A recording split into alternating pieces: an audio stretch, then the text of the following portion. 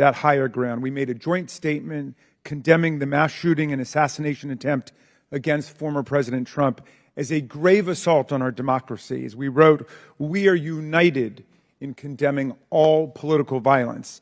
I join the good chairman in expressing condolences to the family of Corey Comparatori and in sending healing wishes to the wounded victims also of this atrocious act of violence. Some are calling it a miracle that former President Trump escaped this AR-15 attack, unlike so many thousands of our fellow citizens who have been killed or seriously wounded in other AR-15 shootings. Whether this miracle is of divine providence or of an adventitious nature will be up to each of us to ponder, but our job in Congress is not simply to marvel at miracles or count on good luck, but to act as public policy legislators to do whatever we can to prevent future political violence, attempted assassinations, and mass shootings. The chairman and I are thus determined to get to the bottom of the stunning security failures that enabled this 20-year-old lone gunman who borrowed his father's AR-15 to perpetrate a mass shooting and assassination attempt at an event protected by the Secret Service as well as state and local police. We'll ask hard questions of Director Cheadle today in order to identify and understand the shocking security failures that occurred and to help transform the operations of the Secret Service to prevent anything like this from happening again. But we can't let ourselves off the hook either, dear colleagues. What happened in Butler, Pennsylvania was a double failure: the failure by the Secret Service to properly protect former President Trump and the failure of Congress to properly protect our people from criminal gun violence. We must therefore also ask hard questions about whether our laws are making it too easy for potential assassins to obtain firearms generally and the AR-15 specifically. Mr. Comparatori, former President Trump, and the other rally attendees wounded in Butler are now members of a club no one wants to belong to, the thousands of people who have fallen victim to mass shootings. Last year, we had 655 mass shootings in America, defined as 4 or more people being shot or killed in a single event, not including the shooter. 712 people died and nearly 2,700 people were wounded in these attacks in 2023. Mass shootings are commonplace. They happen at political rallies and constituent meetings, in our elementary schools, middle schools, and high schools, in churches, synagogues, and mosques, in movie theaters and parades, in nightclubs and grocery stores, in concerts, and on street corners. Here are the worst mass shootings in the last 11 or 12 years. The list is a grim reminder of the horrific damage and death wrought by assault weapons and the AR-15 in particular that have taken the lives of our children, parents, colleagues, and neighbors. This is a very partial list. Mass shootings have become so frequent that we don't even hear about them anymore. Since the mass shooting in Butler, there have already been at least 10 additional mass shootings in America, 2 of which took place the same day that former President Trump was targeted. One of the mass shootings on that violent Saturday, July 13th, happened at 11 p.m. at a nightclub in Birmingham, Alabama, where 4 people were shot dead and 10 others wounded. This means, amazingly, that the Butler attack was not even the deadliest mass shooting to happen in America on that day. A weapon that can be used to commit a mass shooting at an event under the full protection of the Secret Service, together with dozens of state and local police, is obviously an intolerable threat to the rest of us who do not receive such protection and obviously does not belong in our communities. It's time to pass universal background checks and build on this administration's work to ensure that we permanently close the loopholes in the Brady law for gun show purchases, online purchases, and private sales to prevent those weapons from getting into the hands of people we know to be a threat to others. What happened in Butler shows why even closing these loopholes, however, will not keep assault weapons out of the hands of potential assassins and mass murderers. Under federal law, and in the vast majority of states, even young people not old enough to buy a beer legally can legally purchase and own the AR-15 and carry it in public. The shooter in Butler used his father's AR-15. We have to find the courage and resolve to pass a ban on the AR-15 and other assault weapons. A ban has broad support. Even the New York Post loudly endorsed such a ban in 2019. We have passed an assault weapons ban before. Republicans and Democrats together passed it in 1994. Alas, in 2004, we allowed the ban to expire. We know this weapons ban worked. One study found that in the decade that followed the ban's lapse, mass shootings went back up 183%, and deaths from mass shootings went up 239%. But even as we change the Secret Service and act to ban weapons of war like the AR-15, we still will have fallen short of our duty if we fail to denounce every instance of politically motivated violence in whatever form it takes. Republicans and Democrats again have come together to denounce this assassination attempt, just as we did the violent attempts on the lives of our colleagues, Representative Stephen Scalise and Representative Gabby Giffords, and on Paul Pelosi, the husband of Speaker Nancy Pelosi, who was attacked and brutalized in his home. And in the immediate aftermath of the January 6th mass violence waged against Congress and the Vice President and the constitutional transfer of power, Democrats and Republicans alike, including Senator McConnell, Chairman Comer, and other colleagues, all denounced this violent assault on our democracy that wounded approximately 140 officers from the U.S. Capitol Police and the Metropolitan Police Department. And I commend them for acting to denounce that attack, just as Democrats moved swiftly to denounce the attack on Congressman Scalise. Political scientists tell us that authoritarian attacks on democratic institutions begin with political parties refusing to disavow or openly embracing political violence. We have to reject that on a strong bipartisan basis, as Chairman Comer and I have done, even as we ensure our Secret Service is up to its vital task of protecting presidents and candidates, and as we work to ensure that America, the streets of our country, are free from the violence of weapons of war. Thank you, Mr. Chairman, and I yield back to you. Thank you. Gentleman yields back. Today we are joined by Kimberly Cheadle, who was sworn into office on September 17, 2022 as the Director of the United States Secret Service. Prior to her appointment, Director Cheadle was Senior Director of Global Security at PepsiCo. Before her role at Pepsi, she served 27 years in the Secret Service. Pursuant to Committee Rule 9G, the witness will please stand and raise her right hand. Do you solemnly swear or affirm that the testimony that you are about to give is the truth, the whole truth, and nothing but the truth, so help you God? Let the record show that the witness answered in the affirmative. Thank you. We certainly appreciate you being here today and look forward to your testimony. We normally limit testimony to opening statement to 5 minutes, but take all the time that you need. Obviously, the rules that we will abide by, when you're finished with your statement, we will then turn to questions. Each member will have 5 minutes. And just a note to the members, I'm going to strictly adhere to the 5 minutes. Once 5 minutes is up, I will hit the gavel. If the director is in the process of answering a question, we'll certainly let her finish her answers, and then we will move on. We're going to have about 100% attendance here today, plus a few additional add-ons. So this will be a very lengthy hearing, and we want to make sure every member gets their 5 minutes uninterrupted to be able to ask these important questions in this very bipartisan hearing today. I now recognize Director Cheadle for your opening statement. Thank you. Good morning, Chairman Comer, Ranking Member Raskin, and distinguished members of the committee. My name is Kimberly Cheadle, and I am the Director of the United States Secret Service. I appreciate the opportunity to appear before you today. The assassination attempt of former President Donald Trump on July 13th is the most significant operational failure of the Secret Service in decades, and I am keeping him and his family in my thoughts. I would like to offer my sincerest condolences to the family of Corey Comparator, a former fire chief and a hero who was killed in this senseless shooting. I would also like to acknowledge those who were injured in Butler, David Dutch and James Copenhagen, and I wish them a speedy recovery. I would be remiss if I did not also extend my condolences on the passing of your colleague, Congresswoman Sheila Jackson Lee. Ms. Jackson Lee was always engaged in the oversight of the Secret Service, and her passing is a great loss to this body.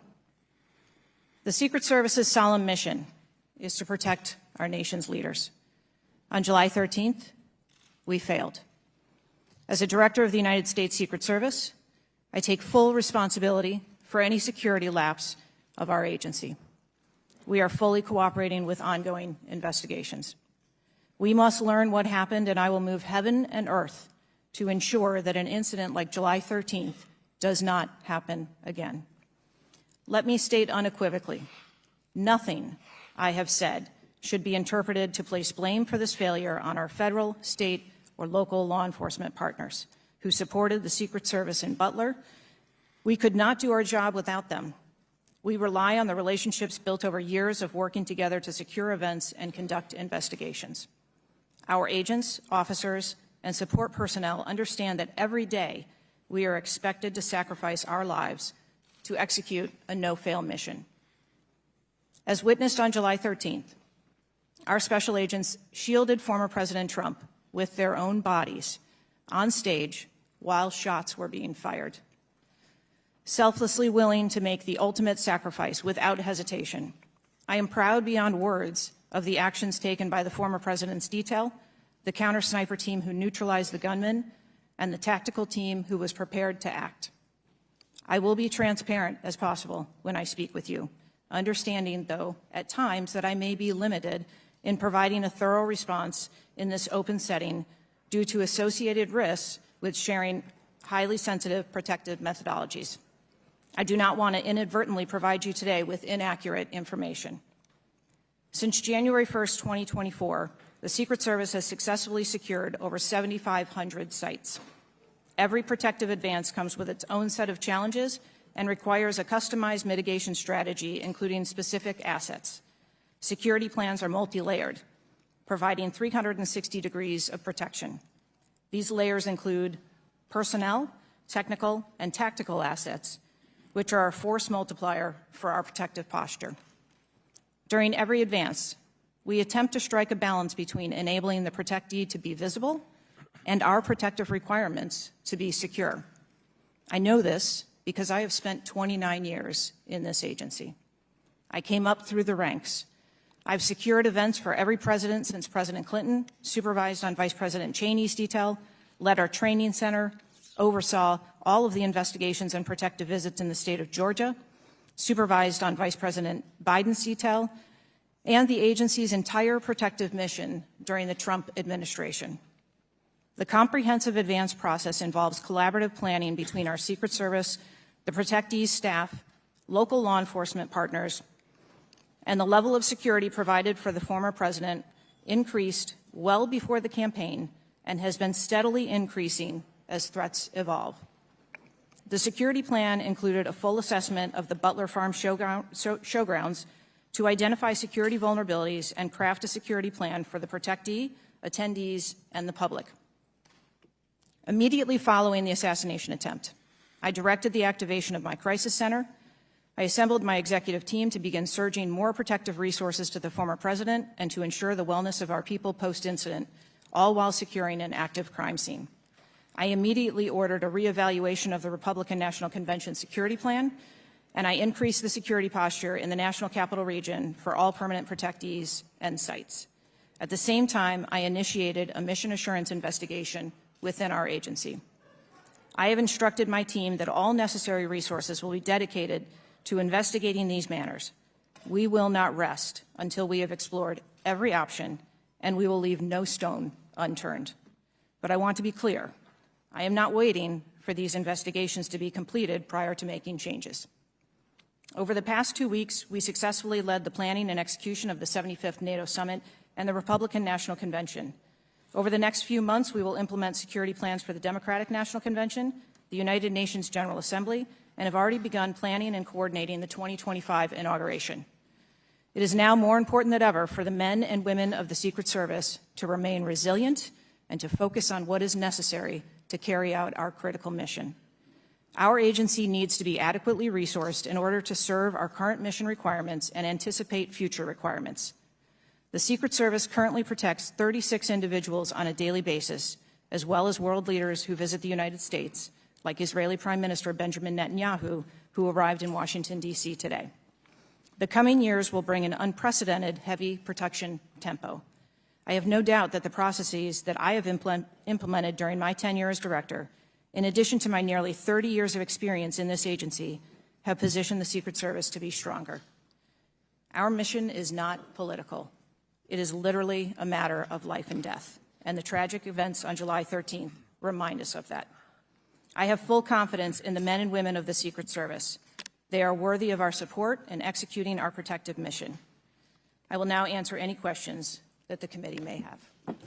Thank you very much, Director Cheadle. We'll now begin our 5 minutes questions, and I will begin. Just for the record, the Secret Service has an annual budget of around $3.1 billion, and I believe around 8,000 employees. Is that correct? Yes, sir. Obviously, there were many security failures on the day of the attempted assassination and leading up to that day. Let's start with the building that the shooter used to shoot President Trump from. At any point Saturday, did the Secret Service have an agent on top of that roof? Sir, I'm sure, as you can imagine, that we are just 9 days out from this incident, and there's still an ongoing investigation. And so I want to make sure that any information that we are providing to you is factual. You can't, okay. Why did the Secret Service not, can you answer why the Secret Service didn't place a single agent on the roof? We are still looking into the advanced process and the decisions that were made. Okay. Wasn't that building within the perimeter that should be secured? Do we agree with that? The building was outside of the perimeter on the day of the visit. But again, that is one of the things that during the investigation we want to take a look at and determine whether or not other decisions should have been made. One of the things that you said, I believe, in an interview, that there wasn't an agent on the roof because it was a sloped roof. Is that normal, and do you fear that that immediately creates an opportunity for future would-be assassins to look for a slanted roof? I mean, this is a huge question that every American has. Why wasn't a Secret Service agent on the roof? And there have been reports that agents were supposed to be on the roof, but it was hot that day and they didn't want to be on the roof. Can you answer any of those questions, Director? So I appreciate you asking me that question, Chairman. I should have been more clear in my answer when I spoke about where we placed personnel in that interview. What I can tell you is that there was a plan in place to provide overwatch, and we are still looking into responsibilities and who was going to provide overwatch. But the Secret Service in general, not speaking specifically to this incident, when we are providing overwatch, whether that be through counter snipers or other technology, prefer to have sterile rooftops. Did the Secret Service use any drones for surveillance that day? So again, I'm not going to get into specifics of that day in itself, but there are times during a security plan that the Secret Service does deploy an asset like a drone. There were reports that the shooter used a drone just a few hours before the rally start time. Is that accurate? I have heard those same reports, and again, am waiting for the final report. Do you know, if you can't answer the question, that's your answer. But can you answer this? Do you know, I'm not asking yes or no, but do you know if the shooter used a drone before the shooting? That information has been passed to us from the FBI. How many Secret Service agents were assigned to President Trump on the day of the rally? Again, I'm not going to get into the specifics of the numbers of personnel that we had there, but we feel that there was a sufficient number of agents assigned. There are reports that several agents assigned to the rally on July 13th were temporary agents not normally assigned to President Trump. Is that accurate? What I can tell you is that the agents that were assigned to former President Trump are Secret Service agents that provide close protection to him, and that was what was actual on that day. How many temporary agents were there that day? Quite frequently, sir, during campaign events, the Secret Service utilizes agents from HSI or the Department of Homeland Security. You don't know how many? Supplement you can't answer? our plan. Have the investigators reconstructed the shooter's precise movements over the past days, weeks, and months? So, again, we need to have confidence that if the FBI is leading this investigation, that they're leading a credible investigation, because there's some of us sitting up here today that don't have a lot of confidence in the FBI. So I will repeat the question. Have the investigators reconstructed the shooter's precise moments over the past days, weeks, and months? I understand your question, Chairman, and I share your concerns about wanting to make sure that we have factual information. The FBI is conducting a criminal investigation. The Secret Service is conducting an internal investigation. There are a number of OIG investigations, and there is the external investigation that the President Last question for me. Before July 13th, had the Trump detail requested additional resources? What I can tell you is that for the event on July 13th, the details that were the assets that were requested for that day were given. Okay. My time has expired. Chair now recognizes Ranking Member Raskin for 5 minutes. Thank you, Mr. Chairman. It's been reported that before former President Trump got up on the stage at around 6 p.m. on Saturday, July 13th, that the local police had identified and even photographed a man who was acting suspiciously. And this man, who turned out to be the gunman, had been flagged as a potential threat. Is that accurate? What I can say is that the individual was identified as suspicious. So he was known to be suspicious before former President Trump took the stage. That is the information I have received. Why was he allowed to take the stage with a suspicious person having been identified in the crowd? So I appreciate the question, and I'd like to make 2 points. If the detail had been passed information that there was a threat, the detail would never have brought the former president out onto stage. That is what we do, and that is who we are. We are charged with protecting all of our protectees. So you distinguish between someone who is suspicious and someone who's threatening, is that right? I do. There are a number of times at protective events where suspicious people are identified, and those individuals have to be investigated and determined what is it that identifies that person as suspicious. So did you deny a request for additional resources that had been made by the Trump campaign? There were no assets denied for that event in Butler on the 13th. I see. So you're saying there were requests made for additional assistance for other specific events rather than for the campaign as a whole. Is that right? I'm sorry, I'm not understanding. Well, you seem to say that there were not additional resources requested for that event.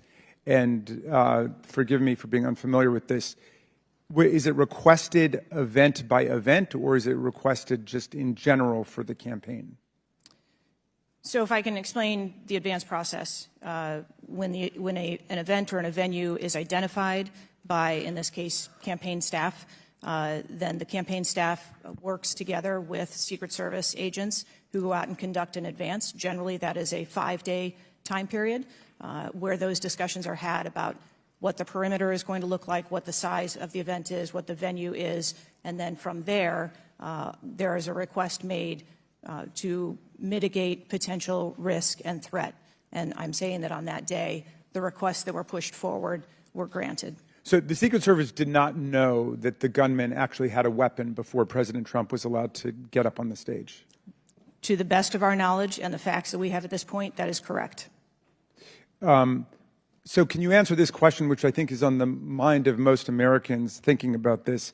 How can a 20-year-old with his father's AR-15 assault weapon climb onto a roof with a direct 150-yard line of sight to the speaker's podium without the Secret Service or local police stopping him? So again, sir, I will say we are 9 days out from this event, and I would like to know those answers as well, which is why we are going through these investigations to be able to determine that fully.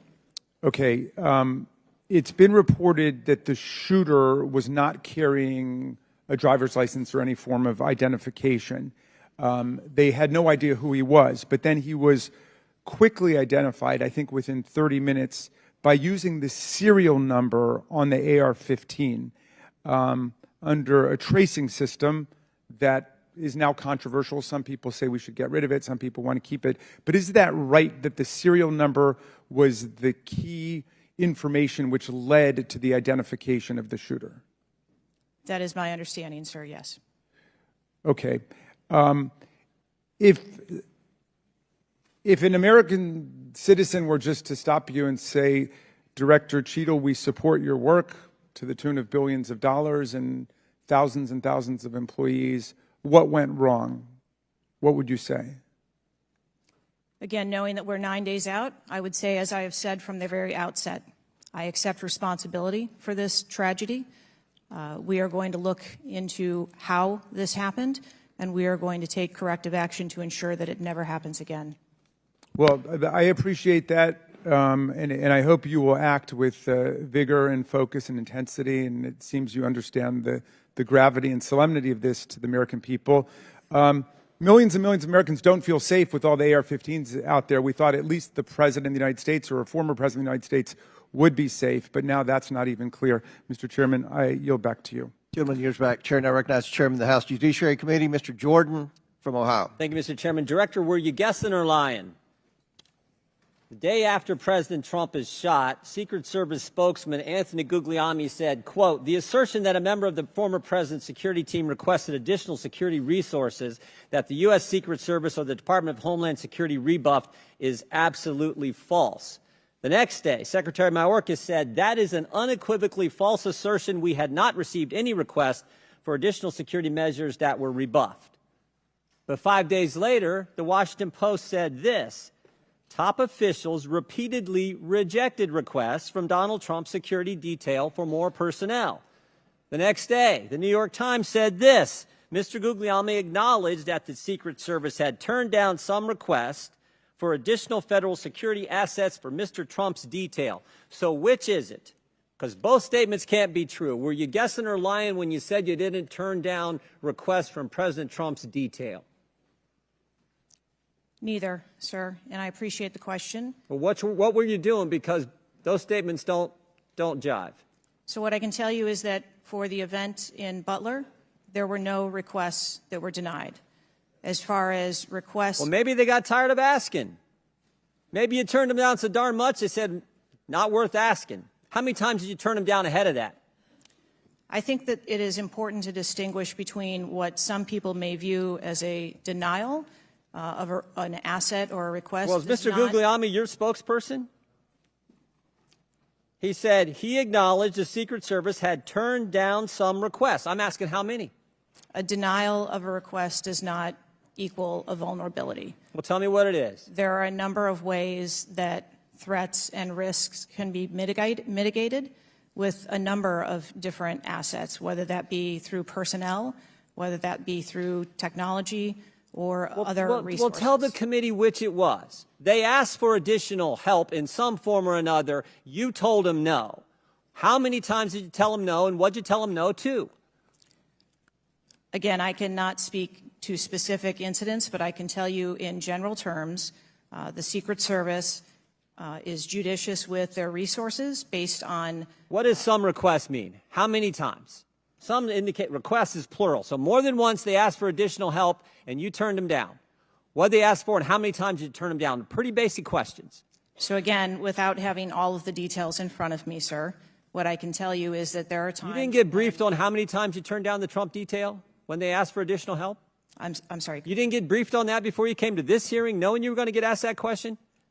What I can tell you is that in generic terms, when details make a request, there are times that there are alternate ways to cover off on that threat or that risk. But that's not what he said. He said they were denied certain requests, some requests.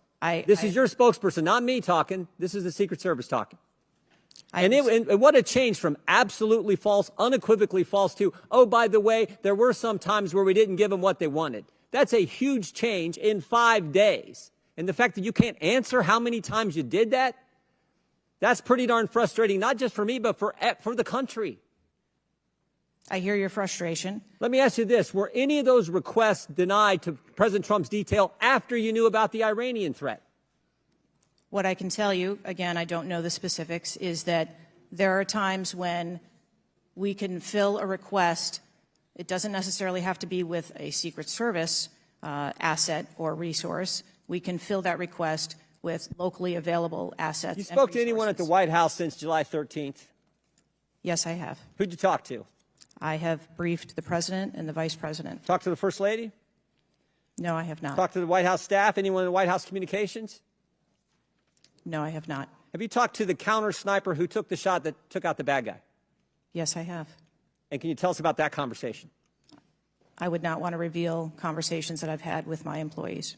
But that's exactly the kind of information the American people want to know, American people who pay your salary.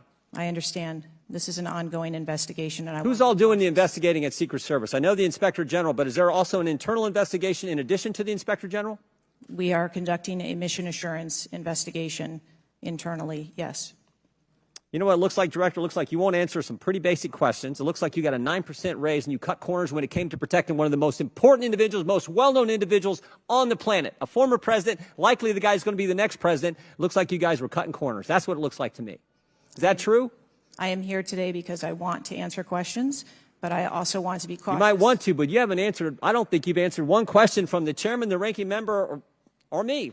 Well, we got a lot of other people asking. We'll see if your record improves. But right now, you haven't answered, I don't think, any questions. I yield back.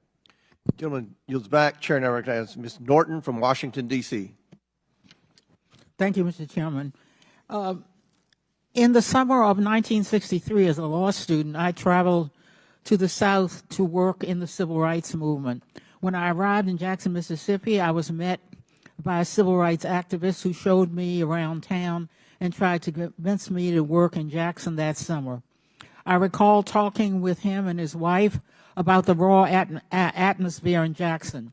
Later that day, he took me to the bus station for my trip to my assignment. That night, he was assassinated outside his home. His name was Medgar Evers. I condemn the political violence. It is a threat to democracy. I want to discuss one of the roots of political violence, guns.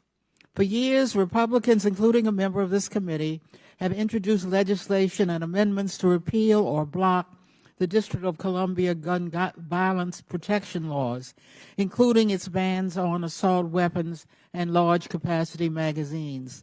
The shooter at the Trump rally used the mass shooter's gun of choice, an assault weapon, specifically an AR-15 style rifle, and presumably a large capacity magazine, which is defined in D.C. as a magazine that can hold more than 10 bullets. Under current D.C. law, D.C. does not recognize concealed carry permits issued by other jurisdictions, but it does issue concealed carry permits to both residents and non-residents. However, D.C. imposes a number of requirements on concealed carry applicants, including suitability, such as not having exhibited a propensity for violence or instability. Moreover, D.C. residents restricts where the guns can be carried, such as a political demonstration near the White House and Naval Observatory, or near people under Secret Service protection, provided the permit holder has been given notice. This week, the House is expected to consider the fiscal year 2025 Financial Services and General Government Appropriations Bill. This Republican-drafted bill would allow an individual with a permit to carry a concealed handgun issued by a state or territory to carry a concealed handgun in D.C., regardless of that jurisdiction's permit requirements. A Republican has filed an amendment to that provision to allow such an individual to carry a magazine of any size with that handgun. In short, the pending bill and amendment would allow any person with a carry permit issued by another jurisdiction to carry a concealed handgun with a magazine of any size in any location in the District of Columbia. The Secret Service is responsible for protecting a large number of people and facilities in D.C. Director Cheadle, would Secret Service protectees in D.C. be safer or less safe if people who have exhibited a propensity for violence or instability could carry a concealed handguns in D.C.? I think being a Secret Service agent and an officer or a law enforcement officer in any state is difficult. They are required to make decisions and snap judgments in the blink of an eye. And I think that the officers and the agents that work here in the D.C. area do a great job of monitoring the public and reacting to threats as appropriate when they arise.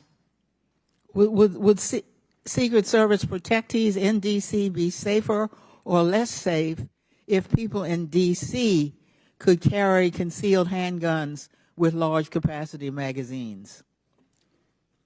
I think, ma'am, that we work in parameters where we travel around North America, and the rules on open carry and concealed carry are different from state to state, and that is part of what the Secret Service takes into account when we develop a security plan. Obviously, anyone that comes into one of our protective sites, we would establish magnetometer support, metal detectors that personnel would have to process through, eliminating that potential. Would Secret Service protectees in D.C. be safer or less safe if more people could carry handguns in D.C.? I think, again, as I stated, ma'am, we want to make sure that we provide a safe environment for all of our protectees, and whatever measures we would need to put in place for a secure site, we would do so. I yield back. Gentlelady's time's expired. Chair now recognizes the chairman of the House Intelligence Committee, Mr. Turner from Ohio.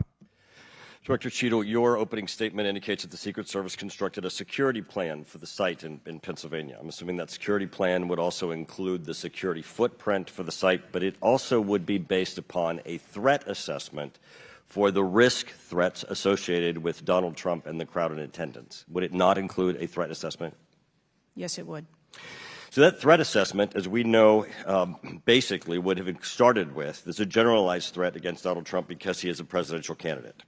Then it would have gone to he's a former president, and he gets security coverage just as Bush, Clinton, Carter, and Obama do. And then you also have the heightened political environment. Even for those, it's clear that the security footprint, that the threat assessment was insufficient, which permitted then a 20-year-old to actually enter with a weapon and shoot Donald Trump. But I want to ask you about two other aspects of the threat assessment.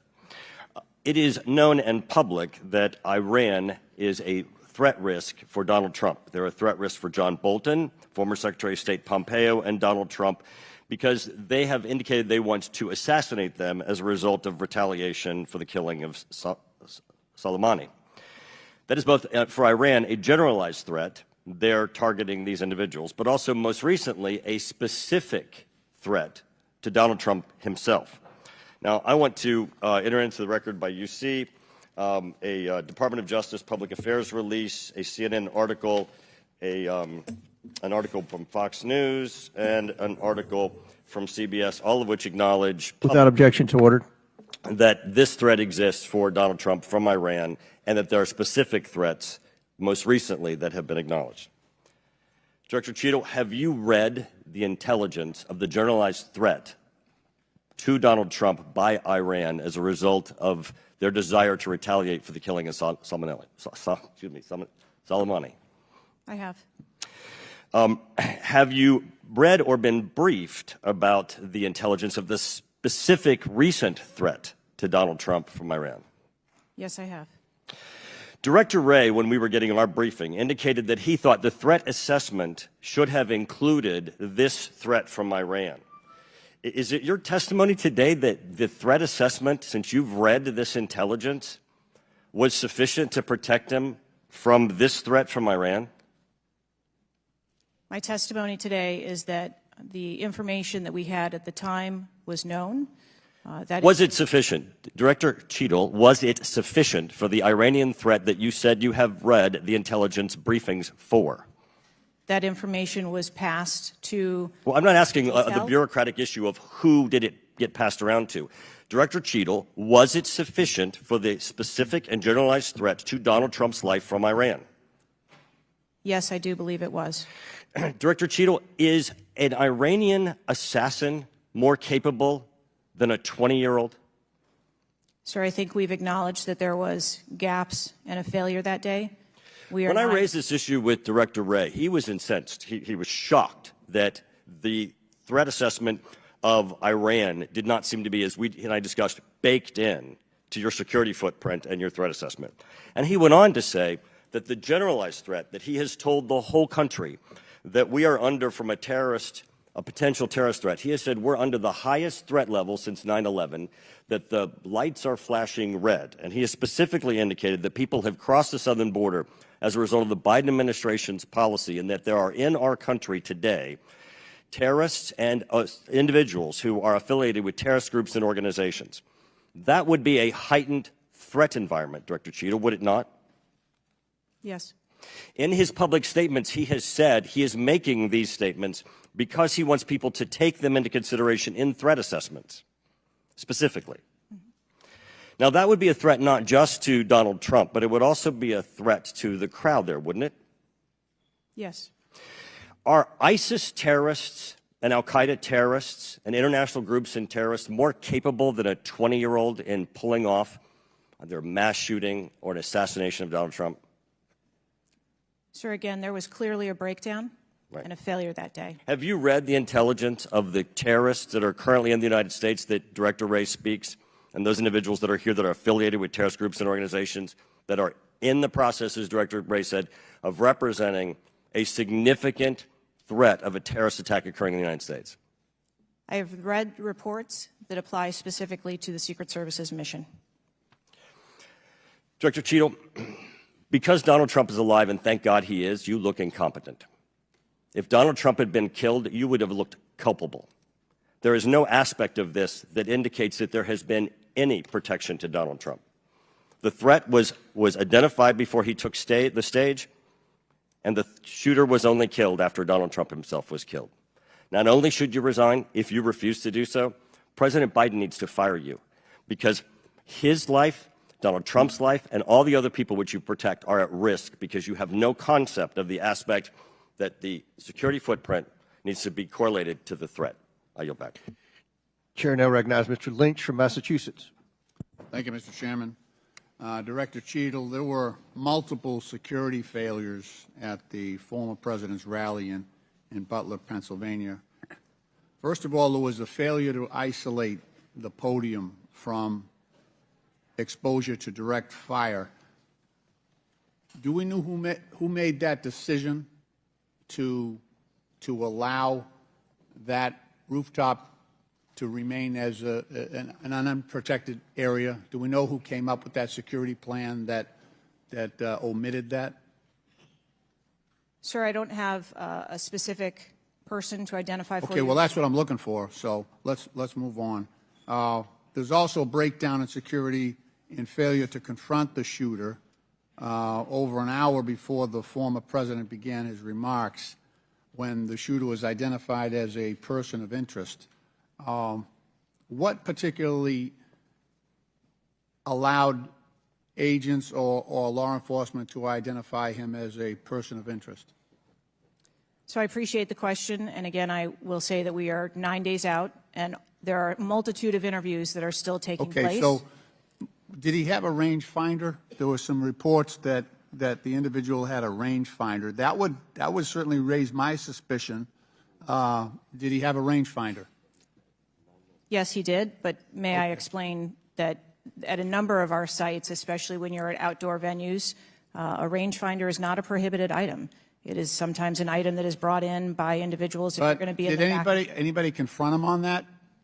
Anybody ask him questions? What are you doing with the rangefinder? Anybody confront him on his presence where he was in proximity to the president? So again, to my knowledge, I believe that was the process that was taking place, was to locate the individual. Did they confront him? Did they go up to him? Did they talk to him? I do not have those details at this time. Those are important details. There was also a failure to communicate between law enforcement to act quickly upon information provided by either local law enforcement or rally attendees that the suspect was positioned on the roof. There were minutes of delay before any meaningful action was taken, even though he was several hundred feet from the podium, and this was obviously minutes before the shooting. Let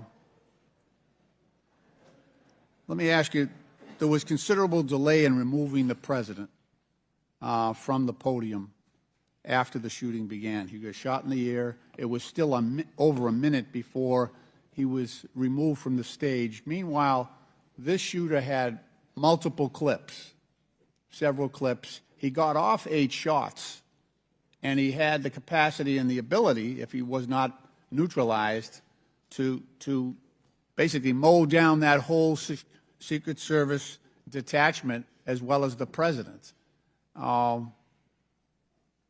What, from your own investigation, caused that delay under the circumstances? What I can tell you is that when the agents identified that the shooting was taking place, in under 3 seconds, they threw themselves on top of the president. I understand that there was heroism there, no question about it, no question about it. But protocol would indicate, and these are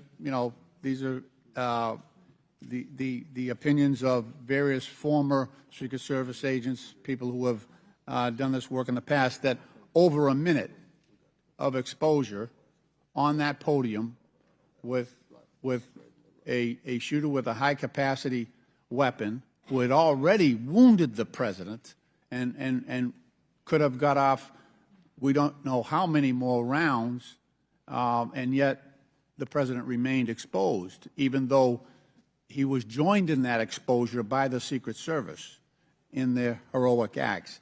It just, I don't know if there's a good explanation for that. Our personnel created a body bunker on top of the president, I get that. shielding him. Yeah, this was an AR-15 style weapon that would have made pretty quick work if he was determined and able to do so. This is not the first investigation that we've had of the Secret Service during my time here on this committee, and the last one we had, our previous investigation determined that the Secret Service was experiencing a staffing crisis that poses perhaps the greatest threat to the agency, and that's a quote. Is that staffing crisis still in place? Is that still something that you deal with on a daily basis? As of today, the Secret Service has just over 8,000 employees. We continue to hire, knowing that we need to ensure that we keep pace with What would be the full complement of And gentlemen, time's expired, but please answer the question. yeah. I'm sorry. What would be the full complement that you're looking for? You've got 8,000, and how many would be a full complement for the service? So we are still striving towards a number of 9,500 employees approximately in order to be able to meet future and emerging needs. Okay, thank you, Mr. Chairman, for your courtesy. I yield back. Chair recognizes Dr. Fox from North Carolina. Thank you, Mr. Chairman. Director Cheadle, what grade would you give the Secret Service's performance in Butler, Pennsylvania on July 13? As I've stated, ma'am, this was clearly a failure. I would grade the agents and officers who selflessly threw themselves in front of the president and neutralized the threat an A. I think that we need to examine the events that led up to and prior to that day. You stated in 2021 that the Secret Service has a zero-fail mission. It's clear that the events of July 13 show a cascade of failures that cost Corey Comparator his life, nearly cost former president his life, and injured David Dutch and James Copenhaver. When an agency fails spectacularly in its mission, those responsible must be held accountable, and the problems must be fixed so they cannot happen again. Why should the American people or the officials you're responsible for protecting have confidence in your ability to lead the Secret Service after such a spectacular failure? I appreciate the question, and I am committed to finding answers so that we can make the agency stronger after this. You said on July 15 that the buck stops with me. How are you taking accountability for the Secret Service's failures during the July 13 assassination attempt on President Trump? I have taken accountability, and I will continue to take accountability. I am responsible for leading the agency, and I am responsible for finding the answers to how this event occurred and making sure that it doesn't happen again. So I would like to explore how you got the job as director of the United States Secret Service. Is it typical for the director of the Secret Service to be recommended for the role at the behest of a president's family and senior staff, perhaps at the request of Jill Biden or Anthony Bernal? I got the job as a director of the Secret Service because I spent 27 years in an agency with a mission that I absolutely love. I started my career in Detroit. I worked my way up through investigations and protection. Was there competition for the position? You would have to ask those who were involved in the interview process. But you think you are the best person in the country to head the Secret Service? I think that I am the best person to lead the Secret Service at this time. The Secret Service receives billions in funding each year, as has been explained by my colleagues here. In fact, you've had an increase in real terms of 55%. As you're no doubt aware, staffing levels for those assigned to protect the president, former presidents, and other senior officials has decreased by about 350 between 2014 and today. Clearly, a lack of financial resources not to blame for the staffing shortage. In 2022, the Secret Service saw nearly half its workforce leave in 1 year, and during the same year, it was ranked dead last among law enforcement agencies in the best places to work in the federal government. Can you explain why your agency was so poorly rated and why so many staff left in just 1 year? So with all due respect, I dispute the statistic of half of the employees leaving in 2022. I think that has been inaccurate data that's been reported out there. But what I can tell you is, as I have returned as the director of the agency, we have had an increase in hiring and staffing and an increase in resources, and we are committed to continue to hire so that we can be staffed appropriately to meet the dynamic mission that we have. Well, you may want to dispute it, but it's out there. My understanding, given the high-profile failures and rotten culture at the Secret Service during your nearly 2-year tenure, why should the American people have any confidence in your ability to lead the Secret Service to perform its zero-fail mission to protect our senior leaders? The Secret Service has an incredible culture. Our men and women place service over self. They come in every day willing to risk their lives for our protective mission, and they work investigations that thwart people who would do harm to children, child exploiters. We have an incredible mission, and our culture is we will get the job done no matter what. Well, those on the front line certainly have a great culture, and they were willing to risk their lives for President Trump. But I'm not sure the leadership at the agency has this right kind of culture. I yield back, Mr. Chairman. Chair now recognizes Mr. Conley from Virginia. Thank you, Mr. Chairman. Well, I hope the American people do appreciate the incredible daily risks Secret Service agents take on our behalf. You mentioned there are 36 regular clients you've got that you protect constantly, but I was participating in the NATO summit just 2 weeks ago. We had 32 heads of government and heads of state, plus visiting heads of state and heads of government. Presumably, you provided protection for all of them. That is correct. Just saying. Help us understand, however, I will stipulate that there's an ongoing investigation. You don't want to go into too much detail on that until you've been able to ascertain all the facts and analyze what they mean. You can understand, however, the anxiety we and the American public have about how could this happen and how can we ensure it can't recur. Now, there are some things my friends on one particular side of the aisle don't really want to talk about, like AR-15s and access to them by a 20-year-old, or anybody for that matter. Presumably, Director Cheadle, the ubiquity of weapons, guns in America, especially assault weapons or semi-automatic weapons, that's helped your job and the mission of your agencies, right? It's made it less complicated. Isn't that true? I'm sorry, I'm not understanding your question. Real simple. More guns, especially dangerous ones, have made your job protecting people easier. Is that not right?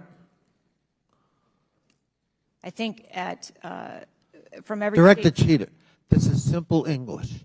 More guns, do they make your job more complicated or less complicated in protecting these 36 clients and visiting heads of state and heads of government that come to Washington? I think the Secret Service needs to take into account I didn't ask that. that they're in. I'm sorry. I asked a simple question, which deserves a simple answer. The ubiquity of guns, dangerous weapons in America, like AR-15s, has that made your job, that is to say the mission of the Secret Service, easier or more difficult? I think the threat environment for protecting our Secret Service protectees is always difficult, and that's dynamic, and it's always evolving. We stipulate it's always difficult. Again, this is a simple one. Does the ubiquity of guns make your job easier or more difficult today? I understand the Second Amendment rights of individuals. I didn't ask that question. I'm not questioning the Second Amendment. I'm asking a simple analysis, Director Cheadle. And I can tell you, you're not making my job easier in terms of assessing your qualification for continuing on as director. Please answer the question. You're the head of the Secret Service. You're speaking on behalf of 8,000 members who put their lives on the line. We just had a failure by your own admission. Do guns make your job easier or harder? I think the job of the Secret Service is difficult on every day, and we need to make sure that we are mitigating all threats, whether that be That weapons, isn't my question. personnel. That is not my question. And now I think you're evading the answer, which is not a hard one.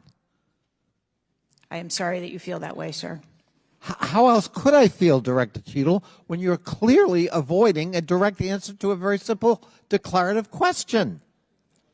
We almost lost a presidential candidate the other day. A 20-year-old had access to his father's AR-15 and got on top of a roof within 500 yards or feet of the podium. And I'm asking you, did the availability of that AR-15, which is replicated all across America, make your job harder or easier? And you're not willing to answer that question? And you think and you wonder why we might have a lack of confidence in your continued ability to direct this agency? I understand your question, and that's the environment. Well, if you understand my question, why not answer it? Because it's the environment that the Secret Service works in every day. That doesn't tell me anything. That's the environment we work in. I had an attack on my office a year ago. I know a little bit about violence too. He came to kill me. When he couldn't, he beat one of my staffers 8 times with a baseball bat on the head. We live with the threat of violence. But a simple answer from the director of the Secret Service would be helpful. And I'm sorry you've chosen to evade it. I yield back. Chair, now recognize Mr. Grofman from Wisconsin. Thank you. When this guy took the shots, he climbed a ladder to get on the roof, correct? I'm unable to answer details of exactly how the individual accessed the roof at this time. Do you know when if he did use the ladder, do you know when the ladder was placed there? Was the ladder there 2 days before, just the night before? Do you have any information at all as to when the ladder got there? I would like to be able to answer those questions. The FBI is still conducting an investigation. How did the rifle get to the roof? Again, sir, at this time, I'm unable to answer questions to provide Have clarity. they cleaned the roof since the assassination attempt? Have they cleaned the roof? Right. Has anything been done to the roof? Is it just like it was, 10 days ago, or not? Has anything been done to the roof? I don't have an answer for that. Okay. Were President Trump's normal agents normally assigned to him there that day? Yes. There was these were the same agents that were always there? Yes, sir. The people that are assigned to his detail were working on that day. Okay, there's stuff on the internet that says they were not there that day, but these are the same agents who are routinely there. Yes, sir.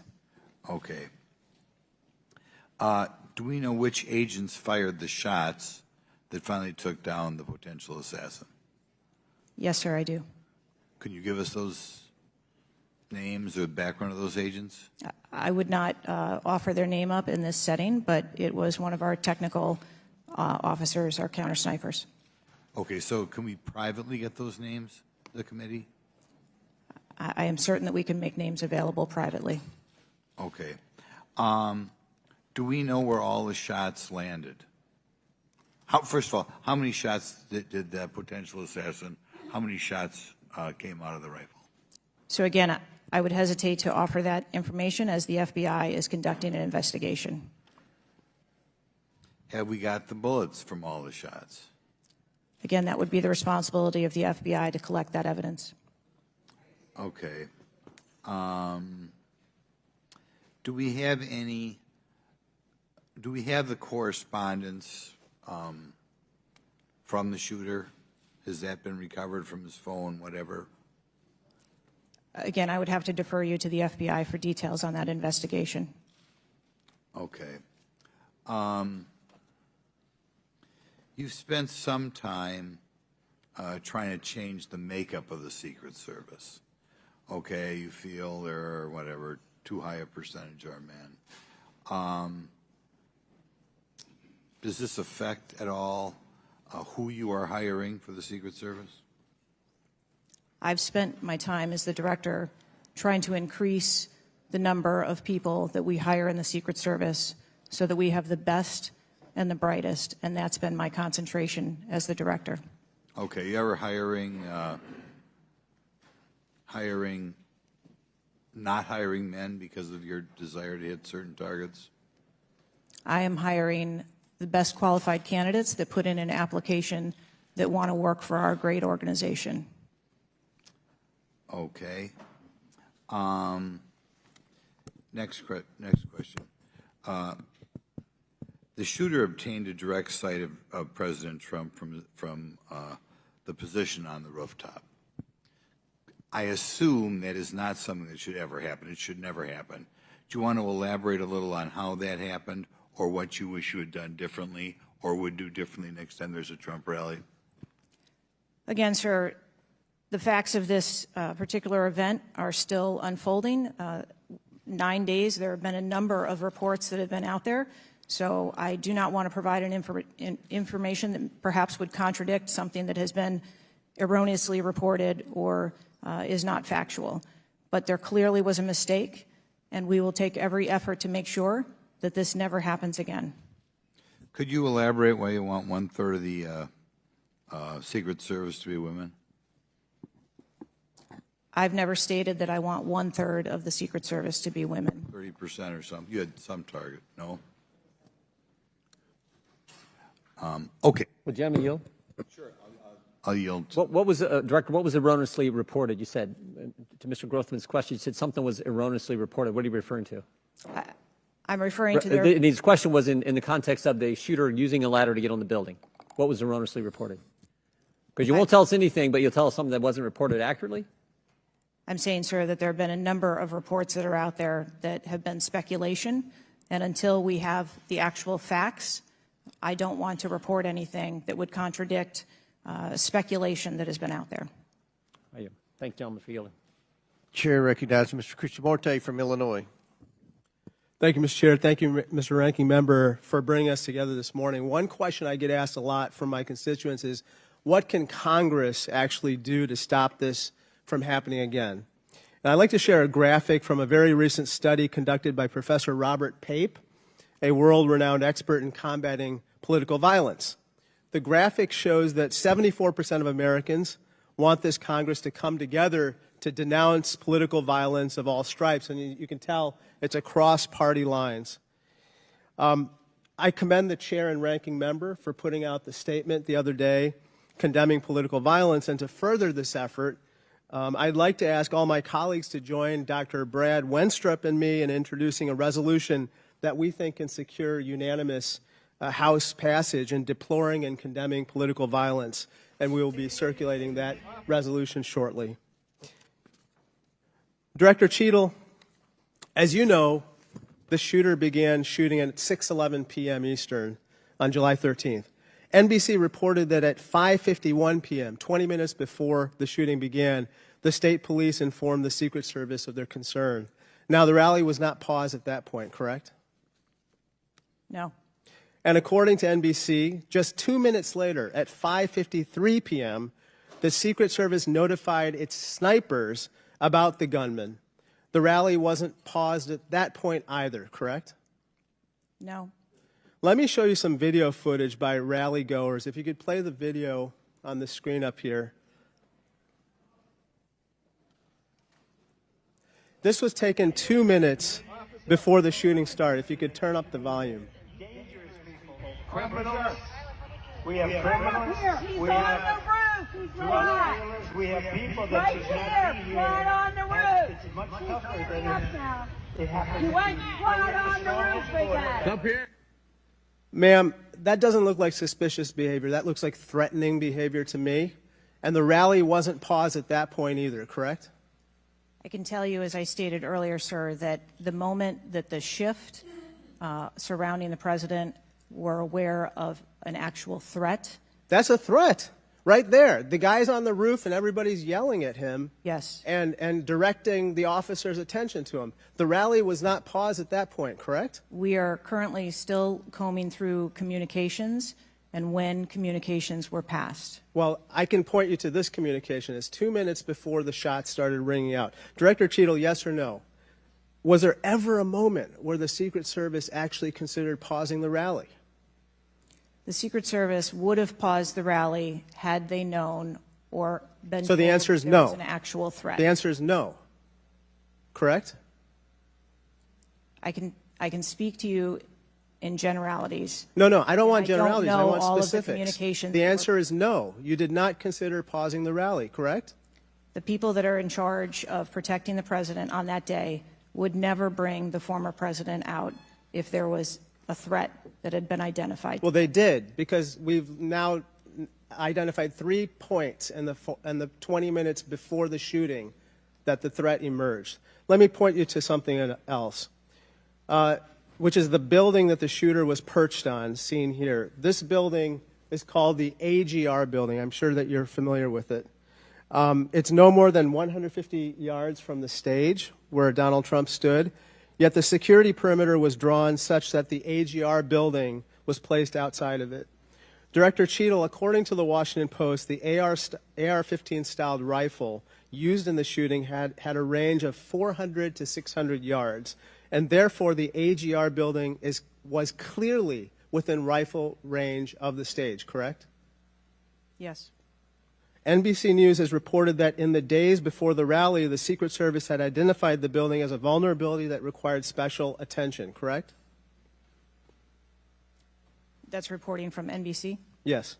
So I am still looking into an active investigation. I know, but it's been 9 days. I mean, you should know that, right? And yet, despite the fact that the AGR building was in rifle range of the stage and it was flagged as a vulnerability, this building was put outside of the Secret Service's security perimeter. And I respectfully submit the Secret Service must expand its security perimeter to account for the kinds of weapons that can be used outside the perimeter to endanger the protectees inside the perimeter, ma'am. Let me turn your attention to some conspiracy theories that have been circulating and ask you to comment on them. First, you have not found evidence that the incident was a staged shooting, right? Correct. And you haven't found evidence that this was a result of a conspiracy of high-ranking government officials, correct? Correct. And you have not found evidence that this incident was in fact directed or perpetrated by a foreign state or entity, right? And that's the last question, but I'll let the director answer that, please. Not at this time. Thank you. I yield back. Gentleman's time's expired. Chair now recognizes Mr. Cloud from Texas. Thank you. I just wanted to confirm there was only one counter sniper who took one shot. Is that We had multiple counter sniper teams available yeah, on the that premises, but is only one took one shot? Is that correct, or only one? Day. Correct. Okay. How many spent shell casings were found on the roof? Again, I would have to defer you to the FBI's criminal investigation. Okay. Word is that the car was rigged with explosives. Again, sir, I'd have to defer you to the FBI. FBI's investigation. Okay. You're not curious about, you don't communicate with them? No. Okay. CNN reported that the Secret Service did not sweep the building the shooter was used to shoot President Trump and other attendees. Is that true or false? So we are conducting a mission insurance investigation and will depend on the information that we obtain from our investigations. Okay. The Secret Service knew there was a suspicious person anywhere from 8 minutes before President walked on stage to 30 to 60 minutes. We have different reports. Was President Trump or his team notified of the threat? I think there's a difference and a distinction between suspicious Person. and threat. Yeah. So we are going back and looking at communications to know when the information about a suspicious person was passed to Secret Service personnel. Okay. But was President Trump or his team notified? Again, we are going back and looking to make sure that we have the exact information of when those notifications were made and who those notifications were made to. Okay. I think it's troubling for a lot of us that the number one question everyone in America is wondering is why was the roof left open? And after 9 days, we should at least maybe have a little bit of that information. And when you come to this committee hearing and you don't have anything to say about that, it's very, very troubling. Did you review the security plan for this event? I personally do not review security plans for events that take place across the country. Any of them? We have a number of events Who's that take the place. top level official who reviews the security plans? There's a number of people that review security plans. Who's as they ultimately unfold. responsible for signing off on a security plan? It's a conjunction of personnel. There are people on the ground, there are supervisors on the detail, there are people at headquarters. So there's not one person who says, okay, this is good, it's copacetic, we're going for it? I think much in the way that we build our security plans, where they are No multi-layered. doubt there's teams working different aspects of it, but ultimately, isn't there an individual who signs off on the plan? Much like how we design our security plans, they're multi-layered. There are multiple layers. So there's of no people. accountability. There is accountability, sir. There's this is whether it's the FBI or Fauci or anything, it's time after time after time, these multiple layers of accountability turn into layers of plausible deniability, and agency after agency after agency. That's got to be fixed, because you keep coming here and expecting, yes, you're saying I'm responsible, but and you're accountable for it, but then there's nothing. What do you mean by that? I mean, you're saying you're going to keep your job, right? I assure you, sir, that if we determine through the course of our investigation that someone or people need to be held accountable, we will do so. What level of, if President Biden, God forbid, had been shot and killed, would you think that was worthy of resignation? I would do the same thing that I'm doing here, where I would want to make sure that we are conducting an investigation, that there is continuity in that investigation, and that we could find the answers You do not to think what the happened. assassination of somebody under your detail is worthy of resignation? I think that this event was tragic and deserves answers. The thing that you've said so far is that you want to make sure that this never happens again. The thing is, everyone in America knows that's not the job description that you're tasked with. The job description you're tasked with is to make sure it never happens, period. One of your goals in the strategic plan is to champion diversity, equity, inclusion, and accessibility. You've accomplished the accessibility part. What standards, do you keep the same standards for all applicants and all, or does every Secret Service agent meet the same qualifications, or do you have different standards for different people? Yes, sir. Everyone who moves through the application process has to meet the same standards to become a special agent. Okay. The trouble I think we're having with right now, so far you gave a lame excuse for sloped roof. You said that local law enforcement's job was to cover up the building before backtracking on that. We were told that President Trump's team did not ask for security before you backtracked on that. You haven't provided the audio recording that this committee, the chairman, requested that was due Thursday. You didn't give us an advance copy of your opening statement, but yet there was reporting on it somewhere else. There seems to be more information from YouTube videos than you're able to provide for us, and it begs the question to anyone, you're in charge of the investigation of your own failure. So how is anybody in America supposed to be able to trust the results of that investigation as being anything transparent and genuine? That's the last question, but please feel free to answer the question, Director. Sir, I've been a Secret Service agent for nearly 30 years. I have led with integrity, and I follow our core values of duty, justice, honor, loyalty, and courage. And I am doing that in this case, and I assure this committee that I will provide answers when we have a full and complete report, in addition to cooperating with all of the other investigations that are ongoing. Chair now recognizes Mr. Khanna from California. Thank you, Mr. Chair. I want to thank the chair and the ranking member for convening this hearing on a bipartisan basis. I join them in condemning the horrific assassination attempt on the former president. I am relieved for the sake of the country that he wasn't seriously hurt and that he survived, and my thoughts with him and his family during such a traumatic event. I also want to express condolences to Corey Comprator's family and recognize his heroism in saving his daughter's lives, and to the victims of that awful event. Now, Director Cheadle, would you agree that this is the most serious security lapse since President Reagan was shot in 1981 of the Secret Service? Yes, sir, I would. And, do you know what Stuart Knight did when he was in charge at the time of the Secret Service? Do you know what he did afterwards? He remained on duty. He resigned. He resigned. And Stuart Knight was not a Democratic appointee or a Republican appointee. Look, I'm not questioning your judgment. I just don't think this is partisan.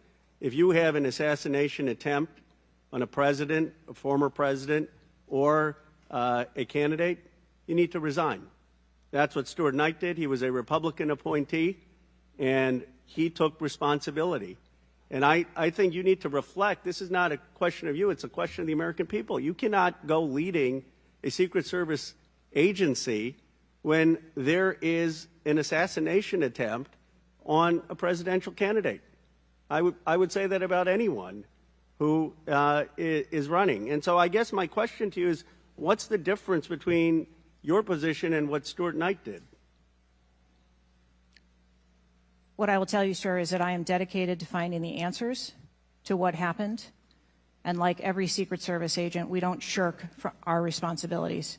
I will remain on and be responsible to the agency, to this committee, to the former president, and to the American public. But is there a reason you wouldn't just do what Stuart Knight did after the Reagan assassination attempt? I believe that I provided an answer. There's nothing more that you have to say? I mean, do you really believe at this moment, given how divided the country is and the questions asked, that your service in this role is the best for the nation? I mean, I'm not saying you can't do public service again, you can't do something else again. Do you really genuinely in your heart believe that you being in this role is what's right for America at this moment? I mean, do you think there are people who are Trump supporters who have confidence in you? The one thing that we've got to have agencies in this country that are transcend politics, that have the confidence of independents, Democrats, Republicans, progressives, conservatives. Do you really believe that the majority of this country has confidence in you right now? I believe that the country deserves answers, and I am committed to finding those answers and providing those answers. Well, look, I believe, Director Cheadle, that you should resign. I think there are colleagues on both sides of the aisle who believe that, and I hope you'll consider it. I yield back.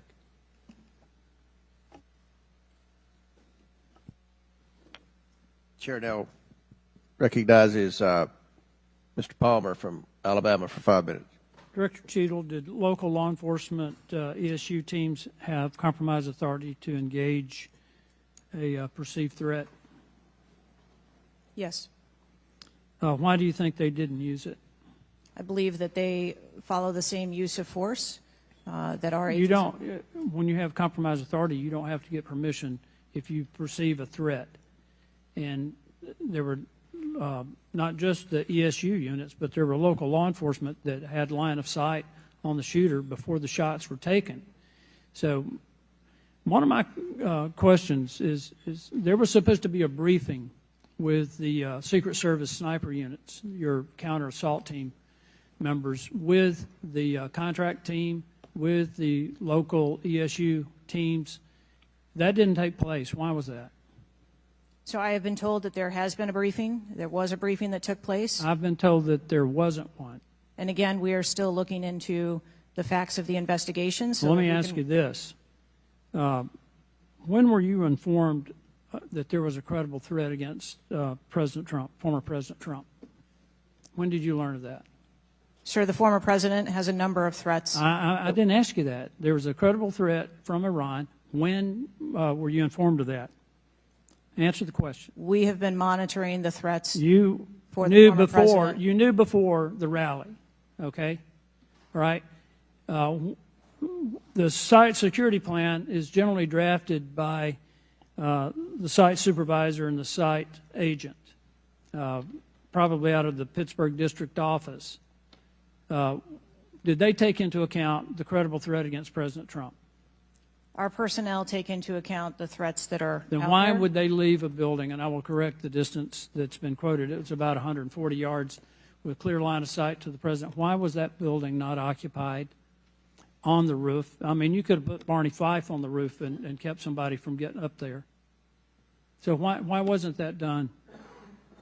The plan that was developed that day encompassed a number ma'am. of security mitigations. The issue is the site supervisor, the site agent, and the special agent in charge, who I think signed off on the plan, did not include that in the inner perimeter, and they didn't have a plan to secure the building.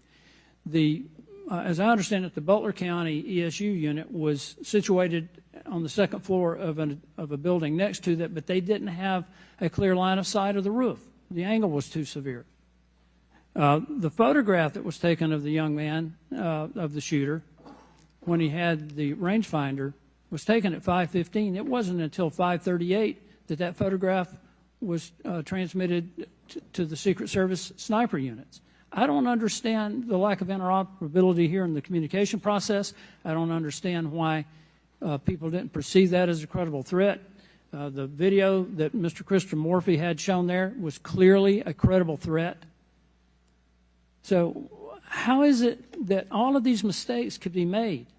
How many explosive devices were found on or near the site? Again, I would have to defer you to the FBI. Madam, I believe Details they of were that. in his car, and I think there might have been one near a main gas line. It wasn't just the fact that he had a rifle. It was the fact that he had the ability to inflict enormous harm, enormous numbers of casualties, had those devices exploded. I want to know also, when your agents conduct a site review, are they fully informed of all of the threats that are being made against the principle that they're protecting?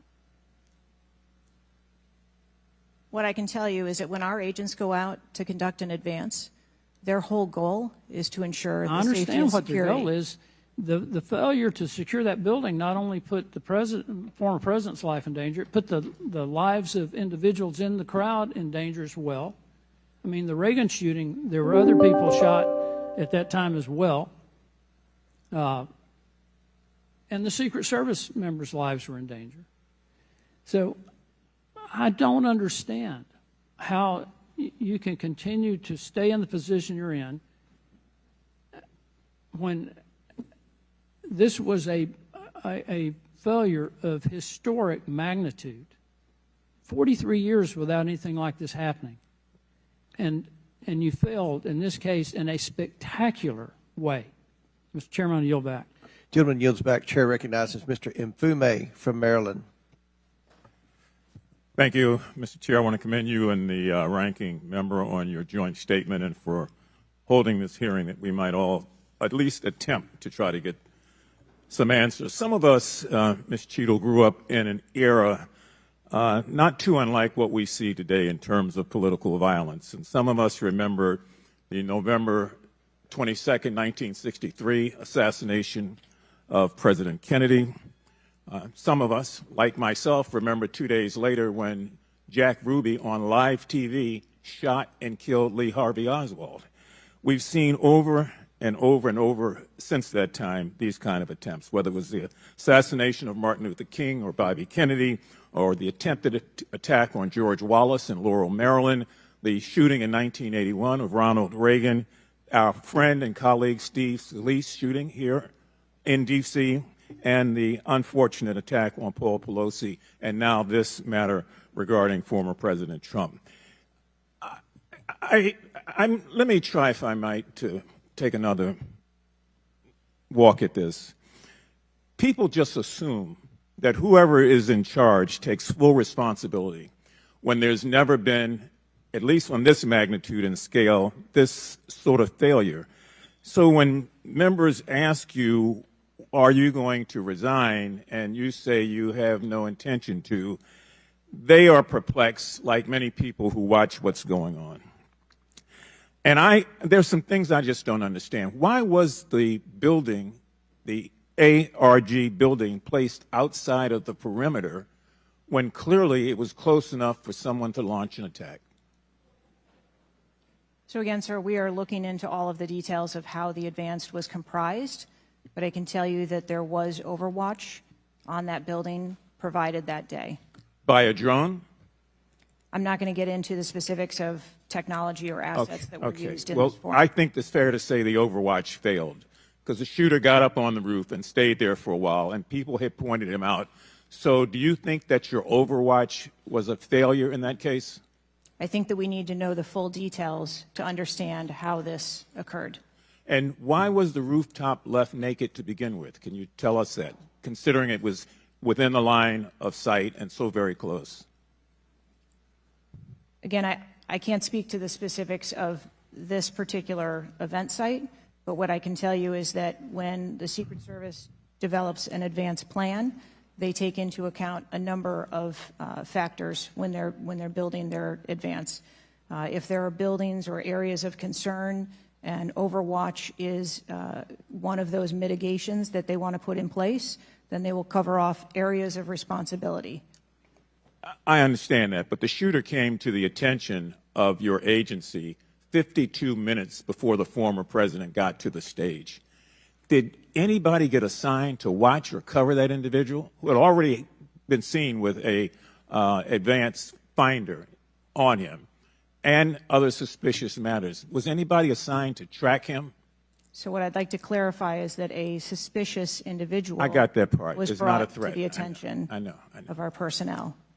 And again, having a rangefinder at an outdoor event. Well, let me ask you this. When the suspicious person was brought to the attention of the Secret Service, was anybody in the detail ordered to follow and stay with that suspicious person just because they might become a threat? So we have a number of teams that are on the ground. And again, we are trying to verify the timelines of when those notifications were made to our personnel so that they could assume the responsibility of trying to track that individual. Ms. Cheadle, there has been a lot of discussion, some of which raised itself earlier in this hearing, about poor staff morale within your agency. And I have the July 17th report of Government Executive, which is a credible reporting service for the federal government, for employees. And the 2023 ranking of places to work within the federal government showed, and this is through the Office of Personnel Management, that the Secret Service came in 413th out of 459 sub-agencies and agencies. Can you explain that? Certainly. What I can tell you is the Secret Service is a difficult job. It challenges our employees daily. It's holidays, it's weekends, it's no leave periods. But, Madam, people come to work knowing that. You do explain that when you hire somebody. They know that. It's the same with other agencies. They miss holidays. They come to work at odd hours. But to be worked, one of the worst places to work within the federal government, 413 out of 459? I just need an explanation. What do you think as the director there? I think that this And that's the last question, but please answer Mr. Mfube's question. I think that this is a challenging job. I think that it's a challenging environment to be in law enforcement, and we do have a no-fail mission, and our folks are tasked with that every day, 365 days of the year. But I can tell you I've also taken a number of measures since I have been the director to recruit and retain and stem the tide of attrition in our agency, which will hopefully alleviate some of that. Thank you, Mr. Chairman. Chair now recognizes Mr. Sessions from Texas.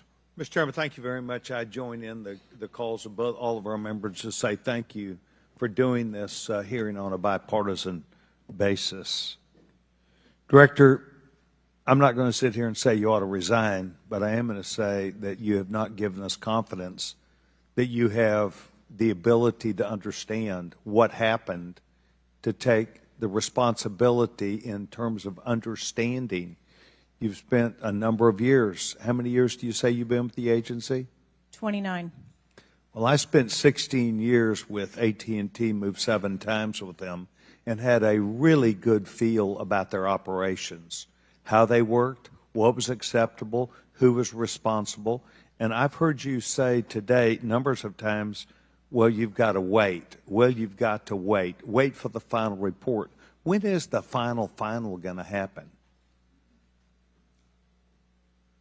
I mean, how long do we have to wait before you can give us credible answers? You've been there 28 years. You've had a few days to be able to draw your own analysis of this. You should understand the entire process. You talked about being on the team, perhaps in Georgia. You have talked about your experience in this. You've talked about the professional nature of the agency. That I don't doubt. But the director, just like it was when I ran my operations at AT&T, was responsible for making sure they worked. And in business, it either works or it doesn't work. There's no in between. It either works or it does not work. And your job as the, in essence, administrator, the director, is to make sure it looks right and works. And I've not heard you say one thing about my analysis is, I have asked these questions. It's always, I've got to sit back and wait for someone else to decide that. So I'm going to ask you a question that maybe you can answer. Have any employees been disciplined for their role in Butler, PA incident? No, sir, not at this time. I am asking those questions. So no employee has been disciplined and no employee has been placed in any position that would place their job in jeopardy nor their standing in the agency. We are still in the process of That's interviewing not what people. I asked. You're the person that runs the place. You're the person that knows right from wrong, good from bad. You've had a number of days, and now you come before this committee knowing you're going to be before us, and you've got to slough it off to someone else.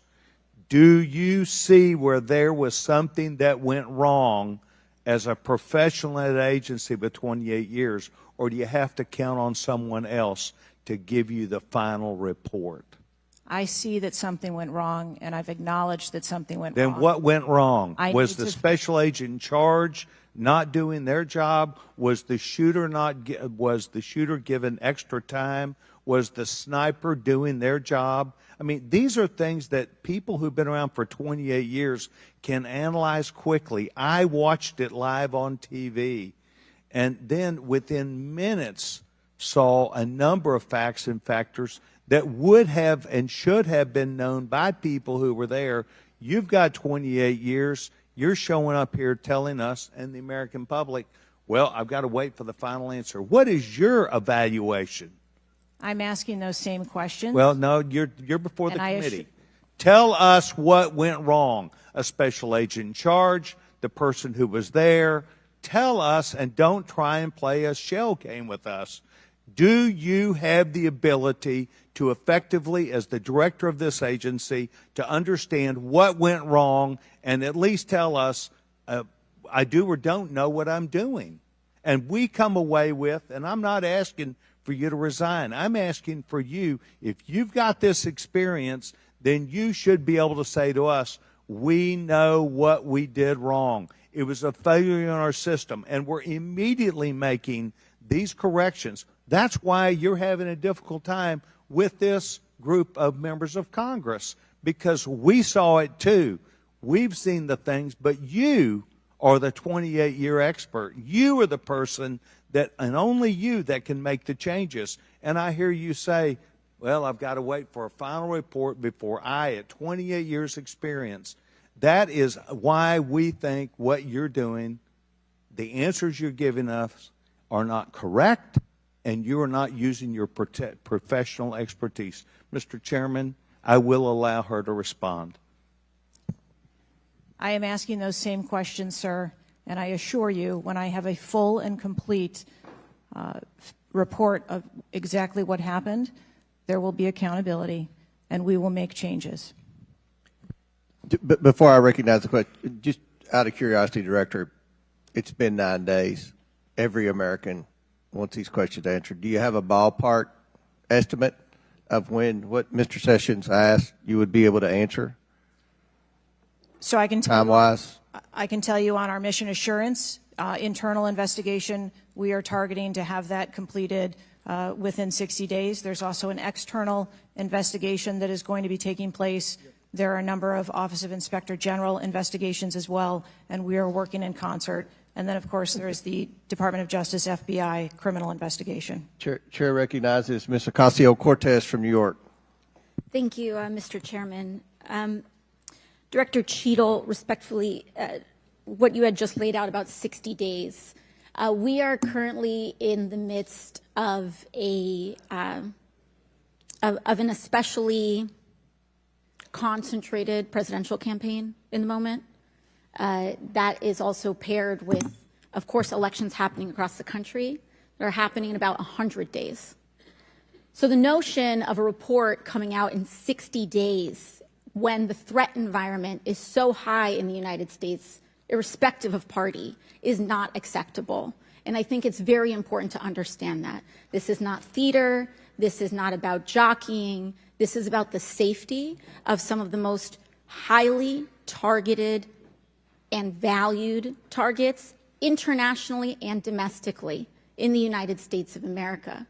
So the idea that a report will be finalized in 60 days, let alone prior to any actionable decisions that would be made, is simply not acceptable. It has been 10 days since an assassination attempt on a former president of the United States, regardless of party. There need to be answers. Again, this party, this committee, this is not a moment of theater. We have to make policy decisions, and we have to make them now. We do. And that may be that may require legislation. That may require policy that we must pass in the immediate term. And without that, we are flying blind. So the lack of answers and the lack of report is just simply not something that we can accept here.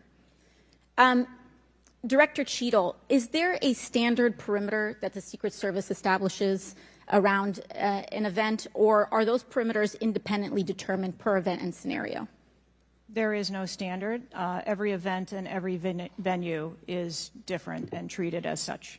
So each event has a different perimeter that is established depending on the logistics of that event. Now, you established earlier that the building upon which the shooter operated from was outside of that established perimeter, correct, for the Butler, Pennsylvania event? It was outside of our secure perimeter, yes. Now, that building was, I believe, 500. How far away was that building from the president? It was approximately 200 yards. 200 yards. Now, the individual used an AR-15 in order to act out his assassination attempt. An AR-15 has a range of about 400 to 600 yards. My question is, why does the Secret Service perimeter, why is the Secret Service protective perimeter shorter than one of the most popular semi-automatic weapons in the United States? There are a number of weapons out there with a number of ranges. Again, an advance was completed. The determination of the perimeter, I'm not going to speak to specifics, but there are a number of factors that are taken into account when we determine our perimeter. Some of it has to do with terrain, some of it has to do with buildings, some of it has to do with assets and resources that are available. And so what I'm hearing is that a perimeter was not established outdoors in an outdoor venue that would prevent an AR-15, which is one of the most common weapons used in mass shootings, from being able to be within the range of Secret Service protection. A perimeter was established, and even though there were buildings that were outside of that perimeter, it wasn't just that building. There were a number of buildings in the area, and there was overwatch that was created to help mitigate some of those buildings. Respectfully, Dr. Cheadle, as well, as a person who has experienced an enormous amount of threat incidents, including incidents that have never been reported publicly, there is a common pattern that happens here, whether it's Secret Service, FBI, Capitol Police, local departments. After a critical security failure, we often hear there will be an independent investigation. That independent investigation gets set up. Usually the expectation is between 2 to 3 months after the incident, and then nothing really occurs from there. The report is usually not satisfactory to the questions that are usually being raised here. And most importantly, corrective action is rarely taken. If I were to state anything that I think is profoundly important, is that we need to have answers to the public. Ideally, I would encourage you and the agency to be more forthright with the members that still have yet to have their questioning, because the public deserves to have full confidence, and the stakes are too high. The violence that could break out in this political moment, regardless of party, in the event of someone getting hurt, constitutes a national security threat to the entire country. Thank you, and I yield back. Could I go back to something you Yes, said? please. Feel free, Director. Ma'am, if I could just speak to something you said at the outset when you started your questioning. I want to assure you and everyone on this committee that I'm not waiting for a report to take action. We have been conducting analysis all along, and we have been adding additional features to our security details since this incident occurred.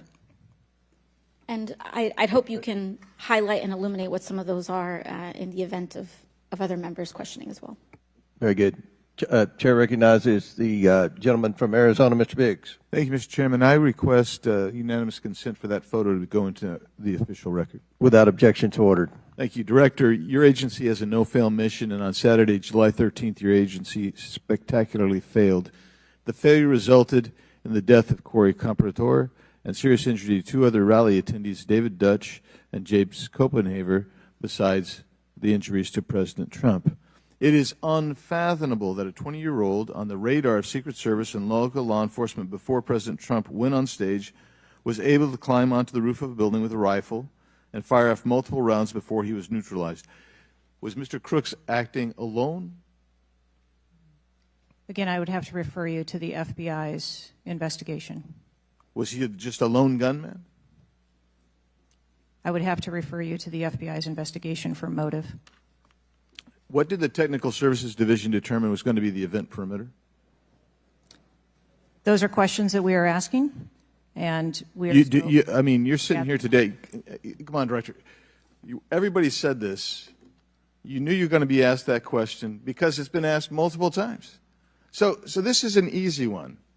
What did they determine was going to be the event perimeter? So you should know that. I mean, this is not, gee, I got to wait till someone else tells me. What was it?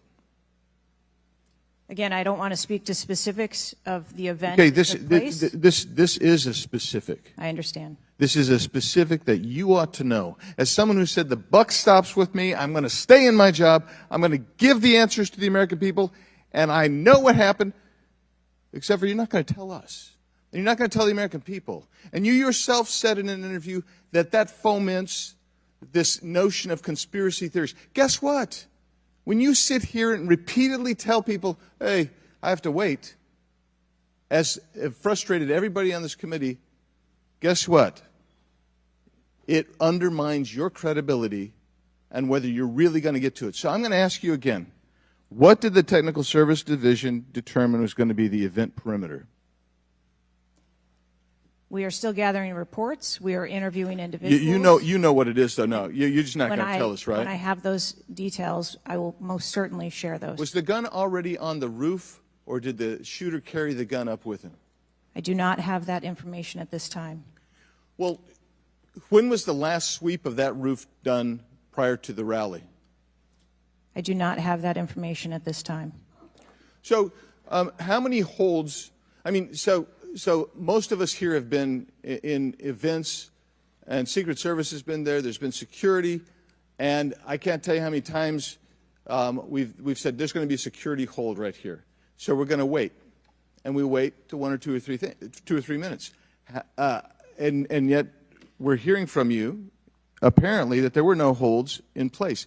So ever instituted here with President Trump's going on stage. And you said, and this is, I think, connected with this, you said they hadn't adjudicated the shooter to be a threat. He was adjudicated to be a suspicious person, even though we've got some dynamic video that Mr. Krishnamurthy put on the video for us. So I guess my question for you is, and I think you answered this, I just want to see if you're consistent with what you said about an hour and a half ago. What do you do if a suspicious person is identified by the agency? So at a number of our events, it is not unusual. I know it's not unusual. What do you do? Those individuals that are identified as suspicious, we will send teams out Was a team sent out here then? There were teams that were sent to identify and interview that individual. They were sent to interview the individual who's scampered up in camo on top of a roof within 130 yards of his target. And did your team get there? When did your team get there to conduct that interview? I don't have the details on the timeline. It is my understanding. So if they did send a team and they're going to interview him, and you described that earlier as an investigation, why didn't they put a security hold on President Trump going on stage at that rally? At a number of our protective sites, there are suspicious individuals that are identified all the time. It doesn't necessarily mean that they constitute a threat. Of course not. But here you got a guy scampering up the side of a building on top of a roof. It's identified to you, and you said you sent a team there. And you can't answer that. And this gets to one of my finer points, Mr. Chairman, if I can make it. And that is, we can have these kind of interview sessions, 5 minutes, everybody gets a kiss at the pig, 5 minutes, and she gets to stonewall us, not deliver answers. So we say, okay, we're going to put together a congressional committee, a blue ribbon committee. Same crap will happen.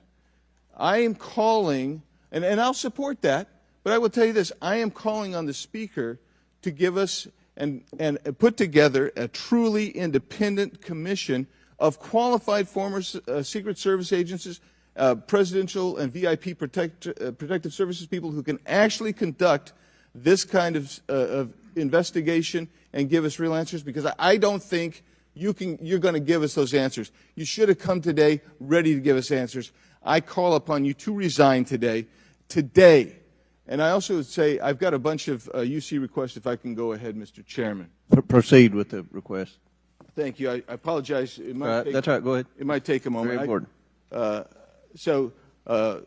Anthony Guglielmi, the Secret Service spokesman, one from him. Without objection, so ordered. Article, U.S. Secret Service says it previously denied Trump requests for additional resources, New York Times reports. Without objection, so ordered. Secret Service says it denied earlier Trump requests for more federal resources. Without objection, so ordered. Secret Service acknowledges denying some past requests by Trump's campaign for tighter security. Without objection, so ordered. Preliminary findings by Senator Ron Johnson and his committee. Without objection, so ordered. Articles entitled, Notice Anything Different About Trump's Secret Service Detailed.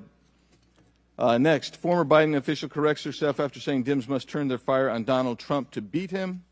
Secret Service director says buck stops with her, but she will not resign.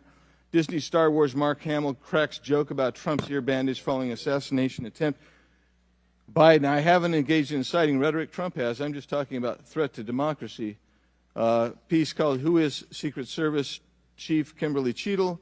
Charlemagne the God says Trump solely responsible for violent rhetoric that led to attempt on his life.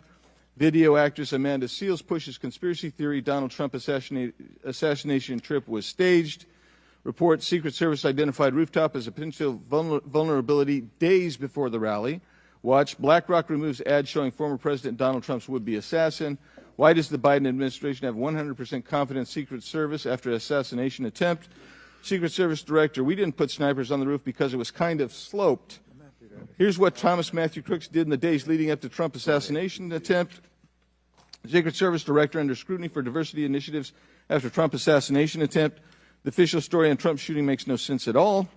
Andrew McCabe says Trump assassination. Mr. Chairman, point of order. I'm happy to assent to all of them. I just so as to facilitate You don't want me our to read? proceedings. Is it too tedious? Well, we're not even really hearing them anyway. So if we could, it's up to you, Mr. Chairman. You would like me to I'll slow it down. I was probably going too fast. Secret Service's explanations for security failures ahead of Trump assassination attempt are not adding up. U.S. reportedly received intel of Iranian plot to assassinate President Trump. What WTH? Secret Service now saying that they didn't put any agents on the roof because slight slope was too dangerous. Report, U.S. officials received intel of Iranian plot to assassinate Donald Trump before Crooks' attempt. Exclusive GOP rep Cloud. Homeland Security Agency is interfering in House's assassination investigation. Why Trump's raised fist after surviving assassination attempt is triggering the liberal media.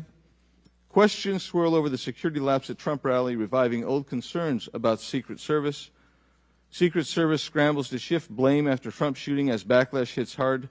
Nobody contacted me. Must-see 6-camera split screen of assassination attempt captures everything shooter was in open 2+ minutes. Murillo, 5 reasons you should be angry. Breaking, shooter spotted up to 30 minutes before firing, reported multiple times. Pictures taken, no one stopped him. Cheadle calls the 30 minutes between noticing and neutralizing shooter a very short period of time. Secret Service director says buck stops with me on Trump assassination attempt but won't resign. Mr. Biggs, we'll stop right there. We can retake them on the next one. I know there are more, but without objection, we'll enter into the record all of those, and we'll take up the others after the next speaker. Chair now recognizes Ms. Brown from Ohio for 5 minutes. Thank you, Mr. Chairman. I first want to highlight certain comments from Ranking Member Raskin, my colleagues on both sides of the aisle, President Biden and Vice President Harris, and that is political violence is completely unacceptable in this country, full stop. It is an assault on our democracy itself, and I am devastated by this attack on a candidate for the president, for the office of the highest office in the land, and continue to pray for the victims of this shooting and their families.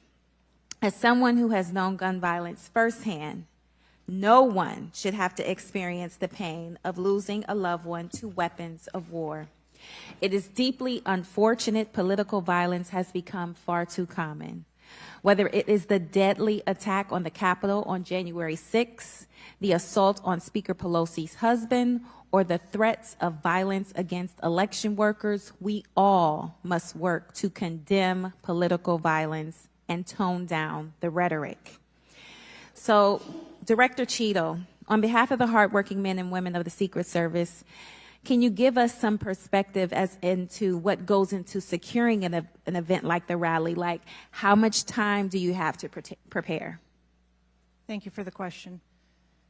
Generally, when we receive notification that there's going to be an event taking place at a venue, the advance team assignments are made, and there is a 5-day process to conduct walkthroughs, coordinate with staff, local staff, and whether it be campaign staff or the protectee staff, and then with local law enforcement on where the perimeter is going to be, the size and the scope of the event, how many attendees there are going to be, if it's an indoor rally, outdoor rally, what sort of assets are available locally, what sort of assets the Secret Service can bring to bear, and what the scope of the event that the staff is trying to accomplish. So to that point, how many agents were recommended or requested as opposed to how many were assigned?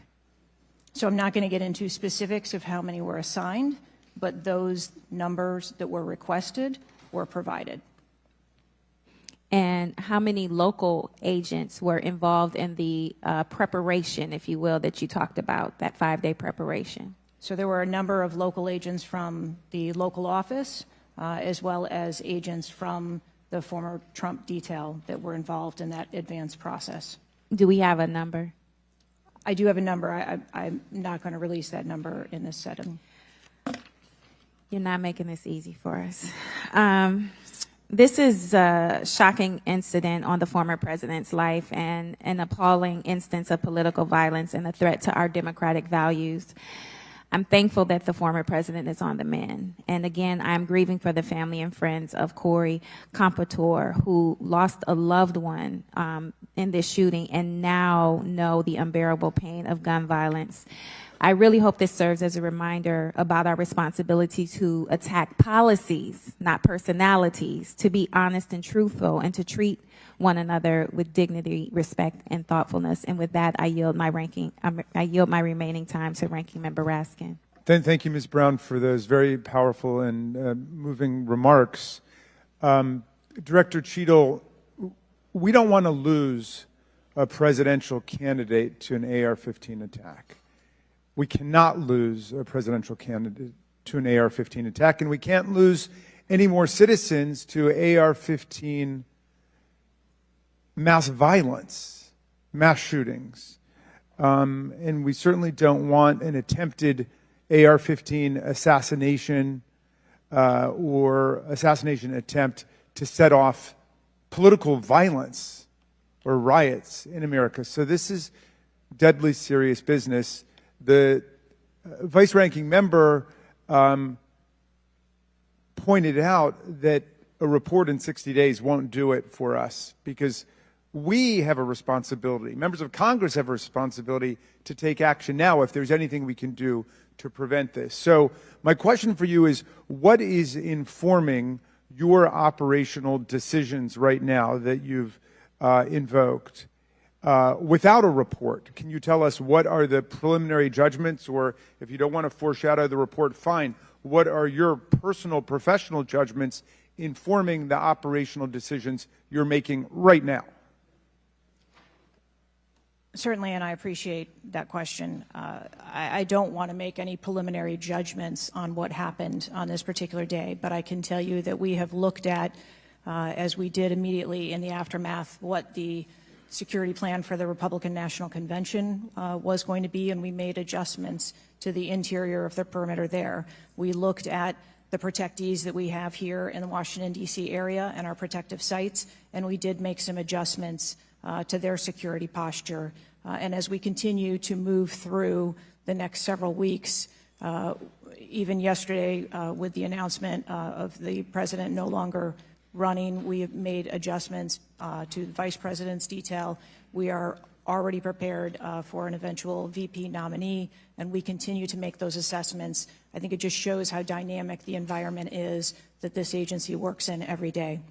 So you've made the same kinds of common sense judgments and intuitive recommendations that members of the public and members of Congress are asking about right now? Yes.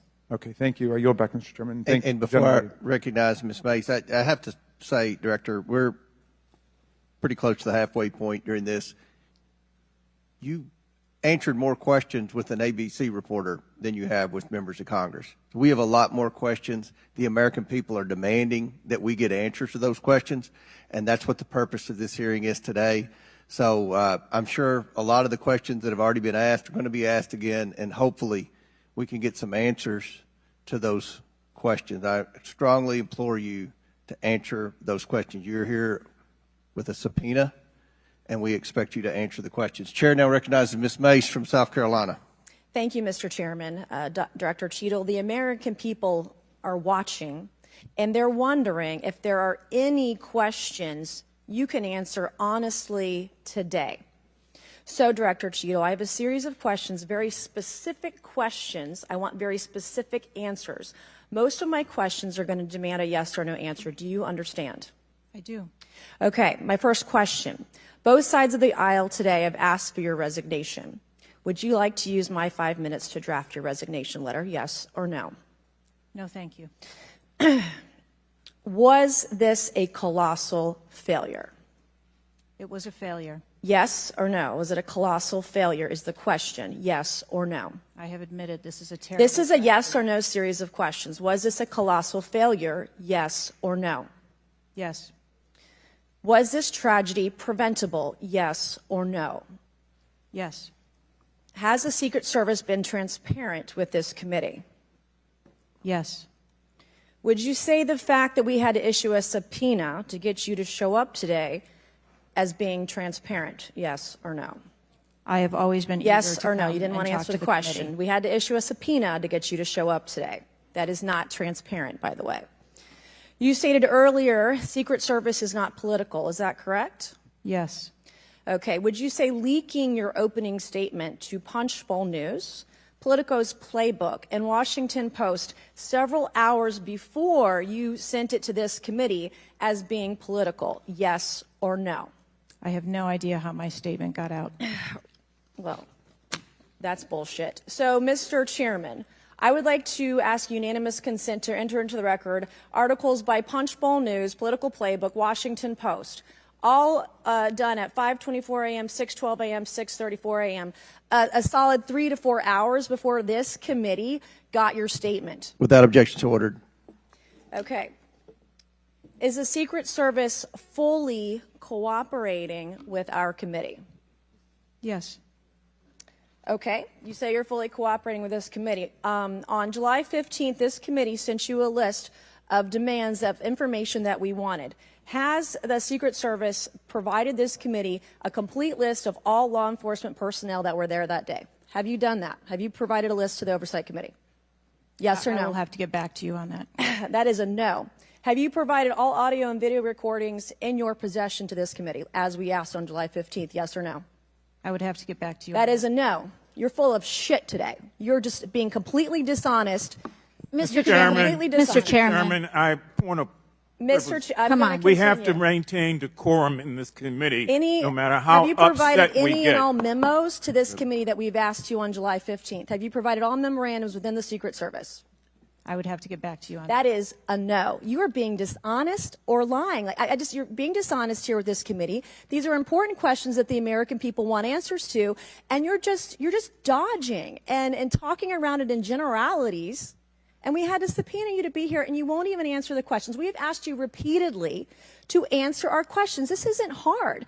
These are not hard questions. Have you provided us all communications from the Secret Service related to that day and that rally? Have you provided this committee? We've asked for this information on July 15th. Have you provided any of this information that this committee has asked of the Secret Service? Any of it? I'll have to get back to you. Have you even read this letter that we sent you? Did you even read this? Yes. Okay. And you have said you don't know, you have no idea. Well, the answer is no. We haven't gotten a single document or piece of information or data from you or your agency in related to the rally that we have asked you for. So, was this attempted assassination of Donald Trump a failure of training or execution or both? I think that those are answers that we need to Training, examine. execution, or both? Which one? I think those are answers. All right. we How need to many determine. how many Secret Service personnel have lost their jobs due to this colossal failure? At this time, none. How many Secret Service personnel have been required to take a refresher course on how not to let people shoot Donald Trump? Our personnel are currently operational. We are examining the facts of this investigation, and we will make the changes necessary. What time did law enforcement become aware that there was an individual on the roof with a clear line of sight to President Trump? I am still verifying timelines. Of course, 9 days in, you have no answers. How many minutes went by between the time law enforcement saw and took photos of crooks and the shooting? How many minutes? I am still verifying timelines. 57 minutes. Thank you, Mr. Chairman, and I yield back. Gentlelady yields back. Before I recognize Mr. Stansbury, I believe I want to recognize Mr. Mfume for a unanimous consent. Yeah, thank you, Mr. Chairman. I beg your indulgence. I meant to do this earlier. I'd like to have unanimous consent that it be submitted for the record.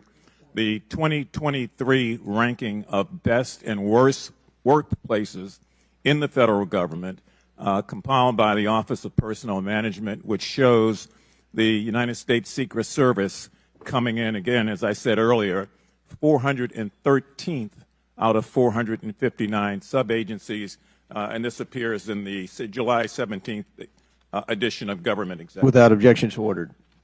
Chair now recognizes Ms. Stansbury from New Mexico. Thank you, Mr. Chairman. I want to start by just saying that part of why you have bipartisan agreement here on the dais about the severity and importance of this hearing is because this is not just a single shooting. This is about national security and the security of our democracy. It's not just one operational failure. This is about our public officials safe. And what does that signal to our country and to the world about American security and the ability of our officials to do their job safely? So I want to start by saying thank you to all of our brave men and women who are in the uniform, whether it's the Secret Service or local law enforcement, who put their lives on the line. I think obviously we honor their service, but this is really about operational failures and what it means for our country at large. And I also want to reaffirm that we must condemn unequivocally political violence of any kind, not just political violence, and that it cannot be tolerated in this democracy. And also to offer my prayers for the slain Fire Chief Corey Comprador, and also prayers for those who've been injured. Now, I think, the tone of this hearing is, how is it that a 20-year-old young man with a gun that was legally purchased by his father could, on the day of a rally, go to a gun shop, legally purchase ammunition, show up to a secured site, and then not only attempt an assassination of a political figure, but kill and injure 2 others? How could this happen? I'm not asking yet. I think we've had a lot of testimony here today. I want to talk a little bit about the timeline. Now, here's what we know, and I know, Director, you were also on the call that we had a few days ago with the FBI and other law enforcement, so I respect that you are not able to share, based on your testimony, some of the details that are currently being investigated, but I know you were on the call because I heard you on the call and you heard them too. So I'm going to lay out the timeline a little bit. On July 3rd, the rally was announced that it was going to be in Butler. On July 6th, 3 days later, we know that the shooter searched for dates for Trump and DNC events. On July 7th, so this is 4 days after the announcement, the shooter went to the site. He actually physically went to the site. On July 12th, the shooter went to a gun range where he and his dad regularly go and practiced shooting. And the next day, on July 13th, he went to the site again before the rally began. We know that he then went and searched online for a gun store, where he went and he purchased 50 rounds of ammunition, went home, got his father's AR, which was legally purchased, and returned to the venue. At 5 p.m. that evening, this is more than an hour before Donald Trump actually took the stage that evening, local law enforcement were made aware that there was a suspicious man. In fact, at 5:20, local law enforcement flagged that he had a rangefinder, and they radioed their concerns and sent around pictures of the individual. At 5:40, 20 minutes before local law enforcement actually identified the shooter, and at 5:51, Secret Service was notified of the suspicious person by the state police, and 1 minute later they distributed that information. That was before Donald Trump even took the stage. That was 11 minutes before he took the stage. So the Secret Service was aware that there was a suspicious person. At 6:03, he took the stage. At 6:09, rallygoers, as was shown in the video, identified this gentleman climbing on the roof. At 6:11, 3 shots were heard, 3 rounds of shots, and of course, the president and the other victims were shot. This shooter was a 20-year-old young man, no criminal record, legally purchased gun and ammunition, who for days in the lead up to this shooting was searching mass shooters. He even had a picture of a mass shooter on his cell phone the day of the shooting. He searched for explosives. He searched high-level officials. So the American people want to know, how did a 20-year-old young man with access to a military-style weapon actually bring it onto an unsecured perimeter who for days had been planning a mass shooting event? And I think that, Madam Director, with all due respect, the answers that we've received here in this hearing today are completely unsatisfactory.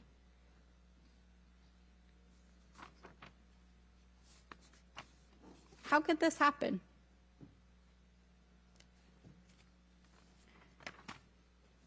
We need answers. We need answers not just for the family members of the gentleman who was killed and those who were injured, but we need answers for our democracy. Because as others have stated here today, we are in a highly politically charged environment right now. We are only weeks away from one of the most significant presidential elections in American history, and it is clear that our public officials' safety has not been secured. And it is not just a matter of one shooting, it is a matter of national security. So I hope that you will take our comments to heart. I hope that there will be accountability, and we need answers.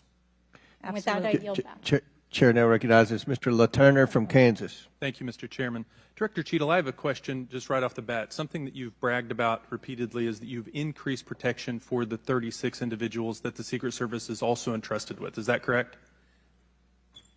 I think I stated that we currently have 36 protectees, and that we continue to make evaluations on where those levels of protection are provided. You've mentioned specific increases in protection that you've provided for some of those individuals, correct? Correct. Based on what?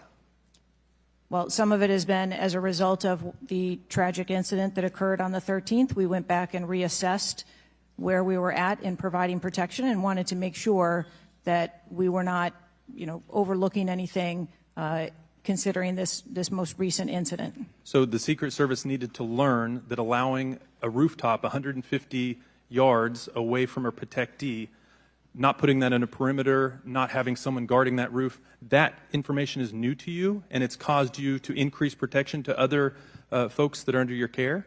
I think it is prudent, after any incident that occurs, to go back and take a look at your current practices and see if there is anything that needs to be done differently. It's inconsistent, because what you said earlier to Mr. Turner was that the protection that you were offering to President Trump was in line with the current threats, him being a former president, him being a nominee of a major political party, the threats from Iran. The protection that you're providing him was adequate. Do you stand by that statement? Yes. Okay. Do you think it's a problem that the Americans' trust in the federal government is an all-time low? Do you think that's a problem? I think that it's unfortunate. I don't know why you're quibbling with my word. Is it a problem or is it not?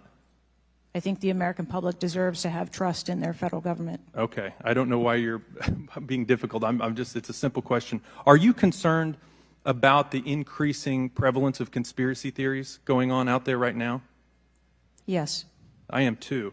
You've been incredibly inconsistent with your answers before this committee today and what you were willing to reveal. You've acknowledged that the shooter was identified with a rangefinder, that President Trump's detail was sufficient for the threats he faced from Iran, that certain details were erroneously reported, in your words, but you haven't been willing to provide any information about the decision to place the building in question outside the perimeter, the explosives placed in the shooter's vehicle, the use of a drone by the shooter, or when exactly the Secret Service identified the shooter as a threat rather than merely suspicious. What is your standard today for what you are willing to answer and what you are not? Because you've been inconsistent. I'm certain that you can understand that some of the information that's been provided to you thus far has come from the FBI's investigation and has come from information that we have released. I want to make sure that information that is being provided to this committee is consistent and is factual. But the question about the drone that the chairman asked at the beginning of the hearing, he said, do you know this information? And you acknowledge that, yes, you do know the information, you just don't want to tell us. I guess my question is that if you wanted to wait till the end of the investigation to draw conclusions, which you've acknowledged you're drawing conclusions right now and making changes. But if that was your standard, that you want to wait till the end of the investigation to draw conclusions, okay, at least you would be consistent in that. But what we're wanting to know today, and what would dispel some of the conspiracy theories out there, what would increase trust with the American people, is for you to let facts out, for you to tell us what you know. And I want to understand from you, why is that a problem? Why is it inconsistent with a quality investigation to release to the American people today at least the information that you know for sure? Because you certainly know for sure more information than you're willing to give us today. I have released that there was a failure and that there are gaps that we need to make sure that they don't happen again. That's not acceptable. That's not enough. That doesn't quell any conspiracy theories out there. In your 27 years of experience, would you have been concerned about an elevated location within 150 yards of a protectee that did not have a Secret Service presence? Just based on your experience. What I can tell you is that every site and every venue No. I'm asking for your experience. Looking at this situation, would that have been of concern to you? Or would you have agreed that it's fine, it doesn't need to be covered? What I have explained today You're is not going to that answer. there was... Is it true that at 5:45 p.m., approximately 18 minutes before President Trump took the stage, the Beaver County Emergency Services Unit noticed the shooter on the roof and photographed him? Is that a fact or not? That is the information that I have from the FBI's report, yes. You haven't been willing to share whether or when this was communicated to the Secret Service, so I'd like to get into the difference between suspicious activity and threatening activity.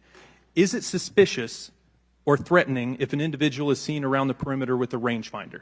Is that just suspicious? That could be termed as suspicious. If that same individual with the rangefinder is found on a rooftop, is that still just suspicious, or is that considered threatening? That could be termed still as suspicious. All right, my time is over. Mr. Chairman, I yield back. Thank you. Chair now recognizes Mr. Frost from Florida. Thank you so much, Mr. Chair. And obviously, I want to start by stressing that political violence is always unacceptable, and acknowledging that this is still an ongoing investigation. But oversight hearings like this are essential components of an investigation, and I want to thank the chair for pulling this together. Madam Director, I appreciate you for being here. The events of July 13th raised serious questions about the efficacy and thoroughness of the security protocols in place. The gravity of the fact that an unsophisticated gunman was able to secure his perch and take a shot at a former president despite multiple layers of security and intelligence are not lost on me. Before I came to Congress, I used to work advance for a major political candidate and have interacted with many different law enforcement agencies on large political events like the one that just happened. How many times was the Secret Service alerted about a suspicious person at the July 13th campaign event prior to the first shot being shot? I don't have an exact number to share with you today, but from what I've been able to discern, somewhere between 2 and 5 times there was some sort of communication about a suspicious individual. To the Secret Service specifically? Mm-hmm. According to reports, the shooter was photographed twice by security officers prior to the shooting. A police officer saw the shooter on the ground and reported him with a photograph as a suspicious person. Multiple local law enforcement officers identified the shooter, radioed that he was acting suspiciously near the event's magnetometers. A local law enforcement tactical team saw the shooter on a roof and notified other security services and also photographed him. One police officer who photographed the shooter saw him scoping out the roof and carrying a rangefinder. My question is, and you've answered this, but why, or you haven't answered this, why wasn't the event paused right then? Again, I'm not clear on the timeline of when the Secret Service shift and the counter sniper were notified. But earlier, Madam Director, you said that the Secret Service would have paused the rally if they identified a threat. Correct. So why wasn't it paused? Because I have to assume that they did not know that there was a threat when they brought the president out on the stage. I feel like this is a breakdown in communication between local law enforcement, you all, and other actors at the rally. And again, as someone who's worked on these, I understand that there's multiple people with multiple decision, with the ability to make different decisions on the ground. I've taken over the last week, I've spoken with a lot of folks in local law enforcement in my district and across the country that I've worked with before, and other people have brought up concerns around being able to communicate with or with Secret Service during these big events and having their flags taken seriously. I do believe that if Secret Service believed that there was a legitimate threat, that they would have paused the rally. My concern is before that something was flagged and it wasn't taken as seriously as it should have been taken.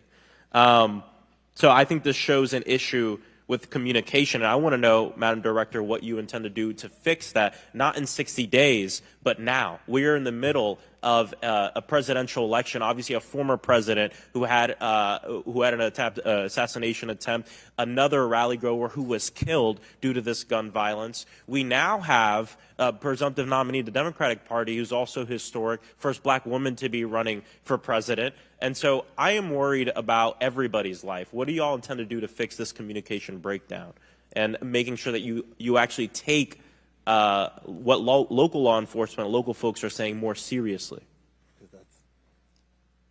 We take what local law enforcement relays to us seriously. Let me just be clear on that. As far as the communication, But not this time. we always trust our law enforcement partners and have a great relationship with them. We are looking at whether or not there was a communication breakdown.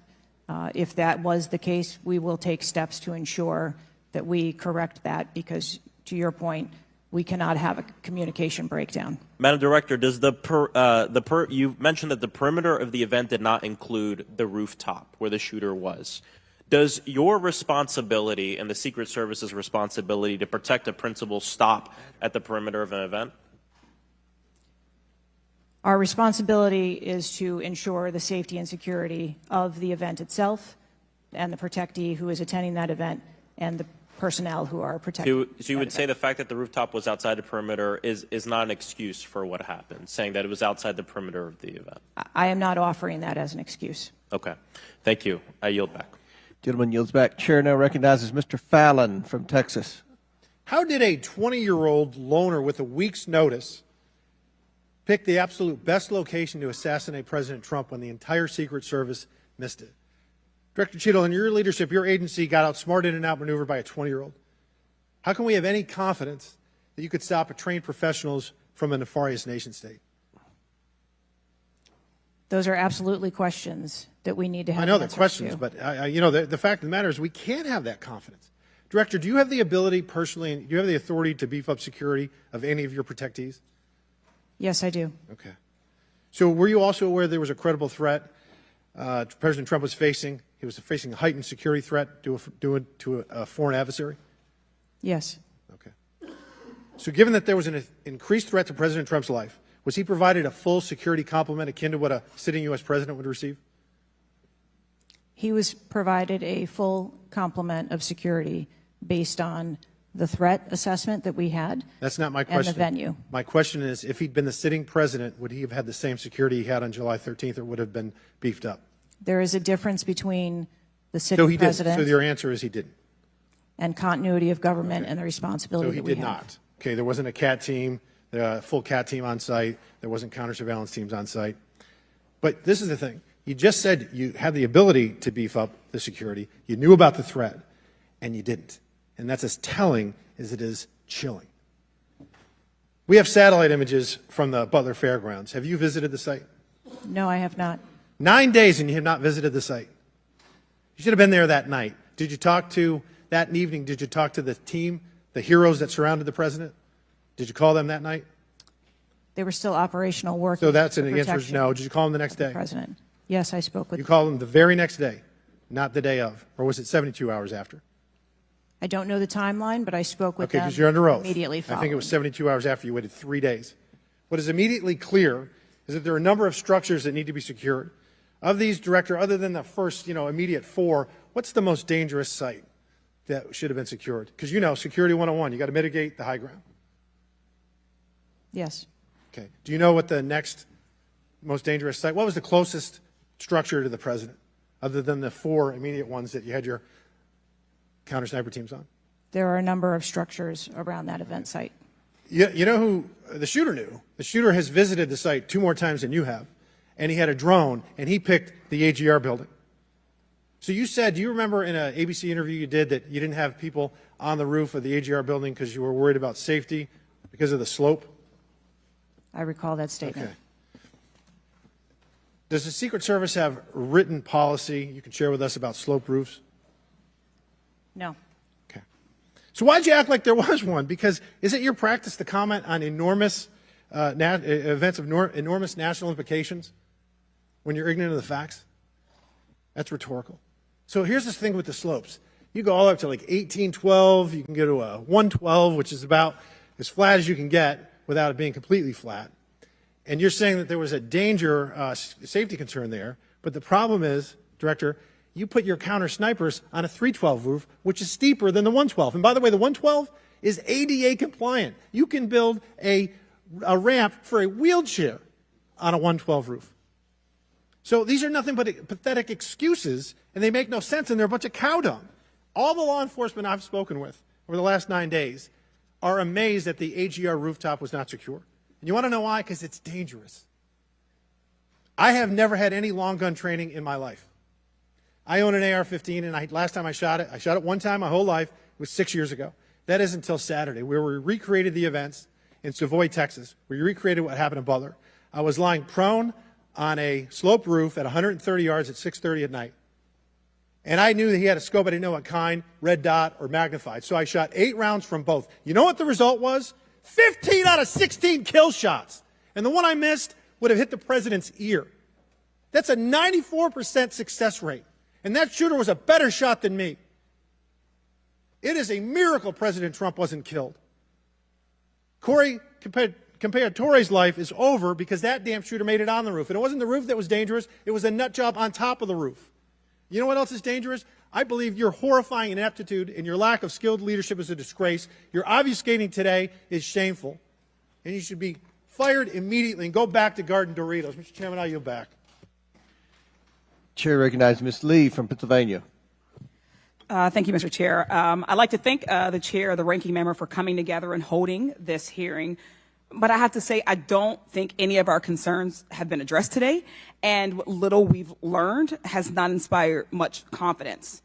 I will just say that we obviously can't allow the violence we're seeing in this country become the norm or a commonplace, but that seems to be where we're heading. On this occasion, it was, very shockingly, a former president and current political candidate at a rally that we all assume is one of the most secure places we can be. But the violence we saw last Saturday is the same culture of violence that makes too many of our kids and our community members feel unsafe to play outside or to go to class or to simply live their lives each day. But again, this was a political rally, and it is supposed to be one of the most secure places. So we do have very specific questions about that. Director Cheadle, I'd like to start by following up on some of my colleagues' questions. My colleagues, Mr. Krishnamurthy and Mr. Frost, highlighted a number of points that showed the shooter presenting an active threat. So I'd like to ask you, Director Cheadle, to clarify what the protocol is for postponing or canceling an event based on a threat, and how the events on July 13 didn't meet those standards. So again, I think we're talking about the distinction between suspicious behavior and a threat. And at the time that this individual was identified, they were displaying suspicious behavior. I'm still waiting for interviews from the FBI to determine what it was that identified that individual as suspicious and what those behaviors were. To that question, does suspicious behavior vary between different events? For instance, if we have an event with a president, would there not be a heightened standard for suspicious behavior?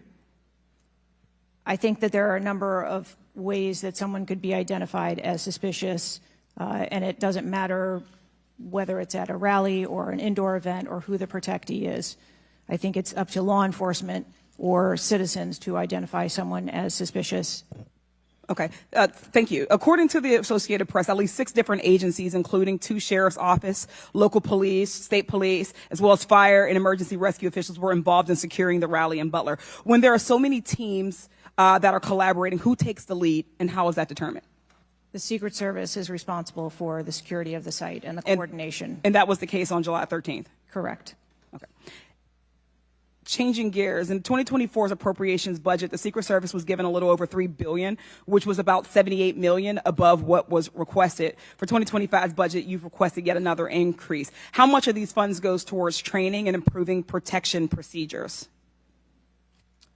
I would have to get back to you on the training aspect of it, but about 30% of our budget is for protection and facilities and training. But clearly the problem can't be a lack of funding. So what exactly do you see as the core problem that led to this failure, that led to your agency being outgunned by a 20-year-old using his father's gun and acting on his own without a particularly sophisticated plan or technology? I think that we are waiting to determine exactly what those failures or failure was so that we can make sure that the Secret Service is stronger after this. So we've heard a lot today that you can't answer because it's an ongoing investigation, that you're still figuring out the details, and that you won't answer basic questions. You've said 60 days for the investigation, but I simply don't think that's acceptable. Do you really plan to keep avoiding questions and the American people's questions, ours and the American people's questions, for the next 60 days? I'm not avoiding questions. I want to make sure that I am providing factual and accurate information. Certainly, but is there no in between, right, between what is obviously a fact and what you can surmise from the details that you already have? I assure you, when I have a full and complete report of what took place on that day, I will certainly come back and make that available. Certainly. Studies indicate that the United States is experiencing increasing levels of political violence and tension. Does the Secret Service see increasing political violence as a threat to its work? And if so, how is the Secret Service adapting its strategies and protocols to account for increasing political violence? We are constantly evaluating the threats that we receive and monitoring that, and we make adjustments on a daily basis to our protectees based on what those threats are and what actions we need to take. Yes or no? Do you believe that stricter controls on the availability of assault weapons would make it easier for the Secret Service to fulfill its missions of protecting public officials? I think the Secret Service is tasked with providing a safe environment, which is why we put into place a number of mitigation factors. Certainly, but do assault weapons make it easier or harder for you to do your job? I think that any weapon makes it difficult for us to do our job. Okay, I yield back. Chair now recognizes Mr. Donalds from Florida. Thank you, Chairman. Director, real quick, at what time was Secret Service aware of the active threat against President Trump? Director, what time? So the Secret Service was aware that there was an individual who had been identified as suspicious and that that individual was attempting to be tracked down. At what time? I don't have a specific timeline other than to tell Director, you, it's been 9 days. I At understand what that. time? I want to make sure that I give you factual information, sir. Director, have you talked to the agents on the ground that day? Yes, I have. You've talked to all of them. Mm-hmm. Your senior team has talked to every agent that was on the ground that day. Yes, we have. Have they all corroborated the same time they identified the shooter or they were made aware of the shooter, either by attendees in the crowd or local police department? There are a number of reports of when those times were made. Was it those 5 minutes verifications. before the first shot rang out? No. Generally speaking, was it 10 minutes before the first shot rang out? No. It Was it 15 minutes before the first shot rang out? It was less than that time frame when it was identified as a threat. How many days before the shooting took place did Secret Service actually do their advance work to secure the facility that the rally was going to be held at? 5 days. In the 5 days prior, when the security advance team did their work, did they identify the rooftop as a potential threat? Again, I'm pulling those reports and that information. It's been 9 to days, conduct those Madam interviews. Director. Did they notice a rooftop 150 yards away that was a potential threat? Yes or no? I am certain that the rooftop was noticed. I am pulling the reports. What was the security the security parameters around securing that rooftop? What did they do? There was overwatch provided for that rooftop. Did Overwatch fail? I am waiting to hear what the results of the investigation were so that I can identify where the failure was. Who did you talk to that was on the ground that day that was responsible for Overwatch? What are their names? I'm not going to provide their names in this setting. Did you talk to the people that were providing Overwatch that day? I've talked to the people that conducted the advance on that day and that were working the shift and were the counter snipers on that day. So you talked to the counter sniper team, you talked to the people who were providing Overwatch that day, and you talked to the advance team, correct? Yes, sir. What did they tell you?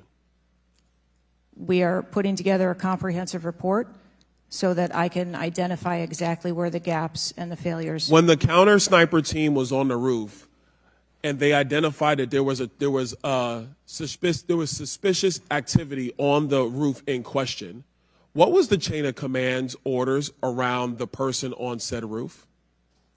Because I'm quite sure somebody saw in under your organization, the Secret Service, I'm quite sure somebody saw the shooter on the roof. So what was the communication through the chain of command to deal with said person? What I can tell you is that when the individual was identified by the counter sniper, they took one shot and neutralized that individual. But that was after the shooter already took a shot. Is that correct? That is correct. So what you're saying now is that the Secret Service did not see the shooter on the roof until after the shooter took a shot? I do not have all of those details at this time. If you don't have those details after 9 days, Director, then what you're telling me is that you guys didn't see it. Is that correct? I am telling you I don't have all the details of the sequence at this time. Director, it's been 9 days. Either you have the information or you do not. Is that correct? We are still in the process of conducting interviews and an investigation. Some of my colleagues have texted me over the last couple days, bipartisan, about whether you should lose your job. And I've been quiet on that question because I wanted to see what you were going to do today. In my opinion, you do need to be fired immediately. And it is because this is gross incompetence. And the fact that it's been 9 days, and these are simple questions to answer, I'm quite sure if I asked any one of my kids if they got in trouble and I told them to give me the details, I would get more answers from them than I'm getting from you right now. And that's what's frustrating on a bipartisan basis, on a nonpartisan basis. This is a joke. And Director, you're in charge, and that's why you need to go. Mr. Chairman, I yield back. Chair now recognize Mr. Goldman from New York. Thank you, Mr. Chairman. Director, I want to follow up and just understand a little bit why there is so much information about this out in the public, including some from you and your communications team, and yet you're here pursuant to a subpoena under oath in front of Congress, and you're unable or unwilling to answer some of those same questions. Can you just explain why you are answering so many fewer questions here than you have to the media? I'm answering the questions that I'm able to answer based on the fact that there are multiple ongoing investigations. But you have answered some of these questions previously, correct? To the public, to the media. Which questions? Well, did you have an interview with ABC News? Yes, I did. Okay. And did you explain the interaction between local law enforcement and the Secret Service, and that local law enforcement was responsible for securing the perimeter of the building where the shooter was?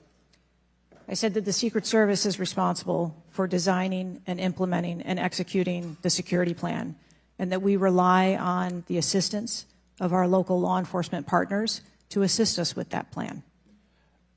Let me ask you something. Were you given any instructions about what you can and cannot answer here today?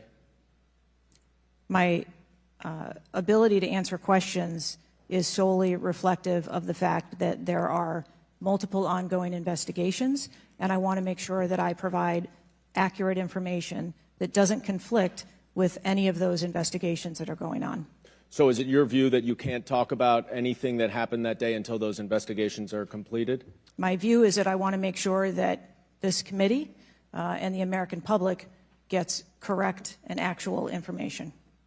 And so is it your view that that can only happen after the completion of the investigation? It is my view that when the investigations are complete, that we will be able to share that information. And how about before that? If I have factual information that I can share before that, I absolutely will. I'm guessing you have factual information as to when the suspicious photograph of the suspicious person was relayed to the Secret Service. There's a timestamp on that text message or whatever it was, correct? Sir, I'm sure you can understand that when you're dealing with text messages, emails, and other communications, the timelines don't always match up. Not really if they're time-stamped, but let me move on. Because you have acknowledged that this was a major security failure. Is that right? Yes. Do you acknowledge that it was a major security failure not to secure the rooftop of the building that the shooter shot from? I believe at this time that the rooftop was provided Overwatch. I acknowledge that we are unaware at this time how the individual was able to access the roof.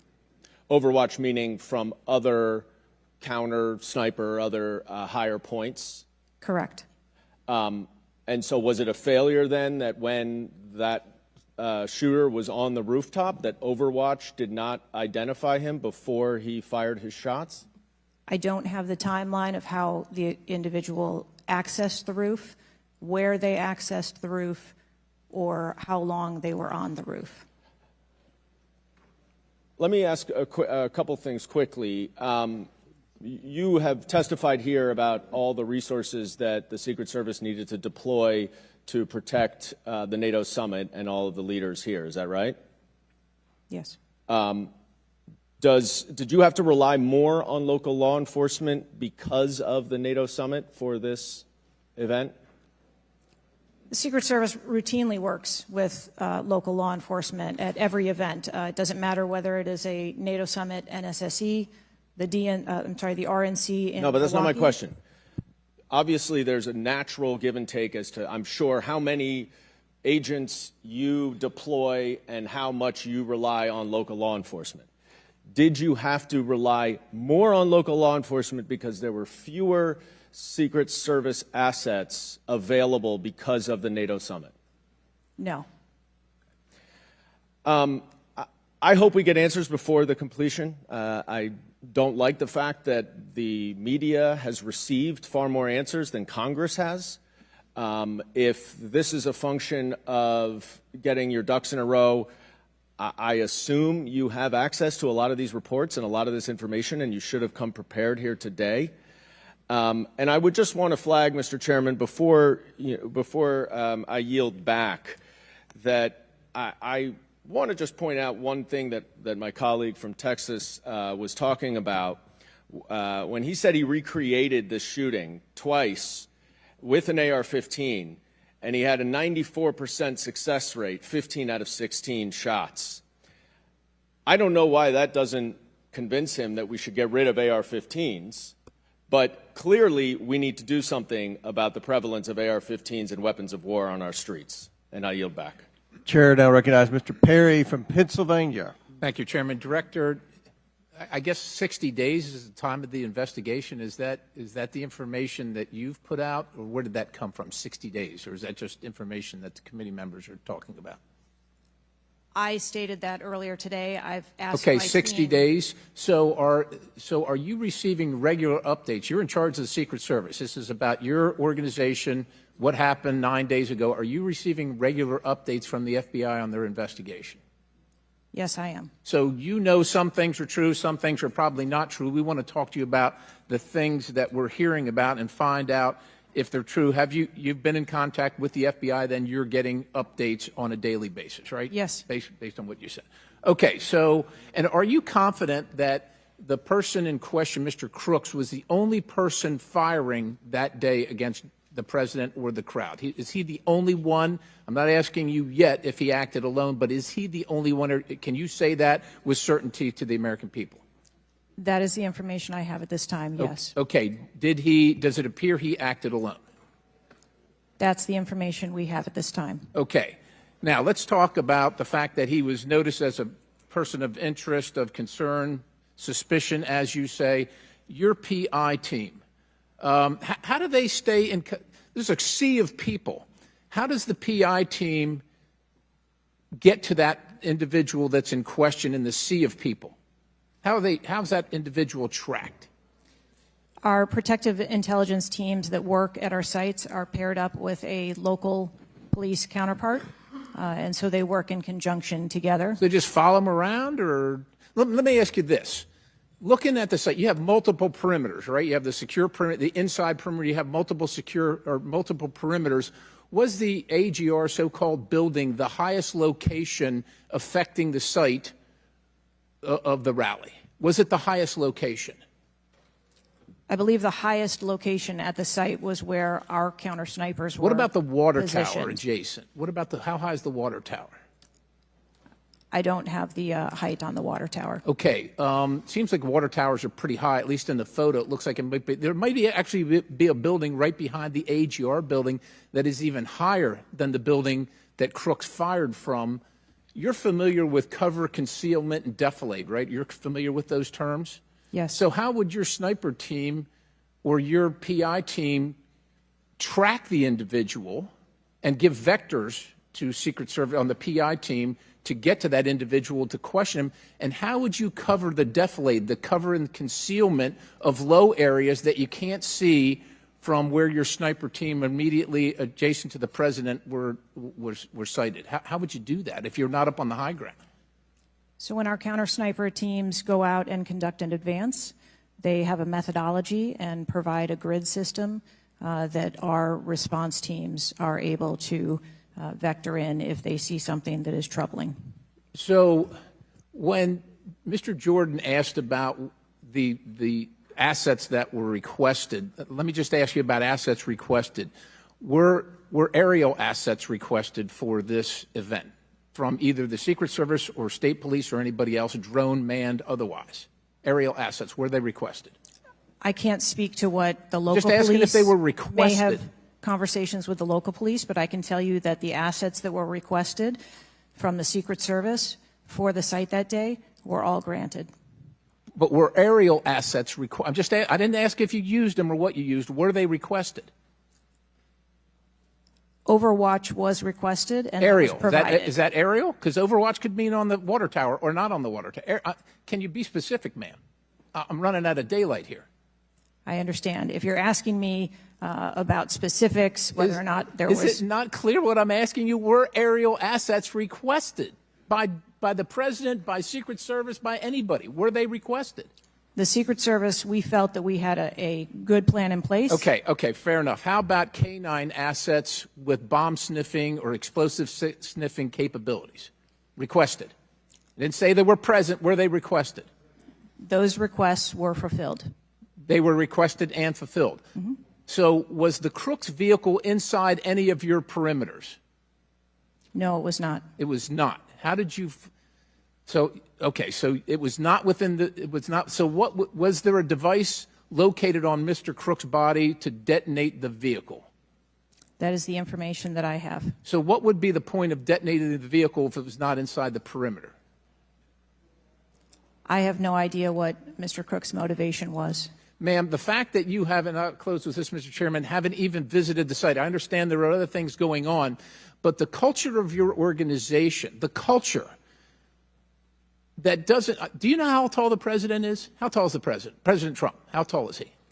He's over 6 feet tall. I don't know. Okay, so do you assign agents based on their ability to cover physically and carry, if necessary, the President of the United States when you assign them to this mission? Is that a parameter that is considered? I assign agents to work our protectees that are capable and have been trained by the Secret Service. I understand they're trained, but if you're not tall enough, it has nothing to do with, we're not mad at you, but if somebody's 7 feet tall and you're 5 feet tall, there's going to be a delta there that is problematic in protecting the protectee. And I'm asking, is that a consideration when these agents, not saying you, but when they're assigned to the protectee? The agents that are assigned to our protectees are perfectly capable. Okay, ma'am. So of the providing culture is what I'm protection. concerned about, because the primary objective here seems to be something other than securing the site, securing the principal, and securing the people at the site. And that's the concern based on the answers that you've given today so far. Without a yield, Mr. Chairman. Chair now recognizes Mr. Moskowitz from Florida. Thank you, Mr. Chairman. Thank you for this hearing. I want to thank the subpoena that you sent. I want to thank Ranking Member Raskin and your work, the letter you sent to the committee. And I also support the creation of a commission to get to the bottom of what happened. Director, I just want to give you an honest assessment of how this is going for you today. Did you happen to catch the hearing many months ago in education where there were a bunch of university presidents and Elise Stefanik asked a very easy question and couldn't get an answer? Did you see that hearing? No, I don't think I did. Okay, well, let me tell you, it didn't go well, and the short end of that story was those university professors all resigned. They're gone. That's how this is going for you. This is where this is headed, okay? This is, I don't know who prepared you for this. I don't know how many times you've testified in front of Congress. But a president was almost assassinated live on television, not just for Americans, but for the world to see. And this being your first opportunity, I understand there's an ongoing investigation. I understand there's things that you can not talk about. But the idea that we're getting less than you did on television is something that Democrats, Independents, or Republicans are going to find unacceptable. My high school, Marjorie Stoneman Douglas, was on the list of mass shootings that Representative Raskin held up. That very day, the school resource officer, a police officer, did not run into the building. He hid in the stairwell while the shooter was in the building. He stayed outside, never helped. Okay? He also directed other officers who showed up on the scene not to go into the building. When it was determined that the failures in response and training, and that the sheriff fired nobody in his agency, Governor DeSantis then removed that sheriff. I supported the removal. So here's my question. You said there's going to be accountability. I understand you don't want to give us names. When you say that, are you telling the committee that once it's concluded, you're prepared to fire the people on the ground who made poor decisions that day? I'm prepared to take the actions necessary. No, that's nonsense. Okay? Accountability. The failure was human. That doesn't mean they're bad people. It means they failed that day, and a former president was almost assassinated. Okay? Are you prepared to fire the human failure on the ground? Yes or no? When you have the names of where those failures were, they're people. It's not like a piece of technology failed. It was people who failed that day. Are you prepared to fire them? I don't have an answer as to whether it Well, was then how can there be people- accountability if you're not prepared to fire someone? And the reason why your name is going to be the person who's held accountable, the reason why members in this committee are calling for resignation, and I join in that, or for the president to fire you, is because you're saying there's going to be accountability, but you can't commit that people are going to get fired. Let me ask this question a different way. If Trump had been assassinated that day, if the gunman had succeeded, okay, would you have come and tendered your resignation? I would still be sitting here because I would want to ensure the integrity of the investigation. Totally that would move understand. forward. That's a fair answer that you would have set up that process. But would you have had the honor to come in front of the committee and say, a former president was assassinated on my watch, there should be new leadership? I think that I have admitted that there was No, that's what I'm asking. grave Would you have failure tendered your resignation if he had been killed? that occurred on my watch, and I am accountable for that. Okay, but would you have tendered your resignation if he had been killed? I think that I've admitted that I've taken accountability and will take responsibility. Okay. Well, let me ask I want to follow up on Representative Connolly's question, in which he asked about guns, and you were not willing to commit that makes your job harder. This is not about the Second Amendment. If there are over 400 million guns on the streets, if all of those guns were machine guns, would that make your job harder to protect people? Again, I think weapons that are out there. If all of make our those job- guns were rocket-propelled grenades, would that make your job harder? Yes, sir. Yes. Okay, thank you. Perfect. This is not a trick question. Thank you. Okay. I won't ask the other 15 things I was going to do. I was going to do drone strikes, but it's okay. So that's all we were asking. It creates a challenging environment. It has nothing to do with the Second Amendment or people's rights, but it does make your job harder. So credit to Representative Connolly for asking that question. One last thing, Mr. Chairman, and I'll conclude. You know, there was a question asked, is an Iranian assassin more capable than a 20-year-old? And I have been tough on Iran. I probably have more resolutions on Iran than almost anyone in Congress. But I can tell you it isn't Iranians walking into schools and grocery stores and movie theaters and churches. It is 20-year-olds, right? And some of them are mentally unstable. And they have access to guns. And they're domestic terrorists. Someone talked about Christopher Wray. Christopher Wray has talked about domestic terrorism. And so, yes, we collectively come together on foreign threats, and I am not at all debasing the fact that there are foreign threats here and abroad, but there are domestic threats, and we have to get to the bottom of how we stop domestic terrorism, because it was a 20-year-old who walked into my high school and killed 17 people. He was plenty capable, and he was an Iranian. Thank you. Chair now recognizes Mr. Timmons from South Carolina. Thank you, Mr. Chairman. Director Cheadle, we've asked you a lot of questions and haven't really got a lot of straight answers. I have intentionally created a line of questioning that I think that you can answer. So the first question is, do you agree that the allocation of Secret Service resources should correspond with the risk profile of any given event? A higher degree of risk at one event should get more resources. Is that fair? That is fair. Okay.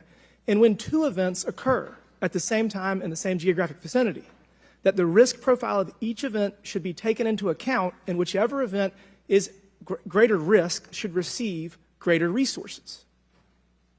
That is correct. Okay, so I'm going to go over the Trump event. So this was publicly announced July 3rd, Butler, Pennsylvania. The venue is an outdoor fairground, open air, no existing security. The crowd size was expected to be tens of thousands. It ended up being over 20,000. There were general and specific threats from foreign adversaries. As the chairman of intelligence remarked, Iran has said they want revenge, as well as when President Trump was in office, he made a lot of people mad, terrorists to be included all over the world. And, you know, President Trump is the former president and the future president. So I would say that that is a fairly high-risk event. Would you agree? Yes. Okay, let's conversely, the First Lady had an event at a casino in Pittsburgh, just a few dozen miles away. It was a dinner for the Italian Sons and Daughters of America. It was publicly announced on July 10th. What's interesting is that the casino is actually extremely secure. They already have magnetometers existing prior to this event even being announced. It was in a ballroom. And the size of the crowd, a mere 400. There were no specific threats. There may have been general threats. And the asset is the First Lady. Those seem like there's a huge disparity relative to risk. Would you agree? Yes. Okay, thank you. Multiple whistleblowers and various media outlets have reported that the Pittsburgh field office of the Secret Service allocated 12 additional post standers to the First Lady's event and 3 additional post standers to the Trump rally. Is that correct? There were no assets that were diverted from the First No. Lady's This is a very visits. simple question. I'm not asking if anyone was diverted. Did the First Lady's event that was relatively secure, especially compared to Trump's rally, get 12 assets? And did the First Lady's event get 12 assets and Trump's get 3 from the Pittsburgh field office? That's a yes or no question. If you don't know, don't answer it. I mean, if you don't know, don't answer The number of it. personnel that were allocated to both of those events were comparable to the risk at both of those events. Wow. Really? So you think that the Pittsburgh casino, 400-person in a ballroom with ingress-egress through probably a very well-guarded parking garage was 4 times more dangerous than a 20,000 person rally on an open field with the former president and future president? You think that that's 4 times more dangerous, the casino event? I didn't say that at all. Well, they got 4 times the resources from the Pittsburgh field office, who was likely in charge of the final walkthrough for both events. I mean, we've continually highlighted the failures of the Secret Service at the Trump rally. And, you know, you have the former and future president getting shot. You have multiple injuries, 1 fatality.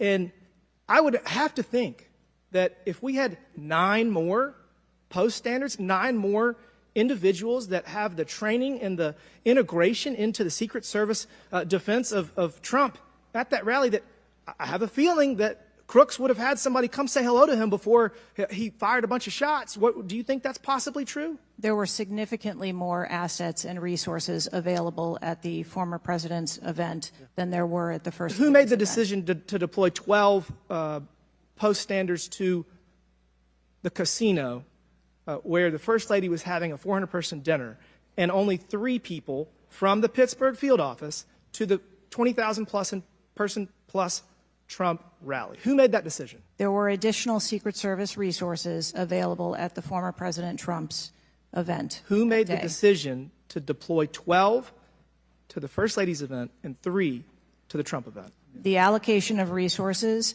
is decided based on the availability of personnel and their location and where they are, but there were sufficient resources What did you just that say? were given to Did you just say there were former sufficient presidents. resources? President Trump Event got that shot. day. Someone got killed. There were not sufficient resources, clearly. There was And a it gap. doesn't take 27 years of experience to know that. And whoever made that decision, it probably wasn't you, needs to be fired. And then you need to resign because this is absolutely unacceptable. And you've lost the trust of the American people. With that, Mr. Chairman, I yield back. Gentleman yields back. Chair now recognizes Ms. Tlaib from Michigan. Thank you so much, Mr. Chair. Thank you, Director, for being here. You know, when we hear the headline, a 20-year-old young man with access to an assault weapon commits an act of mass violence, I mean, we've heard this before, over and over again. But the unfortunate thing is that my residents don't get a committee hearing. We have not had one committee hearing about the over 260 mass shootings that we've had, killing hundreds of people, injuring hundreds, changing their lives forever. And don't get me wrong, to many of my colleagues, I mean, I watched, and even the pool of blood, the screams, it was horrific. But it made me think about the images I saw after mass shootings at schools, grocery stores. I mean, I think of Buffalo, New York at a supermarket where a racist gunman killed 10 shoppers with an AR. In El Paso, AK-47 style assault rifle killed 22. In Florida, in Parkland, Florida, 17 students and teachers murdered, again with an AR. In Pittsburgh, at a place of faith, Tree of Life Synagogue, 11 murdered. And don't get me about Newton, Connecticut, which still breaks my heart. 26 murdered, including 20 elementary school children. This year in Michigan, we've had, Mr. Chair, 2 mass shootings. 21 shot in Detroit. One of the most horrific shootings we've seen. 2 killed at a splash pad in Rochester Hills, Michigan. 8 shot there. Again, an assault weapon used. But the difference here is the former president gets a hearing in his attempt to assassinate, but our residents don't get a hearing about mass shootings, about gun violence in our country. You know, Mr. Chair, I ask this wholeheartedly. You know, they don't have Secret Service to protect them. They don't. I don't have these mass agencies protecting our kids in the schools or the supermarket, movie theaters, or going to a block party in Detroit. I don't have that. We don't have that. But I can't believe we're just going to focus on that and not the fact that we're hearing yet again in the headlines a 20-year-old young man having access to an assault weapon, a weapon of war. Many of my veterans say they have to be trained to use. But he can get it. Wasn't safely stored by the parent, grabbing that gun, and innocent lives were lost. Director, I know you got asked about this, and I think it's important, though, you for us to hear this. But how difficult is your job when there's such easy access to assault weapons in the streets? I think the job of a Secret Service agent and officer is incredibly difficult. I think the environment we deal with every day and the dynamics of the threat environment is incredibly difficult. These are brave men and women who put their lives on the line, and a day like we had on July 13th is a day that no one in my agency ever wants to have as their responsibility. It is an incredibly difficult job. Yeah, I immediately thought of the children in the audience. I mean, when you think about going to a rally with your family, again, their lives are forever changed. The incident are never isolated. I really believe these incidents are never isolated. And I know Detroit Free Press had reported that the 20-year-old Pennsylvania shooter looked up the 2021 Oxford High School shooting in Michigan. Can you comment on what information this shooter was looking up in regarding the tragedy of Oxford High School, where it took 4 of our high school youth there? I'm sorry, I'm not able to. The FBI has those details. So you can't even tell us, I mean, was he looking at the type of weapon? How many? Yeah, unfortunately, I don't have those details. Do you have, I mean, did they share that with you, though? I don't have the full content of what his searches were. I think that they are still in the process of examining all of his devices. Okay. Again, the impact, I want to be really serious about this. The impact on our families is more than just this political rally, Mr. Chair. We have to talk about this, even if we're in disagreement. Let's talk about it, because I've seen statistics that show that we could be saving lives now if we ban these weapons of war from being able to buy it at the local store down the street. I mean, we just can't continue to allow this to happen. And unfortunately, my residents are not former presidents of the United States. They don't get a hearing. They don't get Secret Service, any of that. And even among those that are expressing the failed in the system, they just deserve better. They truly do. Thank you, and I yield. Chair now recognizes Mr. Burchett from Tennessee. Thank you, Mr. Chairman. Ms. Cheadle, the shooter was set up on the roof of the AGR International building, as we know. Was the roof identified as a potential vulnerability days before the rally? To my knowledge, yes, it was. Were agents or officers inside the building? If so, what floor were they on? We had local police officers inside the building. The roof looks like it's a tin roof. How did no one inside that building hear someone moving on top of a metal roof? I don't have the details of all of the interviews that have been conducted yet. When will you have those? I have been asking, and I want to have that information as soon as you do. Okay. As well. Why did Secret Service fail to block the line of sight from that roof? I think that the Secret Service put together a plan where they were counting that roof in as part of their overwatch, and that was the plan that they had put in place that day. If you weren't going to put a security personnel on the roof, why not at least use drone technology or aerial surveillance to monitor the rally? There are a number of times that we do use drone technology. I'm not speaking specifically to this event and what was utilized or not. There are times when drone technology is available and helpful at events, and there are times when it is not appropriate. Do y'all use Signal? Do you personally use Signal to communicate with any official from the White House? Signal on your phone? On occasion, I'm sure that there are people that use Signal, yes. Okay. Do you use it to speak with the White House? Use Signal? No, I do not. Okay. When was Thomas Crooks first identified as a person of interest? Let me help you. At 5:10, he was spotted with a rangefinder at 5:51. And when did Secret Service notice him? Again, I don't have those specific timelines, but it was a relatively short period of time. Let me help you. 5:52. Ms. Cheadle, why was President Trump allowed on stage 10 minutes after the Secret Service spotted a suspicious individual? That seems to me to be the worst thing of all. All the breakdown and all this communication, all the BS you've been feeding us here today or not feeding us, that seems to be the question. So as I've stated before, there are a number of events where suspicious people may be identified. That doesn't necessarily... Ma'am, I submit to you, you got a guy who's going to be the next president of the United States. He's on stage. I've been to these events. We've all been to these events. A car backfires, and there's a 15-minute dadgum wait. That's not acceptable. Did the Secret Service tell President Trump they'd spotted a suspicious individual before he was shot? I am unclear as to what the communication was with the former president Okay, at that I'll time. take that as a no. Did y'all deny President Trump's request for more security? Yes or no? And when was the most recent request for additional security? The rally request for security, all of those requests were fulfilled. And were there any personnel redirected to Jill Biden's rally? No. Who made the decision on the direction of agents at either one of those rallies? I'm unclear as to your question on the direction of the agents. I said, who directed those agents to be at Ms. Biden's rally or President Trump's rally? The specific agents. So there is a methodology in which agents are available for assignments, and they are assigned based on either geographic location or logistics or flight. Ma'am, I appreciate all that, but that methodology about got President Trump killed. Was the security detail guarding President Trump a temporary detail?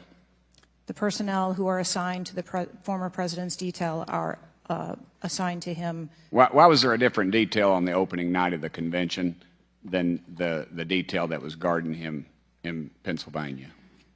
The president has a very large permanent protective detail assigned to him.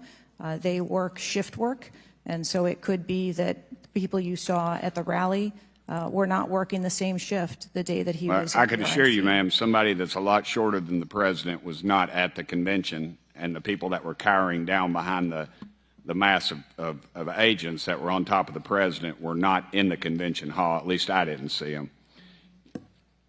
You can't seem to answer a single question about an ongoing investigation, ma'am, and you don't know when the information will be released publicly. Are you waiting for the administration to sign off?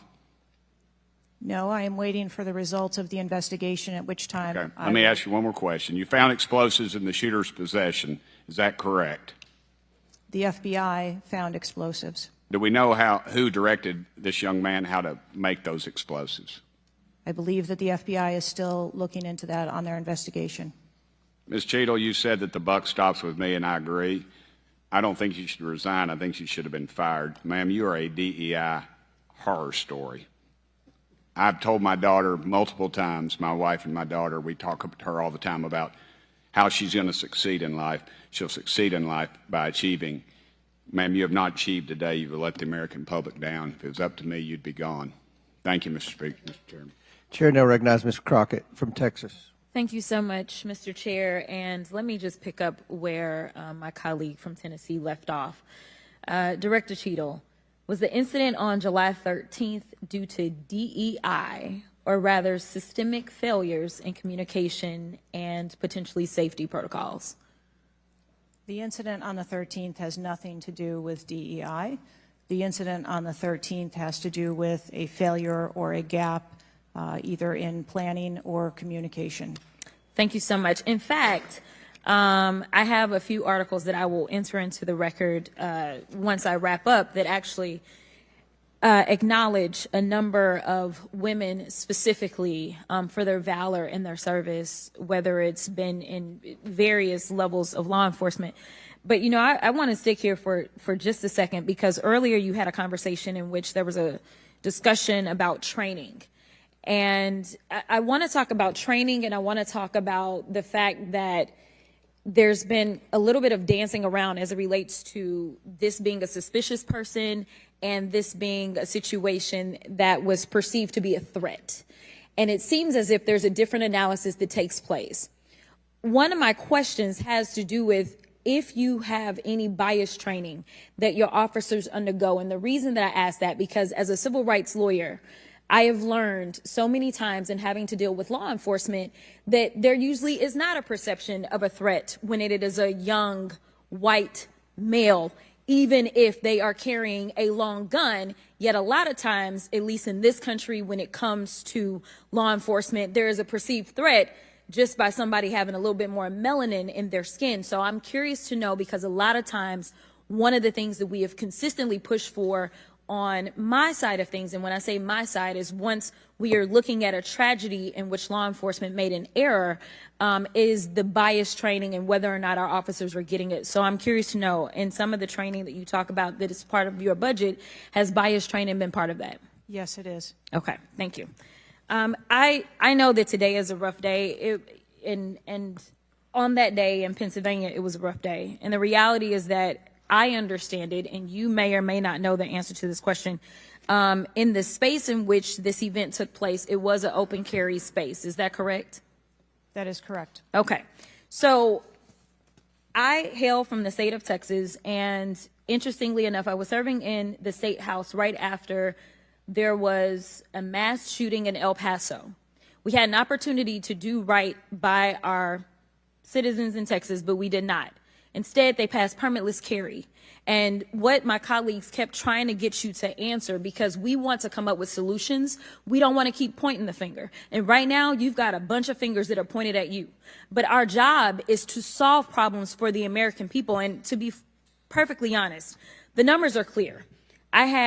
I think almost every major law enforcement agency come forward and say that they were against permitless carry because they said that their jobs would be made more difficult. Unfortunately, my colleagues on the other side of the aisle in the state of Texas decided that they would ignore those warnings, and they passed the law instead. And right after they passed that law, we ended up with Uvalde. And we heard the stories of those officers that were scared to go in and save those babies because of the firearm in which in that case, 18-year-old had in his hands. They also were given an opportunity to say, hey, raise the age and make it to where at least you have to be 21 before you can possess this type of weapon. And they chose not to. And we have the facts. It shows, and I'll enter this into the record as well if there is no objection, deaths from firearms keep climbing in Texas decades after lawmakers began weakening gun regulations. That is from the Texas Tribune. Without objection, so ordered. Thank you so much. The last thing that I'm just going to make a point of saying is that we all care about this issue because we know that there has been a spike in violence, political violence in this country. Are you aware of the fact that the numbers are higher right now? Yes. Okay. In addition to that, and I'm going to point a little blame at ourselves because right now you got all the fingers pointed at you. But the reality is that we have a number of congressional members that are consistently engaging in violent rhetoric, and it needs to be toned down. The reality is that people are listening and they're paying attention, but unfortunately, another thing that is happening because we're not getting answers from you today is the conspiracy theories. They have already began. Have you heard of any of the conspiracies? Yes. Okay.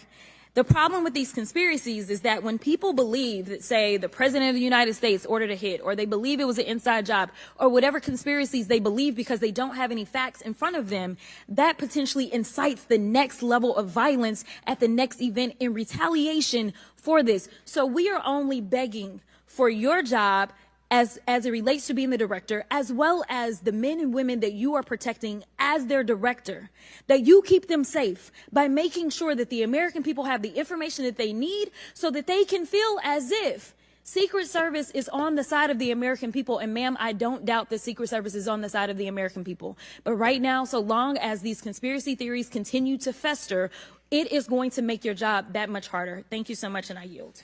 Chair now recognizes Ms. Marjorie Taylor Greene from Georgia. Thank you, Mr. Chairman. Ms. Cheadle, I'd like to remind you that you're under oath. The site team has a senior supervisor, an advanced team, a protective intelligence team, a counter sniper element, and detail. Who was the agent in charge? How long has she been the agent in charge? And what is her Secret Service background?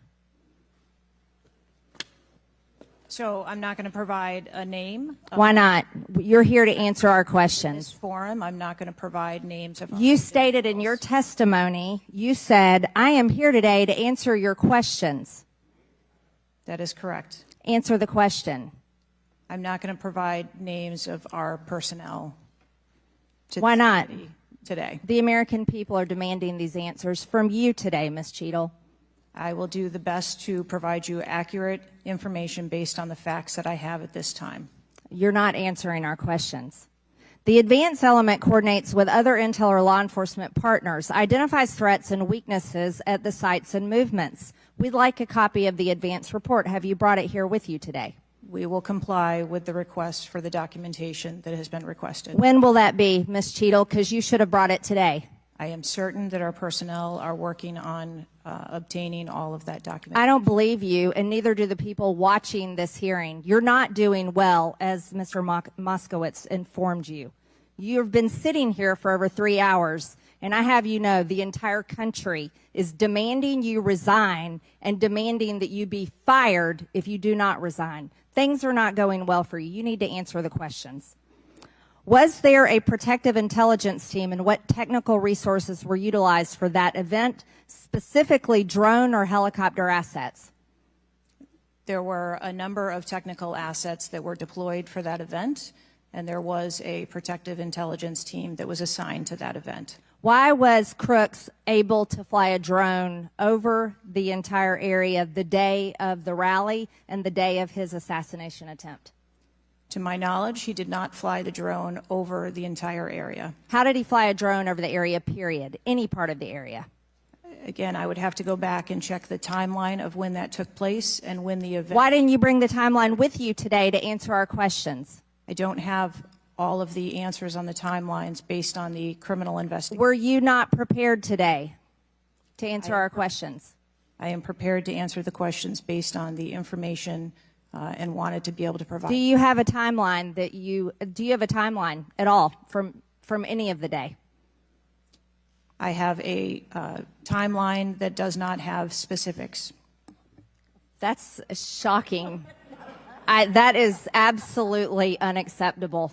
That means you are a failure at your job. Let's talk about things that are prohibited in Trump rallies. And I've been to a lot of Trump rallies. Backpacks and bags, bicycles, firearms, any type of weapon, or any other item determined to be a potential safety hazard, like a rangefinder would be one. At 5:10, Crooks is first observed by one of the snipers, AGR Sniper 1, at the building. 5:10, President Trump was shot in the face at 6:11 p.m.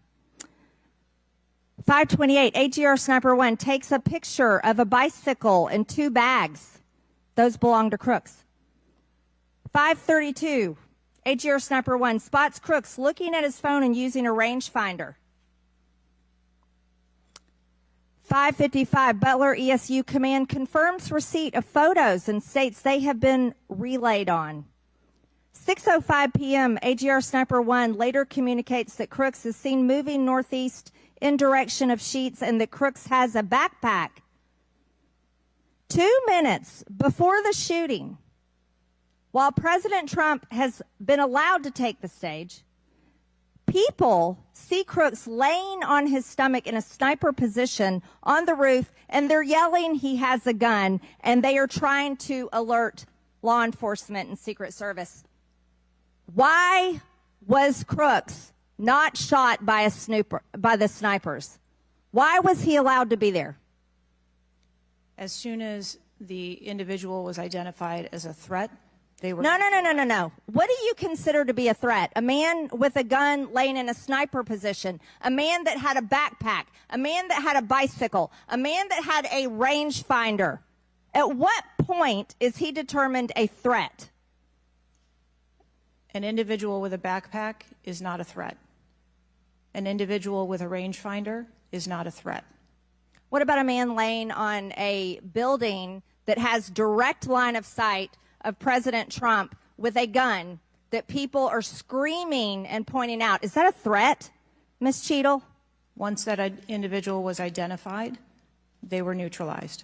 No, they were neutralized. Crooks was neutralized after he shot President Trump in the face, Ms. Cheadle. Is he only a threat once he fires the weapon?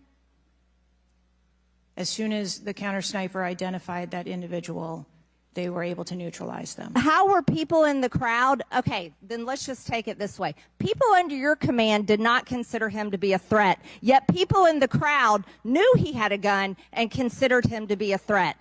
That means that you are a complete failure as the director of the Secret Service, that people under your command don't perceive a man laying on a roof with direct line to the president with a gun They don't perceive that to be a threat, yet the people in the crowd do. How is that possible? That's the last question, but please answer the question, Ms. Director.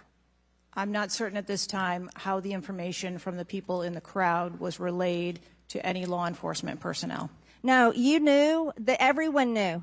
The people there knew that there was a danger. They knew there was a threat to President Trump, and it was allowed to happen. Was there a stand-down order, Ms. Cheadle?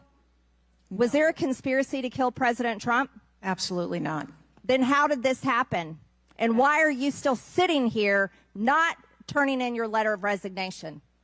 Last question, but please answer, and then I'll recognize Ms. Presley. Please answer the question. That is what we are investigating to determine.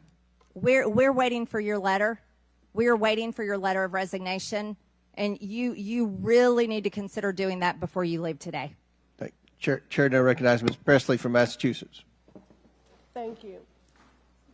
No one, absolutely no one should fear for their life. At a political rally, in a classroom, in a faith house, or in their home. We must do something about political violence in all its forms and gun violence in all of its forms. Now, Director Cheadle, you have noted that numerous investigations are ongoing related to the Secret Service response and that we can expect a report in the next 60 days. With the election nearly 100 days away, that is an unacceptable timeline, and it makes people less safe. It also allows my colleagues across the aisle, Republicans, additional time to spread dangerous misinformation, which also puts people in harm's way. Some Republicans have exploited this moment to continue to attack progress towards racial justice and gender equity in America. Disappointing, but not surprising. I hesitate to repeat their racist and sexist tropes, but in summary, Republicans have wrongfully and shamefully stated that hiring women and people of color hindered the response to the shooting. Now, this is part and parcel of Republican strategy to constantly attack necessary diversity, equity, and inclusion efforts, to undermine the contributions that women, people of color, the disability community, and others make to this country each and every day. And it is disgraceful. In the wake of gun violence and tragic loss of life, Republicans are ignoring solutions like gun safety reform and instead trotting out sexist tropes. Can't say I'm surprised. I ask unanimous consent to enter into the record reporting from CNN titled "Right-Wing Media Figures Blame Women in Secret Service and DEI for Security Failure in Trump Shooting." Without objection to order. This article quotes members of Congress and others that plainly accuse DEI and the hiring of women as a liability for the Secret Service.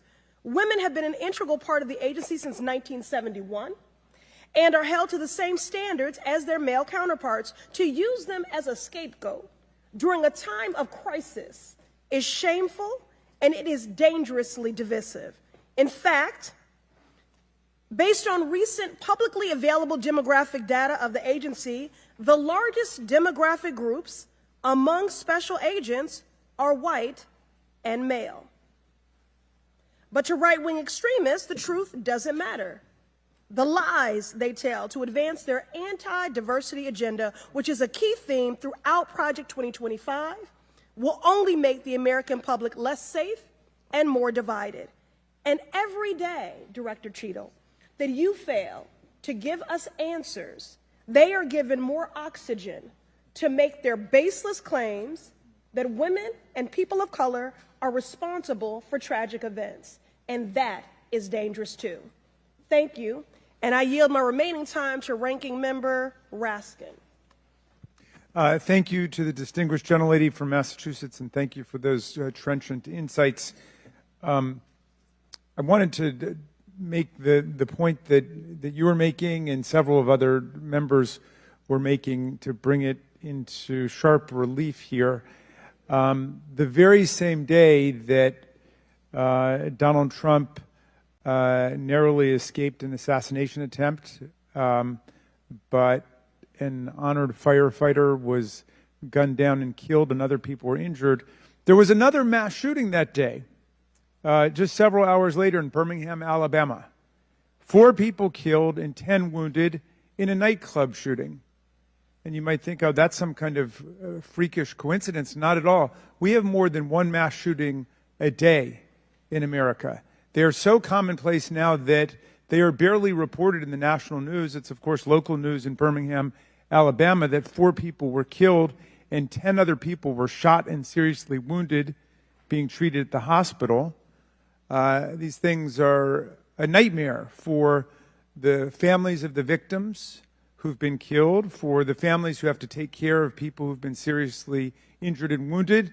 They are a major financial drain, publicly and privately, and yet we allow AR-15s to be purchased with abandon, promiscuously, all over the country. People can just go out and get an assault weapon. And the distinguished gentlelady from Michigan was right. We have a hearing when it affects the President of the United States, but on all the other days of the year, we don't have a hearing about it. And I think it is because of an honest disagreement we have about the Second Amendment. There are some people who think the Second Amendment means you've got the right to arm yourself with whatever weaponry you need to overthrow the government of the United States, and we reject that as a false interpretation of the Second Amendment and a false interpretation of the Constitution. We can ban assault weapons. We did it back in 1994. It dramatically reduced these mass shootings, and when that ban was lifted, the mass shootings went up through the roof again, and we've shown it. And so just like we're demanding real answers and real action from the Secret Service, let us demand real action and real answers from ourselves about the nightmare of mass gun violence, which puts America into a category all its own when you compare us to the countries in the European Union or Canada or other similarly situated countries. There's nothing like what we're going through. So we've got to act on the Secret Service to protect ourselves against political violence, and we've got to act as a Congress to protect ourselves against AR-15 violence in America. Chair recognizes Ms. McClain from Michigan. Thank you, Mr. Chairman. And first of all, I want to thank the Secret Service agents, those who work tirelessly to protect our president, and specifically those agents who did not hesitate to jump in front of President Trump. And my heart goes out to the family of the Competor family and the people at the rally who are still recovering. On the other hand, the Secret Service has a leadership problem, and it falls on you.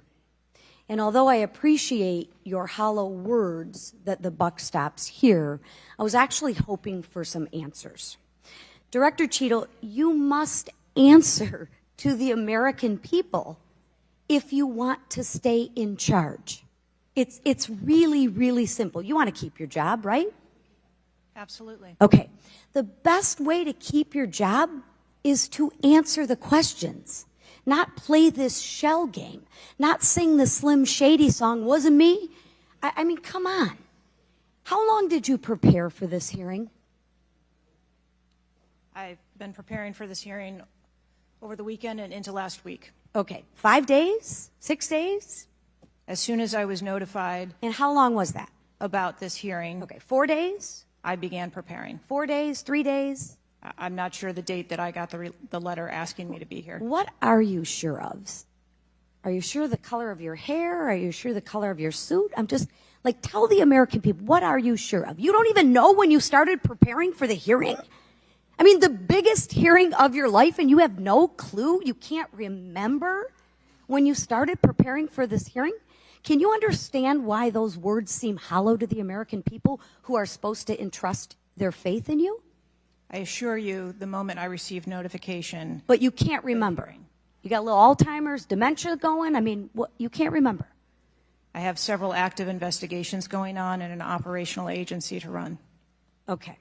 All right. But you want to take accountability, right? The buck stops with you, right? I am taking accountability. Super. Then let's start with trying to answer some questions. You keep referring to the FBI. When asked how many shell casings were on the roof, you referred to the FBI. When asked if there were explosives in the car, you referred to the FBI. When asked if Crooks was acting alone, you referred to the FBI. See a common theme here? I can go on and on. My question is, who at the FBI should I speak with? Wait for it. Wait for it. The FBI is responsible for the criminal Is there a name? I'm not certain. I'm not certain. Who at All the right, here we go. FBI I'm is not running the certain. I investigation. don't know. Let me ask a different question. Have you been in communication with the FBI? Yes, I have. With whom? I speak with the director and the deputy director. Okay. And what have they shared with you about this investigation? So I'll give you an opportunity to answer again. Did they share with you how many shell casings were on the roof? They have shared with me the evidence. Did they they've collected. share with you how many shell casing were on the roof? Yes. Okay, how many were there? I would refer to the FBI for their How investigation many were there? and their information that they need to share in their investigation. So they've shared the information with you. You just don't want to share the information with us, correct? We have concurrent investigations that are going on. So they have shared this information with you. You know the answer to the question. You just refuse to answer the question from the member of Congress who has subpoenaed you to be here. Is there a different answer to that question? I was always willing to come here and testify before this oversight hearing. Beautiful. Then let's Wasn't a- do that. was Let's necessary. for once have your actions match your words. So you've been in communication with the FBI. You know the answers and you refuse to tell us the answers. So I will ask you again. You know how many shell casings were on that roof. What is the answer to that question? I think it's pertinent. What to talk, is the answer to that question? I think it's pertinent to talk to you about the information that the Secret Service has and that the Secret Service knows related. I'm to the asking events you on an that day. answer to the question. If you're supposed to be in charge, if the buck stops with you, how come you can't share the answers? What are you covering up? What are you hiding, my friend?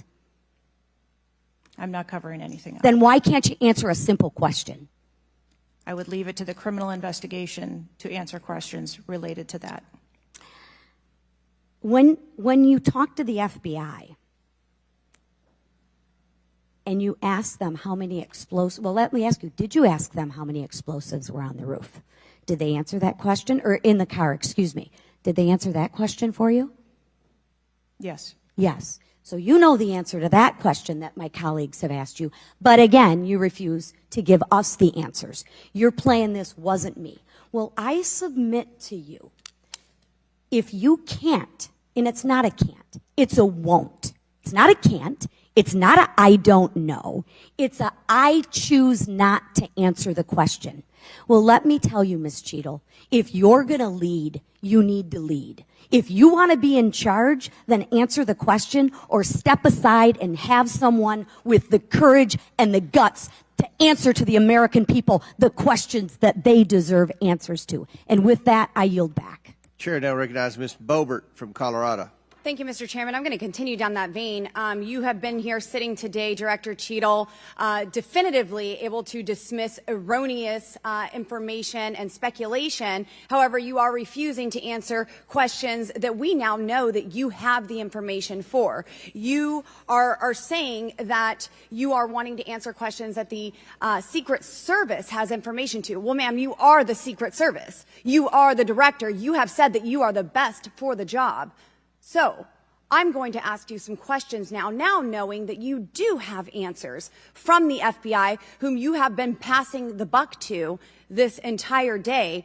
And I'll start with something that, maybe the FBI doesn't know because it has to do with you personally. You said you spoke with President Trump after the assassination attempt. And I want to know, did you apologize to him directly for nearly having President Trump killed? Yes, I did. I appreciate that. I appreciate that you recognize that this was your failure. Now, since the assassination attempt, you are under oath, reminding you, have you communicated with anyone at the White House on an encrypted messaging app like Signal? Yes or no? No, I have not. Are you willing to surrender your personal phone for analysis? If I am required to do so. Okay. I will look into making that request because I would like to see your personal phone to see if you're communicating over encrypted messaging apps. Have you ever turned down enhanced security requests from Donald Trump's detail, his special agent in charge, Sean Curran? Have you ever turned that down? No, I have not. Have there been, has your team, has the Secret Service? Maybe not you personally. I believe, as I mentioned earlier, there are times when requests are made for And you assets, have denied them. They have been denied. And a denial doesn't Has the Trump necessarily campaign mean, made requests for additional assets that have been denied? Denial doesn't mean vulnerability. Have there been additional requests for enhanced security at Mar-a-Lago? We have made a number of enhancements to. You confirmed that there were bomb-sniffing dogs that were provided. You failed to confirm if there were aerial security surveillance assets that were provided. So yes or no, was that provided? At the rally? At the rally, yes, ma'am. We had Overwatch provided at the rally. You've confirmed that the assassin was identified as suspicious 57 minutes prior to the shooting. Was the suspicious individual ever approached by an agent? Was any contact ever made with him? Not to my knowledge. Is that the standard protocol for someone who is identified as suspicious? The protocol would be to locate the individual and. And you said that he was located 2 to 5 times approximately? No, I said that the information was passed potentially somewhere between 2 to 5 And he was times. never located by an agent? To my knowledge, that individual was not located by an agent.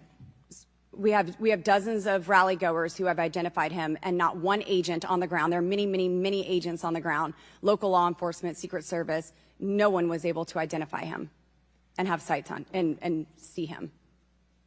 What I'm saying is that the agents that were on the ground at the time, I have no knowledge that they were able to interview him or locate him. Thank you. Was there a local law enforcement officer who approached the roof and saw the shooter and saw that he was present on the roof?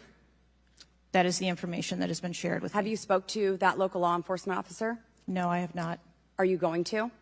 It is part of a criminal investigation that the Are you going to- FBI is interviewing those individuals. Were agents stationed on the water tower? No. Why? That would not be something that would be included in a security plan. Has the man who is reported to have been present wearing a gray suit who allegedly requested a photo of the dead body of the assassin on top of the AGR roof been identified? I don't have that information. Is that something that you've heard of? No. Were ATF agents present at the rally? To attend or to work? To work. Not to my knowledge. How long did the counter sniper have crooks in his sights before the shooter opened fire on President Trump? I don't have that specific timeline. Will you be able to tell us if he communicated with other agents on what he was seeing through his sights? Once I have that information, absolutely. Because we need to know why he waited for multiple rounds to be fired at President Trump before the threat was neutralized. We need to know if he was given an order to hold fire. Now, it's you've excused the roof of being unmanned because of the slope of the roof. Do you continue to assert the slope of the roof as a credible reason for leaving this position undefended? First, I'll go back and correct that there was no order to hold fire. Our agents and officers have the ability to neutralize a threat at the time So you that don't they know, see it. I'm sorry, you don't know the communication that was taking place or how long he had him in his sights because you haven't spoke to him, but you do know that there was no order to hold fire. I can tell you the way that our personnel are trained. They are trained on the use of force scale that when they see a threat, they are authorized to neutralize that threat. They don't have to ask for permission. You excuse the roof being unmanned because of the slope. Do you stand by that assertion? The roof was not covered with an individual on it because there was overwatch provided. Apparently not. No, there was no Overwatch provided. This is very evident. President Trump was shot. A man died. There was no oversight provided. I find this rather maddening, especially now knowing that you do have answers from the FBI, who you have been passing the buck to this entire hearing, not answering a congressional hearing, members of Congress, while you are under oath and under a subpoena. I find it maddening that the director, that our country has come centimeters away from oblivion under your watch. You have answers. You are refusing to give those to us, directing us to the FBI, and this entire thing is a waste of time. You are responsible for the loss of a life and the shooting that took place on President Trump. You do need to resign. This is bipartisan. You need to be fired. You do not need to hold this position. You are not the best for this job. I am over my time, but I cannot tolerate your watch any longer, and I'm going to continue to call daily for you to be removed from your position, ma'am. Chair recognizes Mr. Fry from South Carolina. Thank you, Mr. Chairman. Director Cheadle, how long have you been with the Secret Service? 29 years, right? That's correct. And how long have you been director of the Secret Service? Just under 2 years. During your tenure as director under the Secret Service, I know we're here today to talk about the assassination attempt on President Trump, but how many other security lapses have occurred with protectees under your watch? I don't have a specific number, but there have been some lapses. There have been other lapses. Was one of them Jake Sullivan? Yes, sir. What happened there? There was an individual who was able to access Mr. Sullivan's residence. His residence? A protectee, somebody was able to break into his house. And what happened? Did anyone get fired because of that? There were individuals who have been reassigned. Reassigned. What other steps have taken? What I'm seeing. What other incidents have occurred other than Jake Sullivan?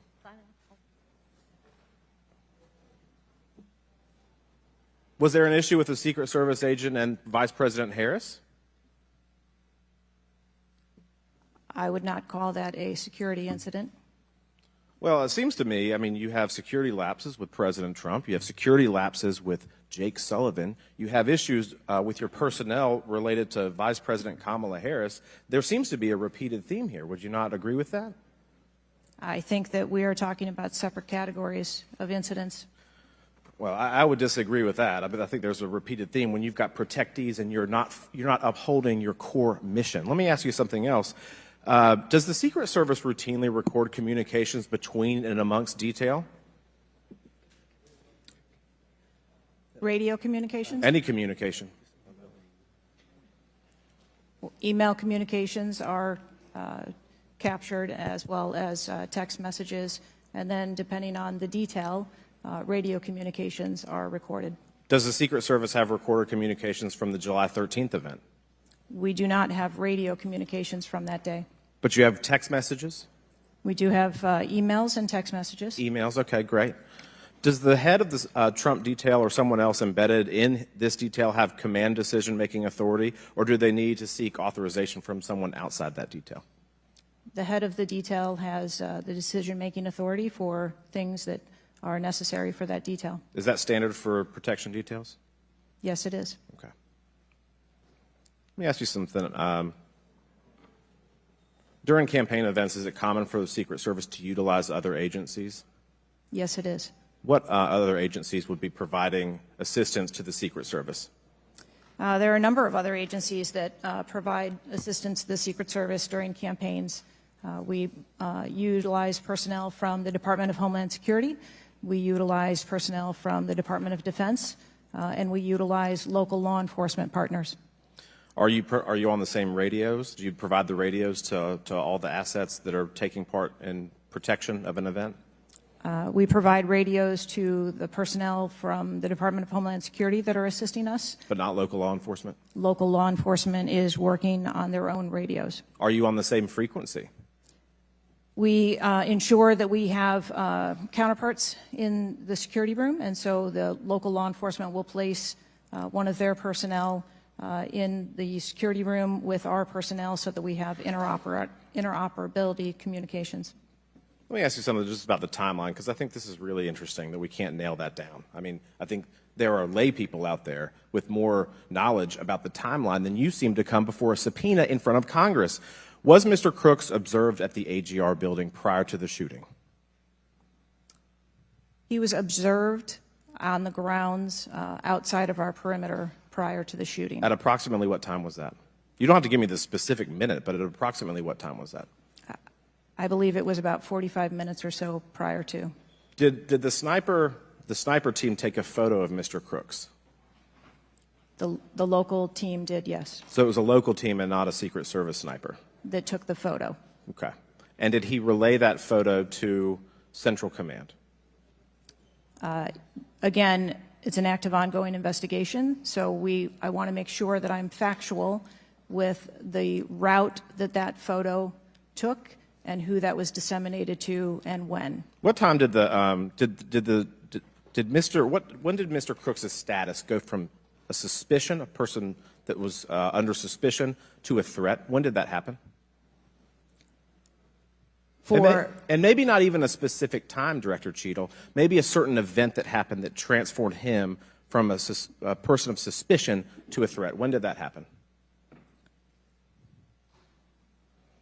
To the best of my knowledge, based on what I have been told thus far, it's approximately 5 minutes to where individuals relayed that there was an incident being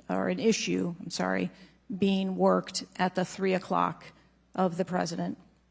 So that was, president. but it was before the shots were fired? That is correct, but again, it was not phrased as a threat. It was just that something was being worked. Yeah, but my question is, when did he become, when did he transform from suspicion to threat? Because they're treated very differently. People can be suspicious, but they're not a threat until a certain point in time. So when did that happen? I believe that it was seconds before the gunfire started. Seconds. My gosh, we actually have a few questions that we got answered today. Listen, I'm going to wrap up here, Mr. Chairman, but here's the frustration that people have. The buck stops with you. You've said that yourself. But the problem in Washington, D.C., it is the only town in America that you can be so bad at your job that you actually get a promotion or don't get fired. You have not been able to answer the number of agents, whether or not requests were denied on additional security, whether or not law enforcement were able to engage before the shooting with the assassin, how he got on the roof, how the rifle got on the roof. You can't tell us how many shots he fired, whether the casings were recovered. You can't tell us anything about his cell phone. You can't tell us whether the rally was supposed to be postponed, given the intelligence that you were receiving. You can't tell us whether the car had a bomb. You can't even tell us his motive. And the American people are incredibly distrustful because it has taken 9 days to even get a scintilla of evidence out of you. Maybe if I was CNN or ABC or NBC, I would have gotten much more thorough and accurate information, but we have not received that in a subpoenaed hearing in front of this Congress. That is why the American people are frustrated, and I echo the bipartisan calls on this committee and all across this country that you should resign, or maybe when the president wakes up from his nap, he can fire you. Thank you, Mr. Chairman. Chair now recognizes Ms. Luna from Florida. Director Cheadle, can you please give me the names of the individuals who are in charge of your conduct for the rally? I'm not going to release names. Can you give me the today. titles? And how many individuals? No. Nothing? We had a full advance team that was responsible Who for are advancing how many the site. people are the final approval authority? There are a number of people Can you that give me a are number? engaged in approving Can you the give plan. me a number? No, I do not have Okay. a firm number. Can you just confirm whether or not, I understand this is an open investigation, but in order to dispel conspiracy theories, have you guys been able to subpoena the shooter's Discord records, or has the FBI, to your knowledge? I believe that the FBI is working on those. Okay. Is it factual to say that you have not ruled out that the shooter was working with other people or persons? Again, the FBI is conducting the criminal investigation into Can the you, shooter. at least in an effort to dispel conspiracy theories, can you confirm or deny that? At this time, we do not have that there were any other people engaged. So you believe he was acting alone? I do. Okay. Have you been made aware of multiple eyewitness reporting that there was a second shooter on a water tower? I do not have any information related to any second shooter. Okay, the reason I asked that is because according to testimony from multiple witnesses, they did report that. And again, to my understanding, there were over 40 sniper teams that were briefed by the Butler ESU. And I want to make sure that people are aware, if you're saying that there's not another shooter, that we are able to clear that information, because from this whole entire briefing, it doesn't seem like much information has been able to get out to the American people. So I'm trying to dispel rumors, as I'm sure you understand. Was it true that Secret Service was present at the Butler ESU briefing? There was a briefing between the counter sniper teams that were working on the ground. Secret Service present? Yes, to my knowledge. Okay, I want to read you a report from people that seem to be throwing you under the bus and stated that they were in attendance and that Secret Service was not in attendance at the security briefing, according to individuals with knowledge, to also include that the AGR building where the shooter Thomas Matthew Crooks was located was actually not a part of their security perimeter for that. So there was not Secret Service present. It seems as though that when you were asked earlier from Rep. Krishnamurthy about whether or not Secret Service was aware of a threat, you had said no, they were unaware of a threat. And yet, according to communications, again, from law enforcement that were in some of these group chats, they actually had reported that Secret Service was made aware of a threat at around 5:59 p.m. as a part of the command, including Secret Service, aware of messages and requests about information about the suspect's location. Can you please tell me if you have knowledge of that at all? Again, I think we're conflating the difference between the term threat and suspicious. But you guys did have knowledge at 5:59 p.m. according to those group chats, did you not? Of a suspicious individual. Okay. Chairman, in my opinion, according to some of the testimony today, I feel that you have perjured yourself in some instances, and so I'm going to ask for a full review of the transcripts by staff, and if you find that to be the case, I do ask that you bring perjury charges against the director. I will say this, it is very frustrating, and I've talked to my colleagues and we've said it to your face, that you have been up here basically stonewalling our ability to get the answers to the American people. And what I will also say is that every single member of Congress does not feel safe with you in charge. You have heard that, and I think that we are all sitting ducks with you in directing the Secret Service currently. But more importantly, it sends a message to our adversaries that we are not protected, and we are one of the strongest countries in the world, so you have essentially made us a less safe country because of it. As a result of that, I'm asking you to formally step down. I share my same opinions as my Democrat colleagues. And I also think that your efforts to bring forward a full investigation and report in 60 days is unacceptable. And as a result of that, I'm going to do everything in my legislative toolkit to ensure that that happens sooner rather than later. And I'm sure that you know that we brought a vote on inherent contempt against Garland for essentially blocking a congressional investigation, and I don't think that you should be any different. So I will say that I am just completely disgusted by your performance today, and I understand that you're probably in a position where you're being told not to testify, which is why we had to subpoena you. I think that goes back to Garland. But again, that is part of the flushing that we need to get out of Washington, and I would be happy to assist in that process. Chairman, I yield the rest of my time. Chair now recognizes Mr. Langworthy from New York. Thank you very much, Mr. Chairman, and I appreciate you bringing this hearing forward with a subpoena. Director, yesterday I made the decision to get in my car and drive to Butler, Pennsylvania in preparation for this moment and asking you questions about the events of the assassination attempt on President Trump's life. I've done several presidential events prior in my career, and I wanted to see this site with my own two eyes because I don't believe the video footage tells the whole story or looking at things on a diagram. And I was absolutely appalled when I went to the site, when I saw the fact that I could have stood on the roof of that building, the AGR building, and hit that podium with a 9-iron, and I'm a lousy golfer. And the fact that that was not included in the perimeter is a complete dereliction of the duty of the U.S. Secret Service. I mean, there are very few rooftops that needed to be secured, and the fact that Secret Service, as they were putting a site plan in place, did not think it was necessary to man those rooftops, you have completely walked away from your duties. You had one job, and that's to protect the future President of the United States or to protect all of the other protectees. And President Trump is only here today by God's grace because he had just something in him that made him turn his head just slightly, or we would be in a national period of mourning right now. And you have done nothing here today. I've rewritten these questions like 4 times during your hearing, and you haven't answered a damn one of them. You haven't given any information. You have hidden behind this FBI investigation, and I think you should be ashamed of yourself because you have brought more shame to your agency than I think that the assassination attempt has at this point. This is literally the worst performance I have ever seen in front of a congressional hearing. You have offered no reason for this committee, this body, or the American people to trust you or the Secret Service today. And you should resign. You have said that you've put new security measures in place after the assassination attempt. Can you tell us what those are? Because the American people want to know that you're taking real corrective measures. But today you've pointed to an investigation. Investigation or not, you still have a job to do with a zero-fail mission.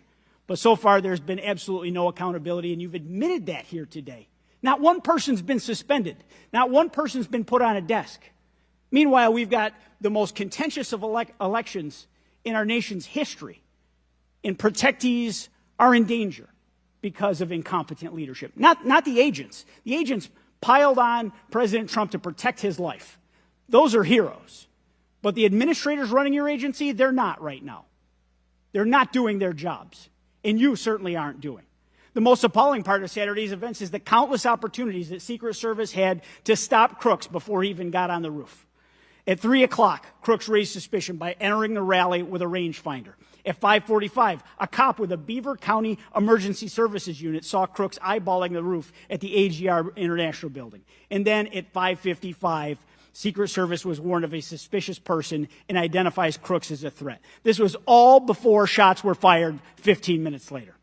Director, yes or no, did local law enforcement alert the Secret Service about Crooks' presence at the rally? Yes, they did. The shooter came to attention of law enforcement almost an hour before President Trump went on stage. Law enforcement alerted the Secret Service of the shooter. Over and over, you've said there's a difference between a suspicious individual and a threatening individual. Can you explain what the shooter needed to exemplify to be called a threat? So I'm not clear as to what identified him as suspicious to the individuals who originally clarified him that way. For the Secret Service, for an individual to be determined to be a threat, that individual would have to be seen with a weapon or capable of doing some sort of harm to our protectees. I mean, Director, an individual walking into a rally with a rangefinder, scoping out an unprotected rooftop, and he reportedly flew a drone over hours before. It sounds like a lot more than suspicious, especially at a presidential rally. Your operational lapses, your resource management, and poor judgment nearly resulted in the assassination of President Trump. I mean, the dereliction of duty here is just appalling. The fact that you haven't visited Butler is just maddening to me. That you're not taking this job seriously. Many people here have called for your resignation. I've introduced a resolution here into this body that hopefully will get a vote this week calling on the president to fire you, ma'am. You have not done your job. You have put 2 black eyes on your agency, and you need to go. Mr. Chairman, I yield back.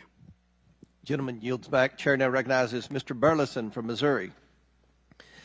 Director Cheadle, I just want to kind of get an idea of what you can answer, because outside of what the FBI is responsible for, you have full responsibility for the Department of Secret Service. So the question is, what is the mission? Who defines the mission? Our mission of the Secret Service is to protect the president, the vice president, their immediate families, presidential candidates, the former presidents, and those by executive order. And we also have an investigative mission. And those are well defined?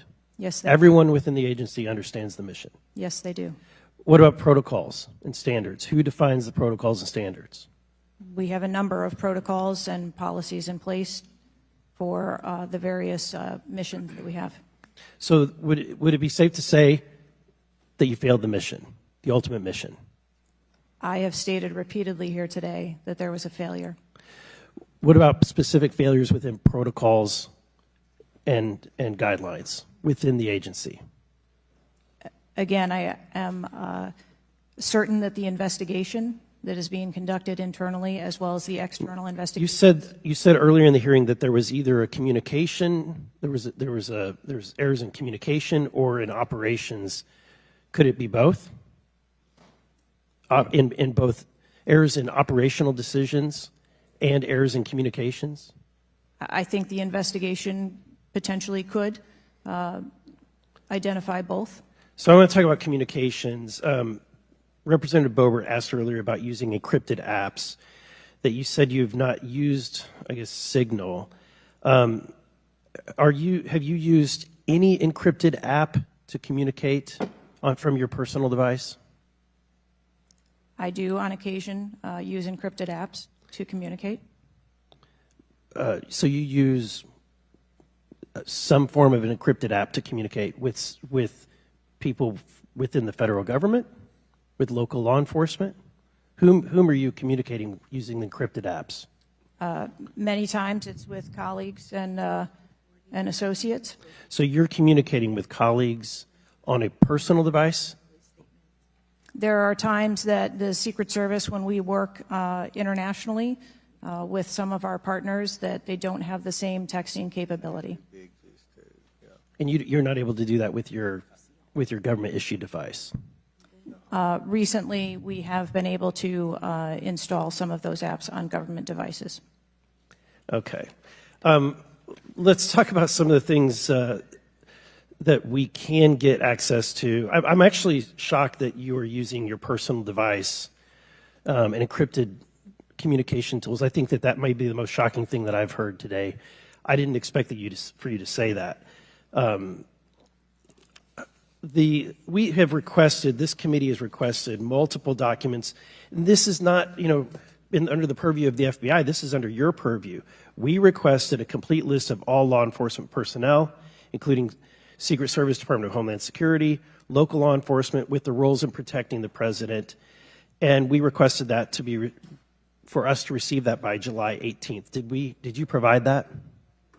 I believe that our agency is in the process of collecting all documents. So you did not, you have not provided it. How long does it take to determine who the personnel were that were on site?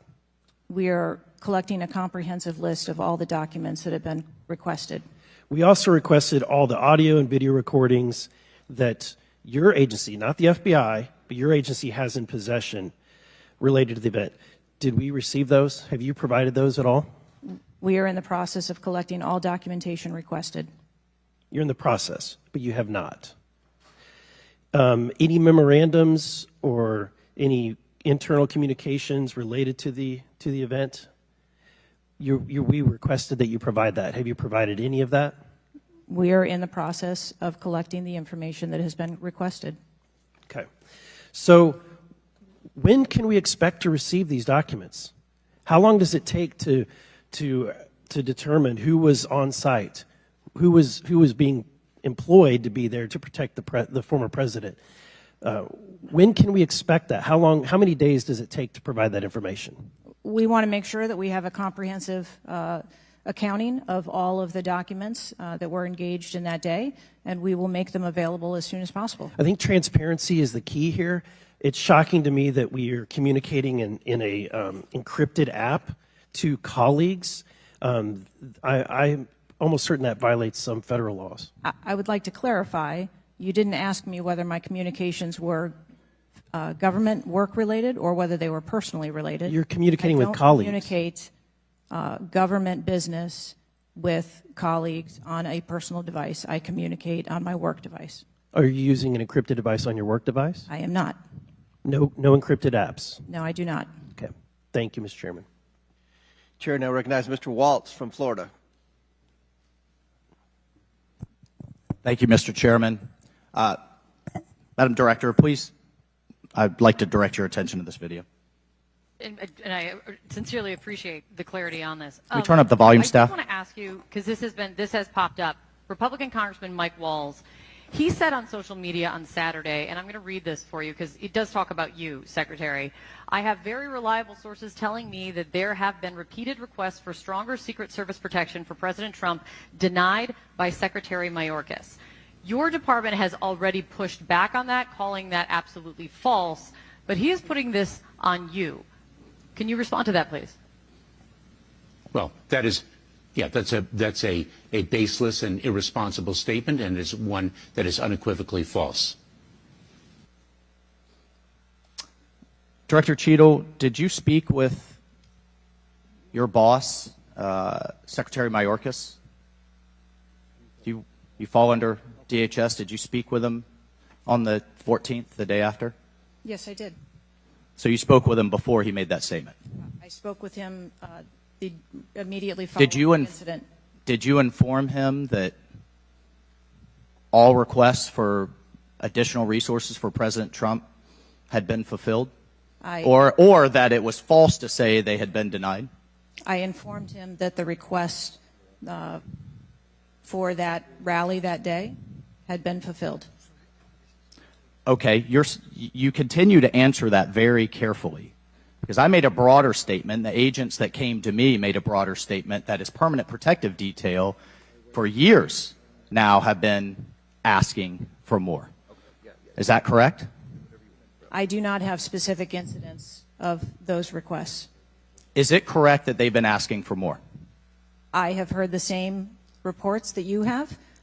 Without having them in front of me, I am unable. Those requests are made in writing.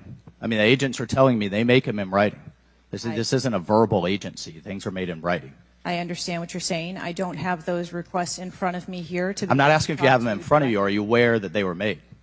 As I said earlier, there are times when requests are made, and depending on the availability of assets, or if there is a way that So there were times when they were denied. if there is a way that vulnerability can be mitigated in a different way, then that is why the So there are Secret Service- times when they were denied That is- for a variety of reasons.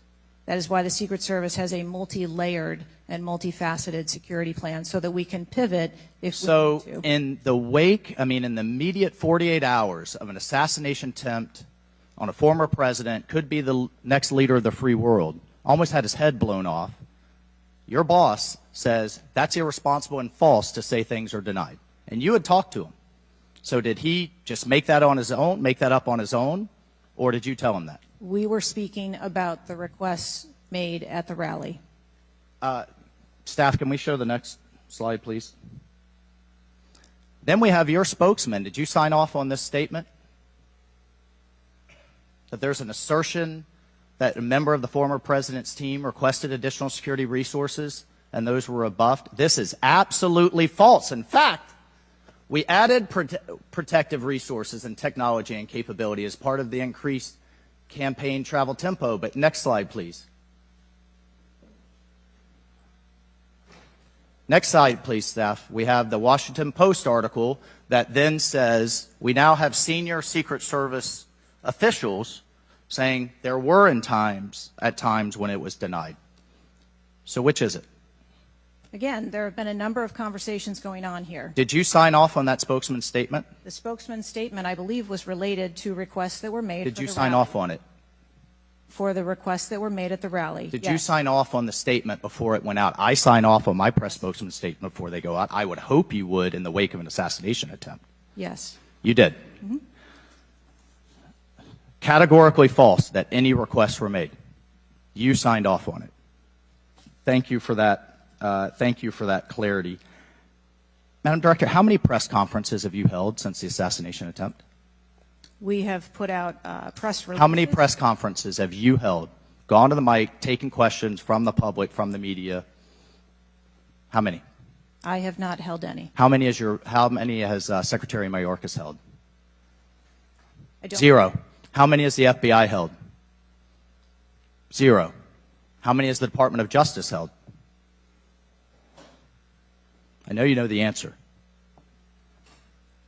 I believe there was a press conference in Butler after the incident occurred. By local law enforcement, not by you and not by the Department of Homeland Security. So this is how misinformation flies. In the darkness, in the absence of information. Now we have 9 days later before a congressional committee, we all represent almost 1 million people, and you still don't have answers. Are you aware that national news anchors are saying this was a hoax? On national television, they're saying, no, the president wasn't shot, it was flying glass. Are you aware of that? I have not heard those reports. Are you aware that, I mean, there are rumors rampant online that there were multiple shooters? Yes. Are you aware that because the shooter had overseas encrypted platforms in Belgium and New Zealand and in Germany, that a lot of people are speculating there could have been foreign involvement, logically? Are you aware of that? Yes. And have you done anything to disabuse any of these notions today? No. You haven't. Madam Director, I would fire you. Regardless of the failure, I would fire you just how you've handled it since. You should have been the first to the mics to say, America, world, I want to assure you we're going to get to the bottom of this. I want to assure you full transparency.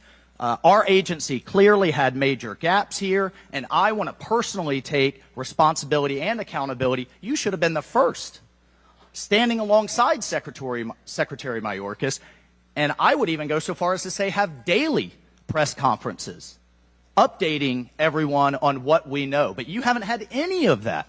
What are you hiding behind? I am not hiding. Because you're making the situation worse. I think you've heard that on a bipartisan basis here. You are making this situation far worse in the absence of information. Let's move on. This is truly astounding. I want to be clear, because you keep dodging the issue. Has President Trump's permanent protective detail requested additional assets over the last few years? He is clearly not your average former president. He's not Jimmy Carter in an old folks' home. He's not President Bush painting out in his barn. He has multiple residences, a lot of rallies.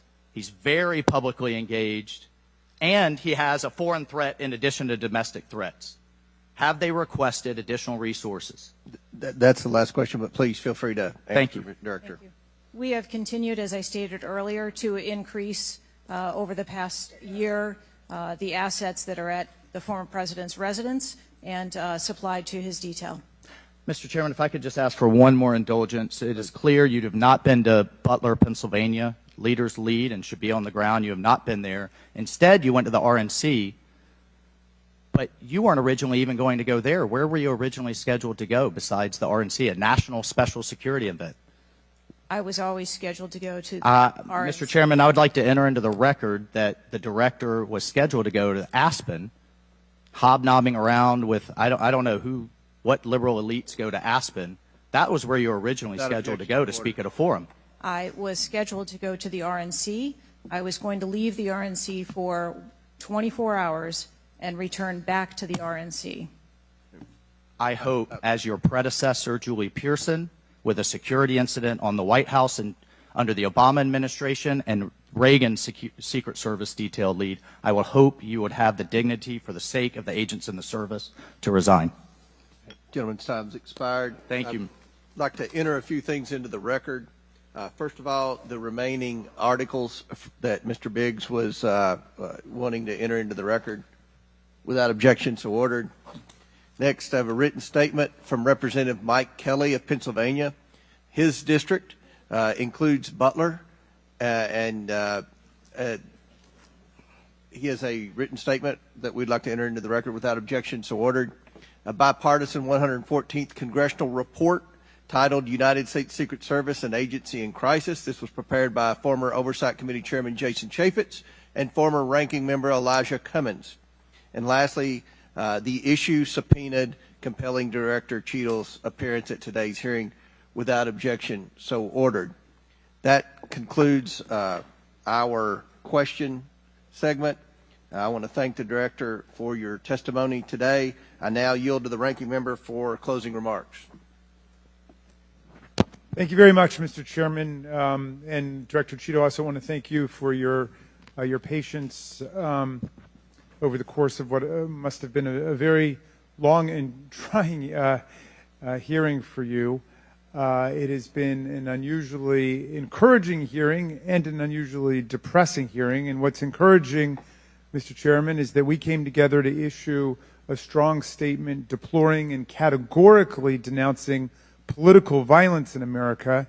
And I also didn't see any daylight between the members of the two parties today at the hearing in terms of our bafflement and outrage about the shocking operational failures that led to disaster and near catastrophe on July 13th, 2024. What is depressing is the extraordinary communications gap between the director of the Secret Service and Congress. And I don't want to add to the director's terrible, horrible, no good, very bad day, but I will be joining the chairman in calling for the resignation of the director, just because I think that this relationship is irretrievable at this point, and I think that the director has lost the confidence of Congress at a very urgent and tender moment in the history of the country, and we need to very quickly move beyond this. But what I will say, Mr. Chairman, is that I took this hearing to be about two major policy failures, and one policy failure is the one that got the vast majority of the attention, which was the failure of the Secret Service to effectively respond to a gunman on a roof within 150 yards of a presidential visit and speech.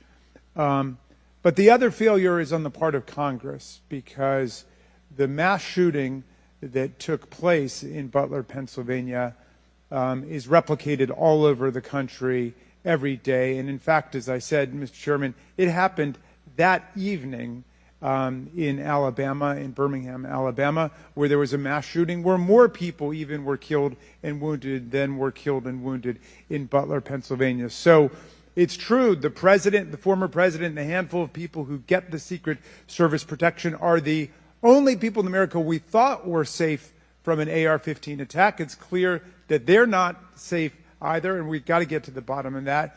But we also have to get to the bottom of the larger problem, which is that the whole country is living like this, in fear and in terror of assault weapon attacks in movie theaters, churches, synagogues, mosques, supermarkets, Walmarts,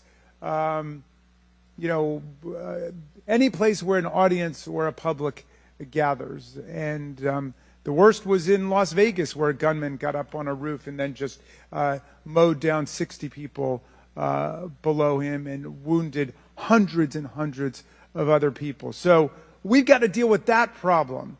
Yes, we've got to move as swiftly as we can to deal with the problems of the Secret Service, but the broader problem is still there. And I just wish to the heavens that our colleagues that could get together on the question of presidential security against an AR-15 attack could get together on the question of public security against an AR-15 attack, because all of us are vulnerable. All of our families are in danger by this, and the rest of the world doesn't live this way. And we have to look to see how uniquely strange it is that we allow 20-year-olds to access AR-15s, weapons of mass destruction, and show up in public places to endanger other people. And I hope, Mr. Chairman, we can work together on that with the same spirit of bipartisan commitment to the public safety that was exemplified here today. And I yield back to you. Ranking member yields back. I'll deliver my closing remarks. Director Cheadle, I subpoenaed you to appear today to get answers for the American people about the failures that led to the assassination attempt of President Donald J. Trump. Unfortunately, you refused to answer today. And this committee is not known for its model of bipartisanship, but I think today we came together unanimously in our disappointment for your lack of answers. You've stated that the FBI will investigate and give a report, and you estimate 60 days.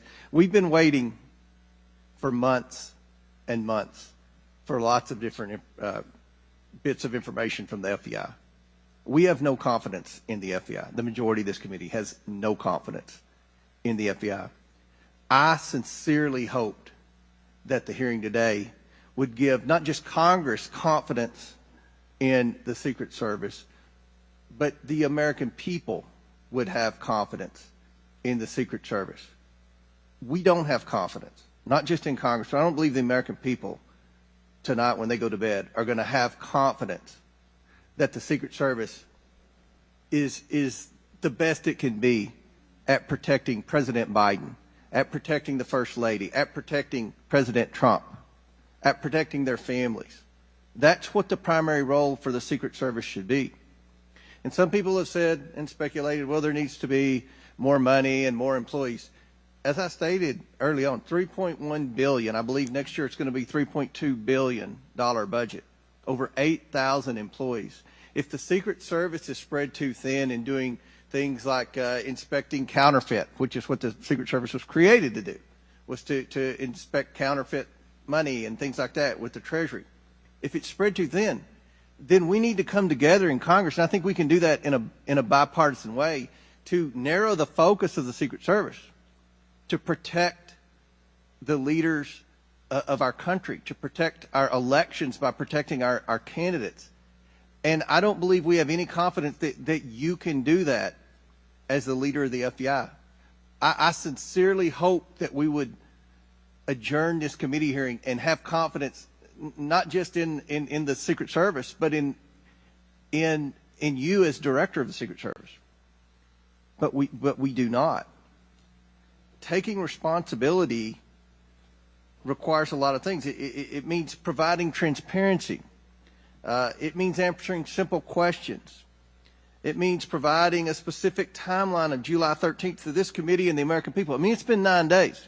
There were people that were demanding that we have a hearing the next day or 2 days following the shooting. And I said, no, we need to give the Secret Service ample time to be able to answer those questions. 9 days.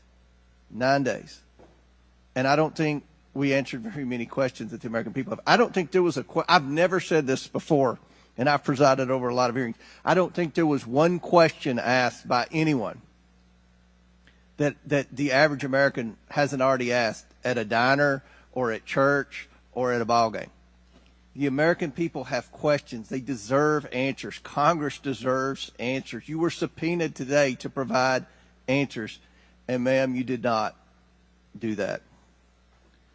So, as Ranking Member Raskin stated, he and I will be sending a letter requesting that you submit your resignation as a step toward accountability in what happened.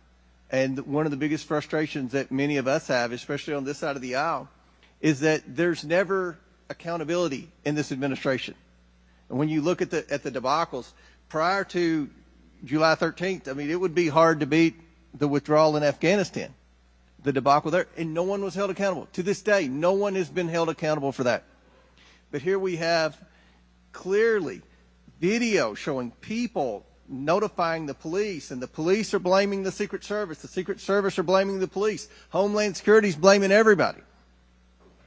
But at the end of the day, after this hearing and after our request for information, we don't have any answers for the American people, and we don't have that confidence that you can lead the Secret Service to restore the confidence. And again, I commend the Ranking Member for joining with me in the letter asking your resignation, and we certainly hope that you will take that to heart. With that and without objection, all members have 5 legislative days within which to submit materials and additional written questions for the witness, which will be forwarded to the witness. If there's no further business, without objection, the committee stands adjourned.